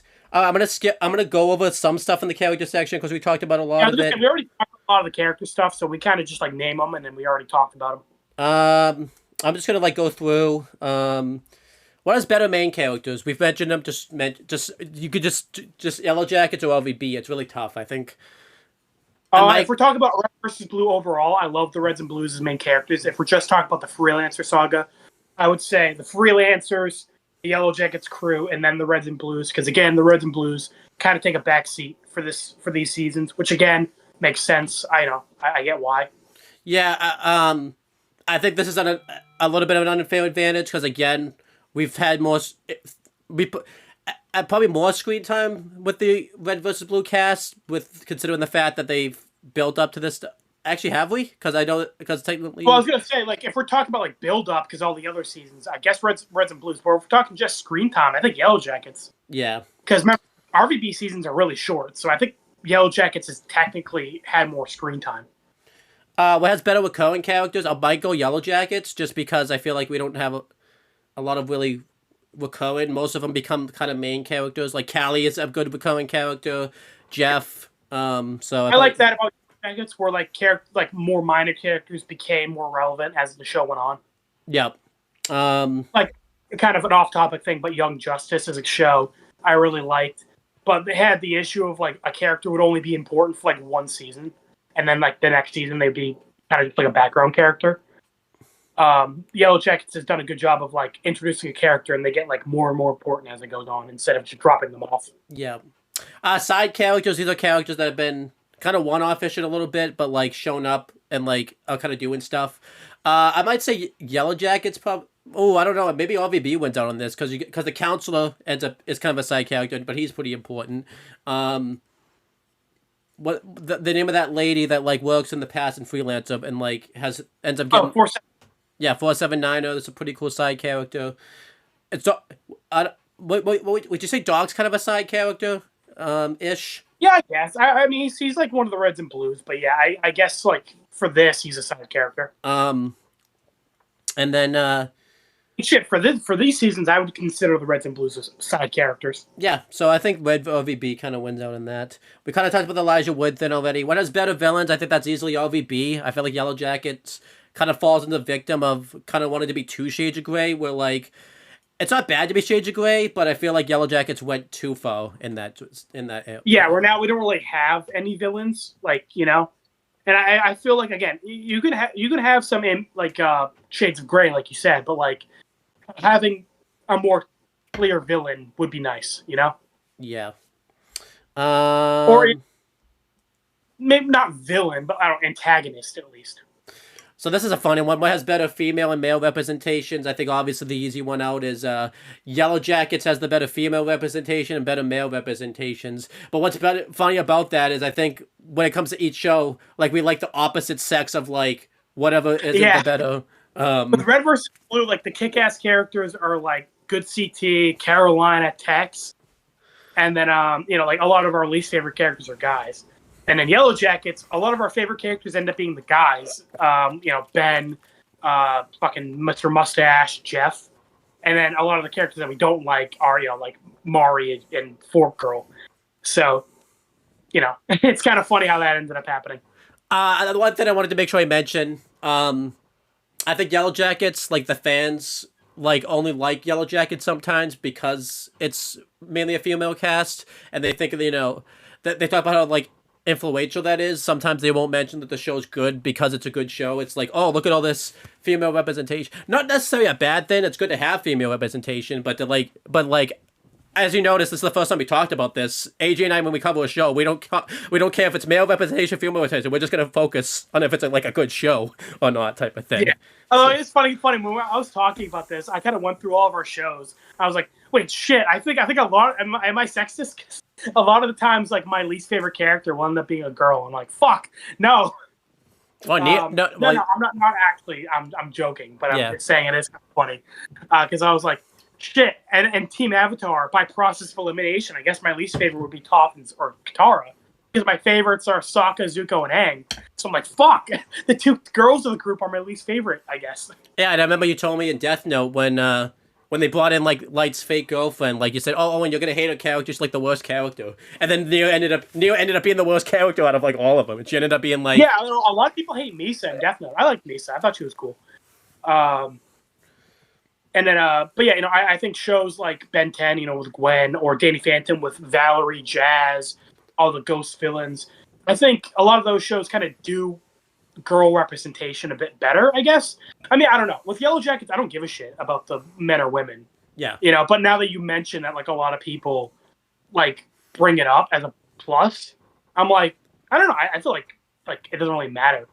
But, like, you know, if I was gonna pick a show to do it better, like Danny Phantom, I think does it better. Oh, right. Maddie, too. Also, Maddie's fucking awesome in Danny Phantom. Yeah. Um, I've been talking for a while, so do you want to mention the music for both shows? Yeah, sure. This is interesting because RVB is using its own soundtrack for the majority of it. Little interesting actually, because for most of RVB, before and after the Freelancer saga, they used a band called Trocadero. But for season 9 and 10, they used like a lot of rap, like from Lamar Hall and Casey Williams and like other, et cetera, et cetera. So kind of interesting that they mixed up like the typical music talent, kind of give it a different vibe than the rest of the show. And then YellowJackets mainly used a lot of songs from the 90s, which makes sense considering the obviously the show is set in the 90s for a lot of it. So that was cool. Again, not really a better or worse. It's mainly up to like when it's used. Again, I think again it depends on the moment. There's plenty of moments where YellowJackets did a really good job with its music placement, and plenty of moments where Red versus Blue did a good job with its music placement. Yeah, the biggest thing about I think we talked about before was what's good about with RVB. Like it with the song, I can name exactly when it plays in the show. With YellowJackets, I think there's been songs where like, "What the hell does this play in the show?" type of thing. Like, yeah, I guess yeah, that was the more thing. I'm like, I think I can name the music at RVB better, or like I can think of the moment it plays better. Yeah, I think too. We mentioned some of the time, like, even if the song fit, like, did they pick this song because it fit the, because YellowJackets because it fit, or did YellowJackets like want to get a big band like in there to like, make the show stand out more. Yeah. I wouldn't say one's better or worse, but like I would say RVB is like a little more Okay, so YellowJackets obviously has more iconic music, but RVB, the music I can like instantly think of. Oh, I know the scene that plays in. I think too. What something that makes me respect is when they're making their own music, and like when you told me that like the writer's daughter, like with some of this, like that's pretty cool that he had his daughter like do some of the songs and everything like that. Yeah, too. That's great. Yeah, Falling Towards the Sky, which played during the sky, when they were falling from the skyscraper. She was 14 when she sung that, which is she did a great job. Again, she went on to be a professional singer. So I think what's cool about how they use their music too is they don't just use it. Like I remember like in that scene, like when they go in the tunnel, like the music plays like in the tunnel instead, and like Yeah, I like that. Yeah, where it like cuts off for a little bit. Yeah, I like that. Like some of the more subdued stuff. Like I love the like sad song that plays during York versus Carolina, or the song that plays during the director scene. Yeah. Yeah. Moving on. The relationships, the parent-child, and the romantic. You want to talk about which one you think did better? Yeah, we won't mention them because we've been talking about it a lot throughout these videos. We kind of go back and forth on this, I feel like. I think sometimes we feel like YellowJackets does this better. Sometimes we think RVB does this better. I think it just depends on our mood. I think YellowJackets Season 2 was really weird. So that's why we'll probably say RVB, because, like, nobody in the main group that's like alive in the present really talks in the past, so like we never really get like a sense of how they feel. And they've had people talk that have apparently been talking off screen, but we never see their conversations on screen. So like that talk that Van and Travis have, like when Travis has to decide to eat his brother, feels forced. Yeah, that was really weird because they had not talked on screen up to that point, so that felt really strange. And I feel like too, like with how the relationships are set up, like it's really weird that Travis would get mad at Natalie at like bullshit when like they're supposed to be like closer than like Van and Travis, and like he doesn't get mad at like everyone else for like eating his, like not just eating his brother, forcing him to eat his brother. He just doesn't do anything. Getting his brother killed, then cooking his brother and then forcing him to eat. Yeah, though that's fucking nuts. But I think YellowJackets has some good things. I just think RVB, I get the sense that like the team are more unified for everything, and when I do like the biggest explanation of this is when Carolina and like Washington and stuff mention, and like they mentioned like they were better fighters, but they didn't really the team fell apart and everything like that, and I really like we even get moments where like we don't really get an explanation of why they do the things what they do, like when the Reds and the Blues decide to go save Church. They don't explain it, but like you kind of get the sense with the relationship. You get why they make that decision, type of thing. Yeah, And like, well, I think the main thing with that is like we had seen the Reds and Blues, throughout the show, and like we knew how the relationship was. Whereas, that's our issue with YellowJackets, where like a lot of these characters we didn't get to see the relationship as much as we should have. Yeah. And I do like that moment where like Sarge tells Washington that like you guys always say that like always underestimate us, but we've kicked your ass time and time again. And I like that kind of where the freelancers fell apart, but the Reds and Blues managed to stick together. Yeah. So yeah, I think they do. I think both shows do it well. I think right now LVB has the edge just because season 2 kind of fell off. Yeah, I think that also has the benefit of it has the 8 earlier seasons to kind of establish them. Exactly. What's better, like a Lumen presence? You want to take that one? I think that one's obvious. Again, it's more of a mystery. Again, we don't even know if the wilderness is like an actual thing or just like the characters imagining it. So in terms of like intrigue, the wilderness is up there. But I would say the director is more interesting because if at first his motivations were very, very different. We had seen Project Freelancer, but we didn't know about the guy at the top. And then we find out he was torturing the Alpha, who ended up being Church. And then we also found out that the director is the original Church, which was fucking awesome, Yeah. For essentially the main villain and the head of Project Freelancer is like the original of the main character, And the main character we've been following is a copy of him. And then finding out more about him kind of through other characters talking about him, Washington, Tex, all the others. And then when we finally see him, he's a fucking asshole, and like very mysterious again, even though when I like that in the seasons where we're getting face reveals for so many characters, his face is hidden, even though he never fucking wears a helmet. I think what I love that they up to that, like that was a really cool thing to do. I think what makes it, even though he's in the past and everything, he still feels like a Lumen threat, like overall, like he's everyone and everything like that. Exactly. Like he really feels like in charge of everything. And then, at the end, I like it too. Even when he thinks he's lost like a small battle, he takes it pretty. Like when he found out that Good CT was working with not Resistance. Yeah, he takes it on the chin. He kind of adapts quickly. And then I love at the end where he's just sitting in a room alone by himself, watching the last video of his wife over and over and over and over again, And, like Phyllis was even telling him it had been days and he hadn't even eaten or drank any water. He's just been watching that video over and over. And when Caroline and Church come to kill him, he just doesn't even, like, care. He's like, oh, hey, do you want to watch this video with me? Yeah. And where he just decides to kill himself in the end. It's like, damn. And I love that it was built up to, too. When he said in season 6, like, when you come looking for me, you're not going to find the fight. You're just going to find, an old man. And I like that was how it turned out. And again, I think that's kind of why I think the director is more of a parallel to Lottie than the Wilderness. Where kind of the same thing where you think there's this like big head honcho villain. And then you kind of find out that like in a lot of ways they are just as much a victim as everybody else. Where you think they're in charge of everything and they planned everything, but they are just like have long since lost control. And they ended up just accidentally hurting everyone around them. Yeah, we could come back to this later. I think the wilderness is also a thing because that's something that keeps getting mentioned throughout both timelines, type of thing. So like we don't know if it's a thing. But yeah, the next one I'll just do quick. It's kind of comparing characters to each other. Yep. I'll just take. I'll talk about them. Like we said, the director and Lottie. They both like lead something where like director leads a whole military foundation and the Lottie leads a cult. They both have like issues where they're trying to like keep their personality and like mental health kind of under control.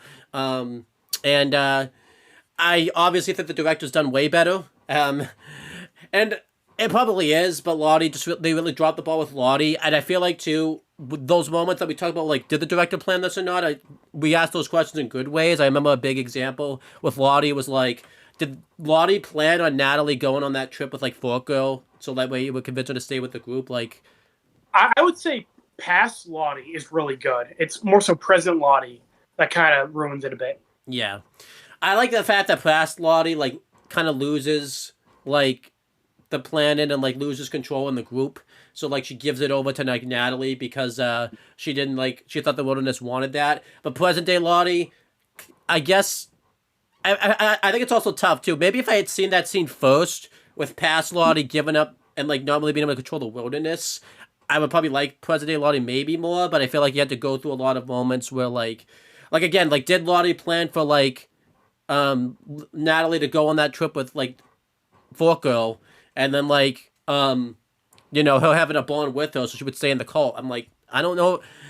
I don't think that was like, by the way, one thing I forgot to add to disappointment I want to mention, because I remember they had spent the whole episode hyping that up and I forgot to put it in the thing, was Natalie going into that room and we were supposed to think there was something in there and then that we found out was just that like Natalie took like Lottie just had the social security numbers and like phone information or like bank information, like shit you would give like your work type of thing.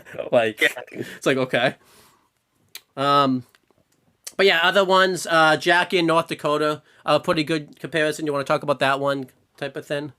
Yeah, sure. Again, North Dakota. Yeah, so they're both kind of set up as like the responsible older sibling group.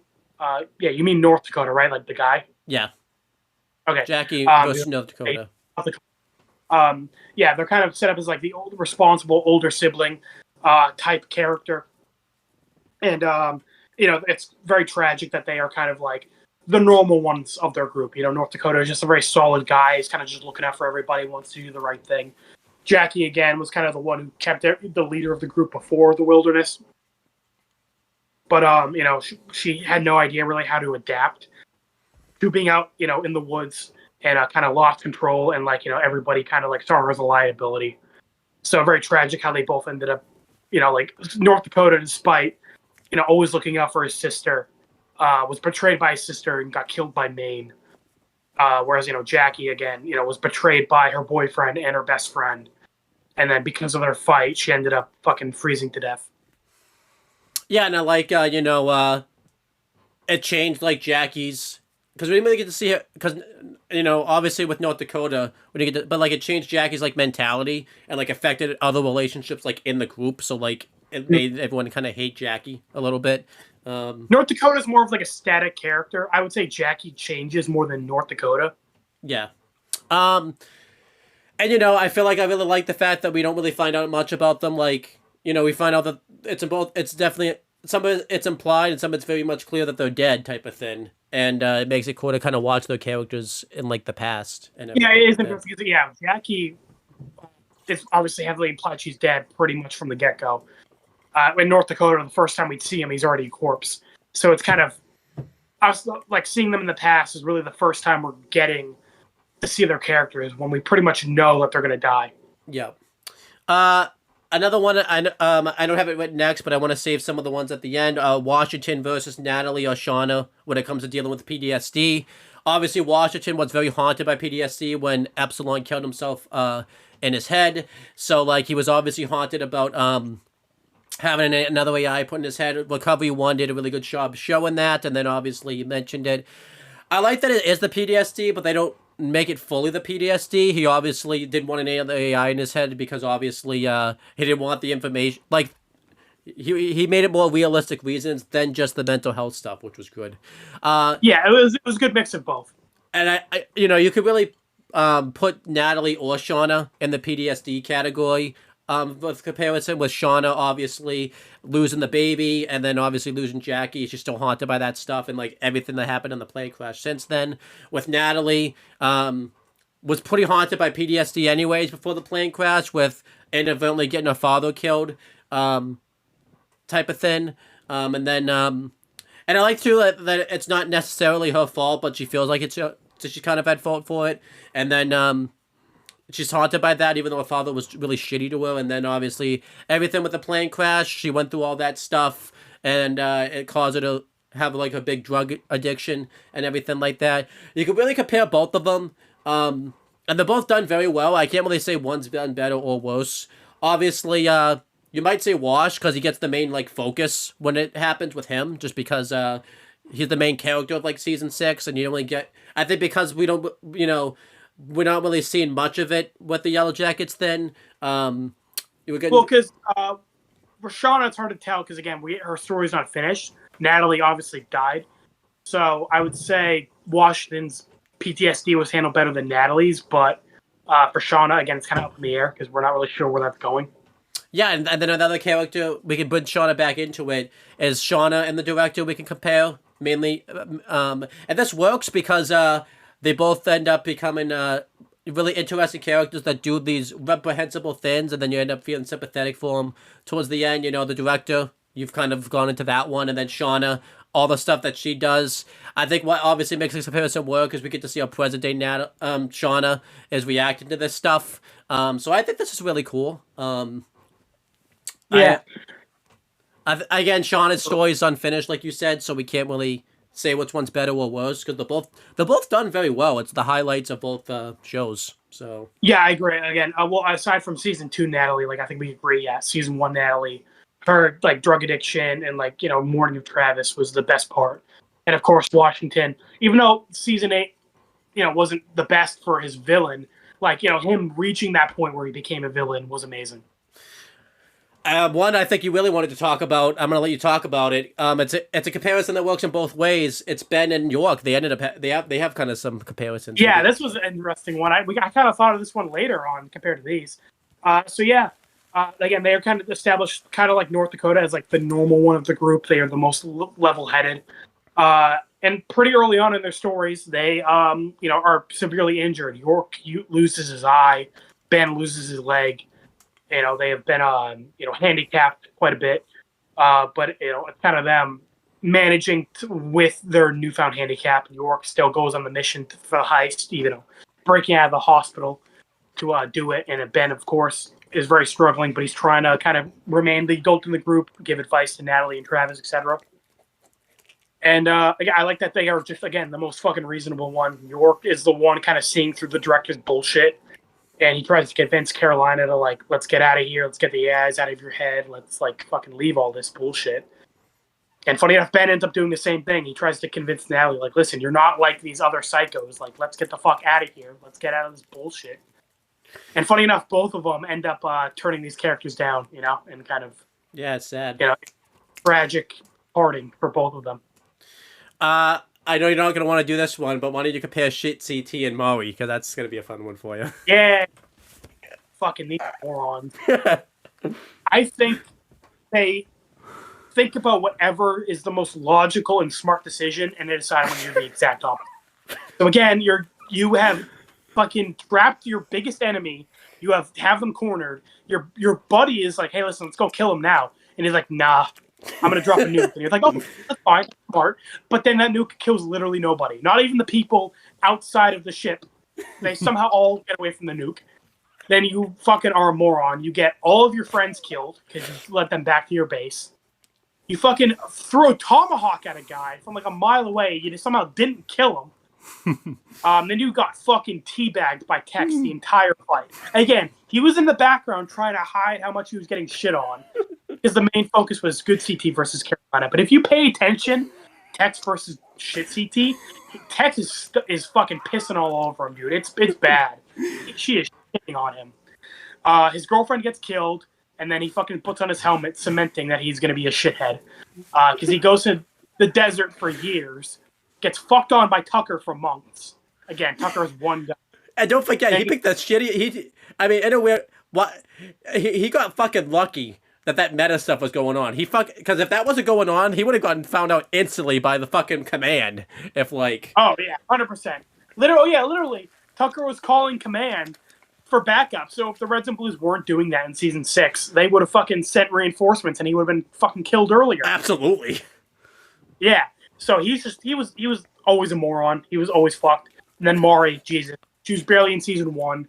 Then in season 2, she exists to stay stupid shit. She sits around, does nothing, shits on Ben and Natalie, who are the only ones actually doing shit. Fucking Misty has to tell her you're just fucking useless and not helping when Lottie's almost dying. She almost gets Lottie killed by offering the competition in Lottie's place. And then she just fucking does nothing to get the moose or help fucking hunt Natalie and Javi. And she just kind of sits back and fucking does jack shit except bitch and moan. By the way, I didn't mention this in the downgrades. How are you barely in a fucking show and somehow you still downgrade by being in it like more? That's how does that happen? I know, right? Crazy. I think I think Molly and Neil are the only ones that can accomplish that. Like Neil was barely in like the first half of the show, and somehow him being in the show is a downgrade. Yeah, for like 10 episodes, and Near already made us fucking hate him. Yeah. So those are easily our LVPs and least favorite. Our last comparison is Carolina versus Misty. No, there's one more. I want to mention this one. Maybe we'll save that one. Lottie versus Wyoming. I want to mention this one because they both end up being pretty. Mainly, and when I say Lottie, I mean present day Lottie. They both end up being kind of disappointments in the shows. Lottie, was really good in the past, and when we found out she was alive, we find out that it was like the same time she took over, being like the leader of in the past. And you think it's gonna be like this really awesome character, like the director, or like a Gus Fring situation, or like Darth Vader. I know I'm not at that point yet, but still. But then it starts out okay, but then you never really get any feelings about Lottie. The actress that plays Lottie just can't seem to channel Lottie the same way that the past one does. You like, honestly, it doesn't even feel like it's Lottie in the present. A lot of the season she's struggling with her mental health, and I'm like, that's not really what I wanted. And then the therapist scenes were good, and then she decides like to jump to conclusions and just get like everyone killed for no reason, and then get herself like mentally committed, and then and again, I just never get the sense of like what the hell is Lottie like doing.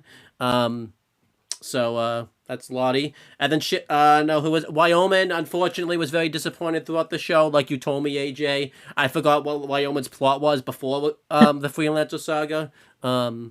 And then I forgot that I want to mention he dies in Blood Gulch, but he doesn't even die at the end of Blood Gulch. He just dies, and then they move on like really quickly to like Omega. Yeah, kind of move on from that, and then they get to Omega for like the very end. Yeah. So these are characters that were set up that really kind of just got swept under the rug, unfortunately. If I had to say which one I'm more disappointed by, I would probably say Lottie had better setup than Wyoming. Yeah, definitely. But so then do you want to talk about Carolina versus Misty? Yeah, both women end up being really crazy. Funny enough, both redheads. Oh, that's right. Yeah. Redheads. Misty's blonde. Yeah, Carolina has red hair. Misty has red hair. No, she's blonde. Misty? Yeah, she's blonde. Is she? Oh, I always thought her hair was like orange. No, I think she's supposed to be like a blonde. Oh, okay. Trust me, I don't like that color, so I would know what orange is. So the second I. By the way, fuck her Aunt Brenda, I guess. Yeah, pretty much. So, but yeah, So Misty versus I guess Misty's better then because she doesn't have orange hair. Yeah, there you go. But in all seriousness, they both have complicated pasts. I like this because you don't find this out till later. Finding out that that's the director's daughter. I assume it was haunted by the past of like her mom dying and everything like that. She's like the leader and like keeping everyone safe in Project Freelancer. She's the one that like everyone kind of goes to if they need help with anything. She's the one that kind of is a little bit complicated, kind of leaves everyone out in the dust. Doesn't really trust anybody. Whereas Misty, was always shit on and bullied as a kid. And, when she felt like she could be useful to a group, I think that's why she ends up destroying the transmitter. She's like, I don't want this to go away because then, and when I come back, I don't think anyone's really going to like, it's not going to be this way anymore. When she gets to like care for Ben, you get kind of the sense why. And then, meanwhile, in the present, though, she is very cold. I feel like it's really weird, though, because they kind of changed Misty's a little bit because of the inclusion of Crystal. Because they do this really weird shit in Season 2 where, like, she doesn't want anyone to get, like, close to her. But, like, that was her main plot in Season 1 where she wanted to consistently, like, be close with, like, Natalie. So I'm like, that's kind of weird.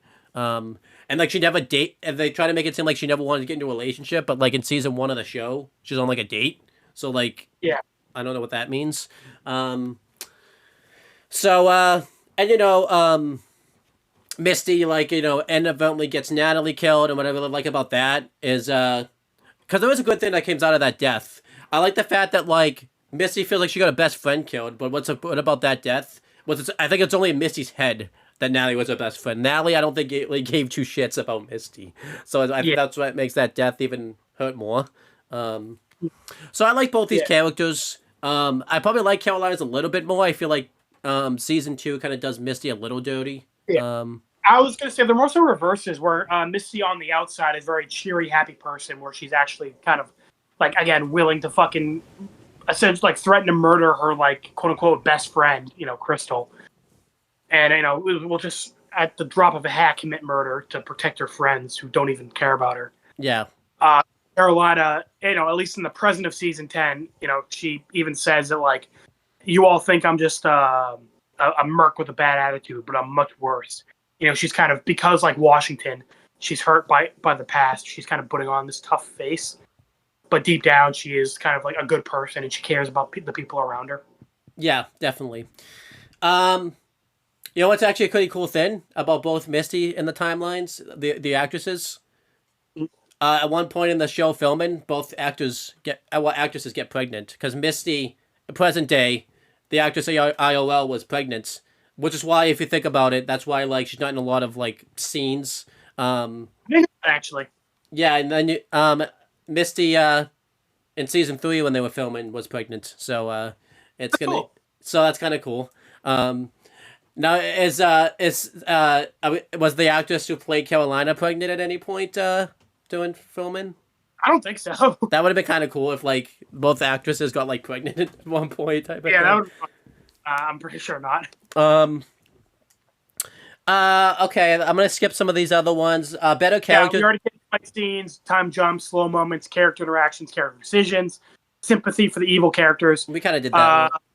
We'll just skim through the what if scenarios. So something we liked about this is kind of, being like the kind of the audience being like, oh no, I know things are gonna go tragic, but like, I have to sit here and watch, the dramatic irony. It kind of gives a lot of like, oh man, if only things happen this way, and we'll kind of just skim through, like, oh man, how things could have been different. Yeah, I think I'll talk about the what if moments real quick. I don't just think about this in terms of the timelines too. We obviously think about this with shows, like what if this person didn't do this, then this wouldn't have happened. I think the best example maybe that I can think of, because it's such a little moment, but it has such a big effect on the show, is Combo's death in Breaking Bad. Like it's such a big moment. That ends up being such a big moment for the show, but he really wasn't much of a character like in the show itself. Yeah, the cool thing about what ifs is they often have like a butterfly effect, So like oftentimes you can't change one little thing because it'll fuck up with it'll like change a bunch of other stuff. Yeah. Like Combo messed with Gus's drug dealers, which caused him and Jesse to have an issue, which caused Walt to have an issue, which caused all of season 4. This one little thing changes like everything. Yeah. So should I do YellowJackets? You do RVB? Do you want to flip it this time? You do YellowJackets. I'll do RVB. Yeah. You do RVB and I'll do YellowJackets for sure. Just skim through it. We're not going to say them because these can be video as ideas for the future. Yeah. Again, just say them, and then we're not going to go too deep into it. I'll say this too. I think the comparison here is LVB. Obviously, we have more of the answers to. Where YellowJackets, we can't really do a what if video for it because we don't have the answers because the show's still going type of thing. Yeah. But yeah, YellowJackets is for. No, it's LVB first. I'm sorry. What if Allison didn't die? What if the Alpha didn't create Tex? What if the director didn't torture the Alpha? What if York didn't lose his eye? What if Carolina didn't request to be moved up in the AI order? Because obviously, like we found out, like Washington and like I think what was it? No, I think someone else was supposed to get. Yeah, South. Well, again, the director probably would have found out some way to fuck over South Dakota, but yeah, York wouldn't have got Epsilon. I mean, Washington wouldn't have gotten Epsilon, which would have changed a lot. What if Maine didn't get injured doing the heist? Because again, Sigma was supposed to go to. Carolina. I don't think we wrote this down, but like, what if because originally Carolina had Sigma, so what if Carolina kept Sigma? That's true. What if Alpha? I'm sorry. What if Agent Florida didn't die? Like this was way back in the beginning of the show. What if Washington didn't get Epsilon? What if Tex was successful at breaking out the alpha? Because that's a what if. You know, and then I also, well, what if Tex had gotten to the alpha sooner? Because obviously, that's Yeah, that's kind of a what if also. yeah. What if South Obviously, got an close A? from happening. Yeah. Well, I was gonna say I know that's because like maybe the show can be like Tex and Church are like on the run type of thing. The director's Yeah. trying to Well, find. again, yeah, it's cool. Obviously, the show wouldn't happen like it does, but it's cool, like how it would, like the show would change, because of that. Yeah. Yeah. What if South got an AI? What if Carolina didn't give Main Sigma? What Oh, he if did right. Yeah, I did. What if the good CT didn't work with the Resistance? What if Tex and Carolina got along? Imagine that badass team type of thing. Yeah, Um, it would have been unstoppable. It would have been cool. what if Carolina got the briefcase? That's a big one. What if the mission to get the sarcophagus failed? Because it almost does at several points. And like they wouldn't be able to, make the fragments if they didn't get it. Yeah. What if the chairman never becomes a chairman? Again, this is just me, like fantasy writing type of thing. What if York and Carolina didn't meet? Me, What if Carolina and York didn't break up? What if Carolina actually died in the past? That'd be no, I guess season 10, right? I guess season 9 would just Church would just be in the Epsilon unit the rest of his life. yeah. What if Wyoming was not disappointed? Okay, so these last couple, I think I have a couple joke ones in here. So, what if Wyoming wasn't disappointed? What if the leader of the CT stayed at the junkyard? Until the Would have fucking won. He would have been the most competent villain ever. But not, of course, not. And this leads to my next point. What if CT wasn't shit? What if he didn't put that helmet on again? He was already dumb, but once he put that helmet on, all of any IQ he had. And then what if Church Epsilon never let Tex go? Again, you would never know it's Epsilon because you fucking spelt it like Eps Cologne or something. Yep. And then what if season 9 was the end of Epsilon? Be very disappointing, but what if it was? What if Caboose didn't call Washington a friend? That's kind of a big one. Yeah. What if Donut didn't live? Not much happens, but that could be an April Fool's type of video. What if Donut didn't live? Because that's Because again, nobody seemed to give a shit that Washington killed him. It's like, oh, okay. What if Doc didn't give a speech? What if the Reds and Blues didn't get like bored, like in between that time? They like Church and Carolina. Yeah. That kind of ties into Doc giving a speech. Yeah. Like they will help him. What if they didn't forget Doc? That's a funny one. Yeah. What if he shows up to the fight, but just like gets killed immediately? What if Church killed the director, and then what if Carolina killed the director? I think you can make a case for both of those. And then what if the director was never found? What if they could never find the director? Type of thing. Kind of funny. I guess it would have been the same result, right? Because he probably just would have ended up killing himself eventually, right? He would have just died of like not eating. Yeah, or he hadn't eaten in days just watching that video, so he probably would have just like fucking starved to death or something. Yep. Any other what ifs for OVB I didn't say that you think? No, I think that's pretty much all of them. And then to get to the YellowJackets, again, this is a cool one because again, we obviously know the fates of a lot of characters and we kind of know how things are going to play out. What if the plane crash didn't happen? This would obviously change everything. What if Misty didn't destroy the plane's transmitter? Or what if somebody caught her doing that? I want to say this about what if the plane crash didn't happen? I think a show could still happen. It just wouldn't be YellowJackets because there was, if you remember, they were building up some plots like Shauna would still gotten pregnant, so Shauna would still have to like deal with like telling Jackie about the pregnancy. There's a Thaisa plot line you could do with like because she injures Allison, I think her name is. Well, again, Shauna was gonna like try and like do a self-abortion, so Shauna probably could have just like got an actual abortion. That's true. So this is still a show. It's just not. It'd just be one episode probably or something. Like it'd be a mini series. To imagine what their lives would have been like with all the PTSD. Yeah. What if Misty didn't destroy the plane's transmitter, and what if she got caught?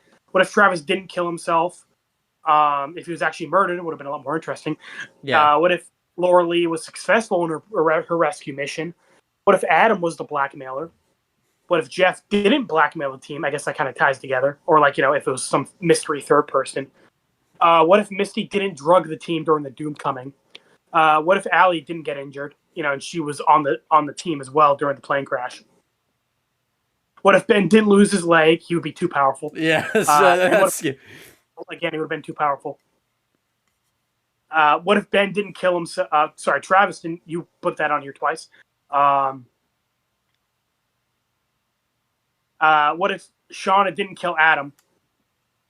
And then what if Shauna's baby didn't die during childbirth? Again, that would have been super interesting. Like Shauna comes back from the wilderness with a child. How does Jeff react to that? Yeah, definitely. Also, like how would they even take care of the baby during while they have no resources? Which puts me to the next what if. Yeah, what if the baby survived in the wilderness? What if because obviously like Lottie was super interested in the baby. How would she deal with that? What if Misty didn't poison Ben? What if Taissa lost the election? What if Van died during the plane crash? What if Laura Lee died during the plane crash? What if Van died during the wolf attack? Or she actually did die and stayed dead?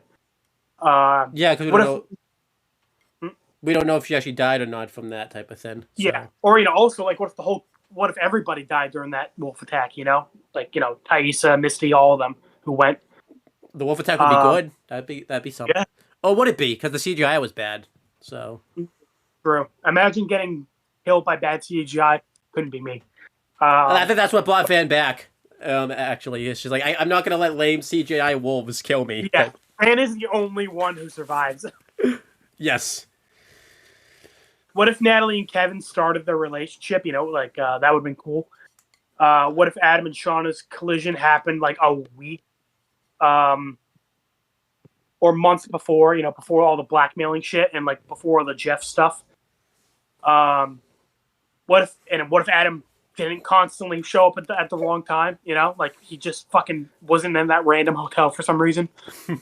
And then what if Javi didn't fucking always disappear half the time? Or more than half the time, like 99% of the time. Yeah, there's one that I wrote in there. I noticed you skipped over. Maybe it's what if Ben took control, because I feel like Ben kind of did take it. Not in the way the show intended, but Ben kind of did take control. So. Yeah. Well, I was kind of tied into it where I'm like, he'd be too powerful. The show wouldn't happen. Survive. They all would get out of the wilderness like the next day. No PTSD, no nothing. Well, maybe some PTSD. Yeah, again, they would all be fine. Ben would be having them on their way back home, ice cream in hand. They all be chilling. I don't have these moments in, but I want to make sure we talk about these because it ties into our videos. What show was like more fun to review? I think we said YellowJackets because OVB is seasons, so they're a lot longer and kind of wear us out a bit. Whereas YellowJackets, I think even when it's bad, it's pretty fun, and obviously when it's good, it's really good. Yeah. What show's more fun to go back and we watch? I would probably say OVB because some of the shows. I'll be honest, some of the stuff in YellowJackets I'm probably not going to rewatch because either it was ruined by. Unfortunately, like a lot of plot lines I was excited for didn't get the conclusions I wanted. So now going back, like I think season 1 would actually be hurt more because of season 2. Yeah. And then. For RVP, I think the freelancer stuff makes stuff like Blood Gulch and The Recollection better. Yeah, and let's end it off ranking the seasons because I forgot to have us do that here. Ready? No, we ranked the timelines. We didn't rank the seasons. Okay. Yeah, you're right. I went first last time. Do you want to rank the seasons? Okay. RVP season 10 is the best. I think that's kind of obvious considering we ranked it as the best for present and past. Then I would rank YellowJackets season 1 as second place. YellowJackets season 2 as third place, and Red vs. Blue season 9 as fourth place. Again, I would kind of go back and forth between season 9 and season 2. Actually, right now, I'm feeling like season 9's a little bit better than season 2. But again, that's kind of like they're pretty neck and neck. Yeah, because I was going to go opposite. Obviously, the top two for me are the same. YellowJackets season 10. RVB season 10. I hope YellowJackets isn't 10 seasons. That's. I don't know. We've already skimmed through like 9 months. I don't know how the fuck they would, stretch out the other however many months are out there. One of the seasons is just one day type of thing. Crazy day. Yeah. But no, I love LVB season 10. It just has a really good fleshed out story. It continuously just keeps you watching. You don't really know what's going to happen next. Well, it's really weird because you know what's going to happen next, but then you don't know what's going to happen next in a weird way. Good balance. Yeah. Yellow Jackets, season 1, really good character development. I think both timelines are very good. I like all the characters for the most part. And I'm going to go LVB season 9. I know the present's very disappointing, but the past is just fantastic. I really like the past. And you get some moments of the present, I guess. Like, again, the present isn't awful. It's just boring. And Yellow Jackets season 2, I think I have to put it the worst. Because I feel like Yellow Jackets season 1 just set it at high expectation. And, like, just gave them everything they could have used to, like, make that good. And I feel like Yellow Jacket season 2 just really falls short with a lot of the plot lines and everything like that. I know the Epsilon unit stuff was disappointing, but again, we had the past. Again, had we not had the past, I feel like obviously Yellow Jacket RVB season 2 season 9 would be the worst, but it's what it is. I think that's it. I don't really think Yeah, we really got to wrap it up because my grandparents are calling me, wanting me to pick up my cat. So, I really got to go. One more thing, what are we looking forward to do it, to do it next? Because obviously, and like what show has more excitement right now? I think that's it. Easy win for Yellow Jackets, considering the fact that like we're doing that next, and again we have more of a setup for the next season. Whereas RVB, that's pretty much the end of the show, type of thing. Do you agree with that or no? Yeah, I agree. But yeah, let's end it off. We finally did this video. We got it done. Anything you want to plug and promote before we get out of here? Nope. And yeah, I'm happy we can promote this. Finally, we're gonna start Yellow Jackets season 3 next week. Of all the times to not give you the thumbs up, they don't give you the you do a thumbs up and the squad doesn't do it. Not even the fireworks in the background. Yeah, but we're finally gonna start season 3. I'm really excited about that. I've been waiting for that for a while. I'm happy we're gonna finally get to this point. And then we're gonna do 5 episodes. We originally said 3, but we're starting this later than we. I mean, we're really starting this later than we wanted, but we wanted to be starting Yellow Jackets like today. That we're recording this, but it just didn't work out that way. So we're gonna start. We're gonna do 5 episodes. Do a couple small things, and then do another 5 episodes after that, the rest of the season, and then we're gonna finish it off by doing by ending off the Toy Story and the original Star Wars trilogy. And then we're going to do a couple of Halloween things, so it'll be fun. We're going to do 2 more Kiss Sis videos this year. So that could... One for my birthday. But yeah, it's pretty much up, guys. We will talk to you later.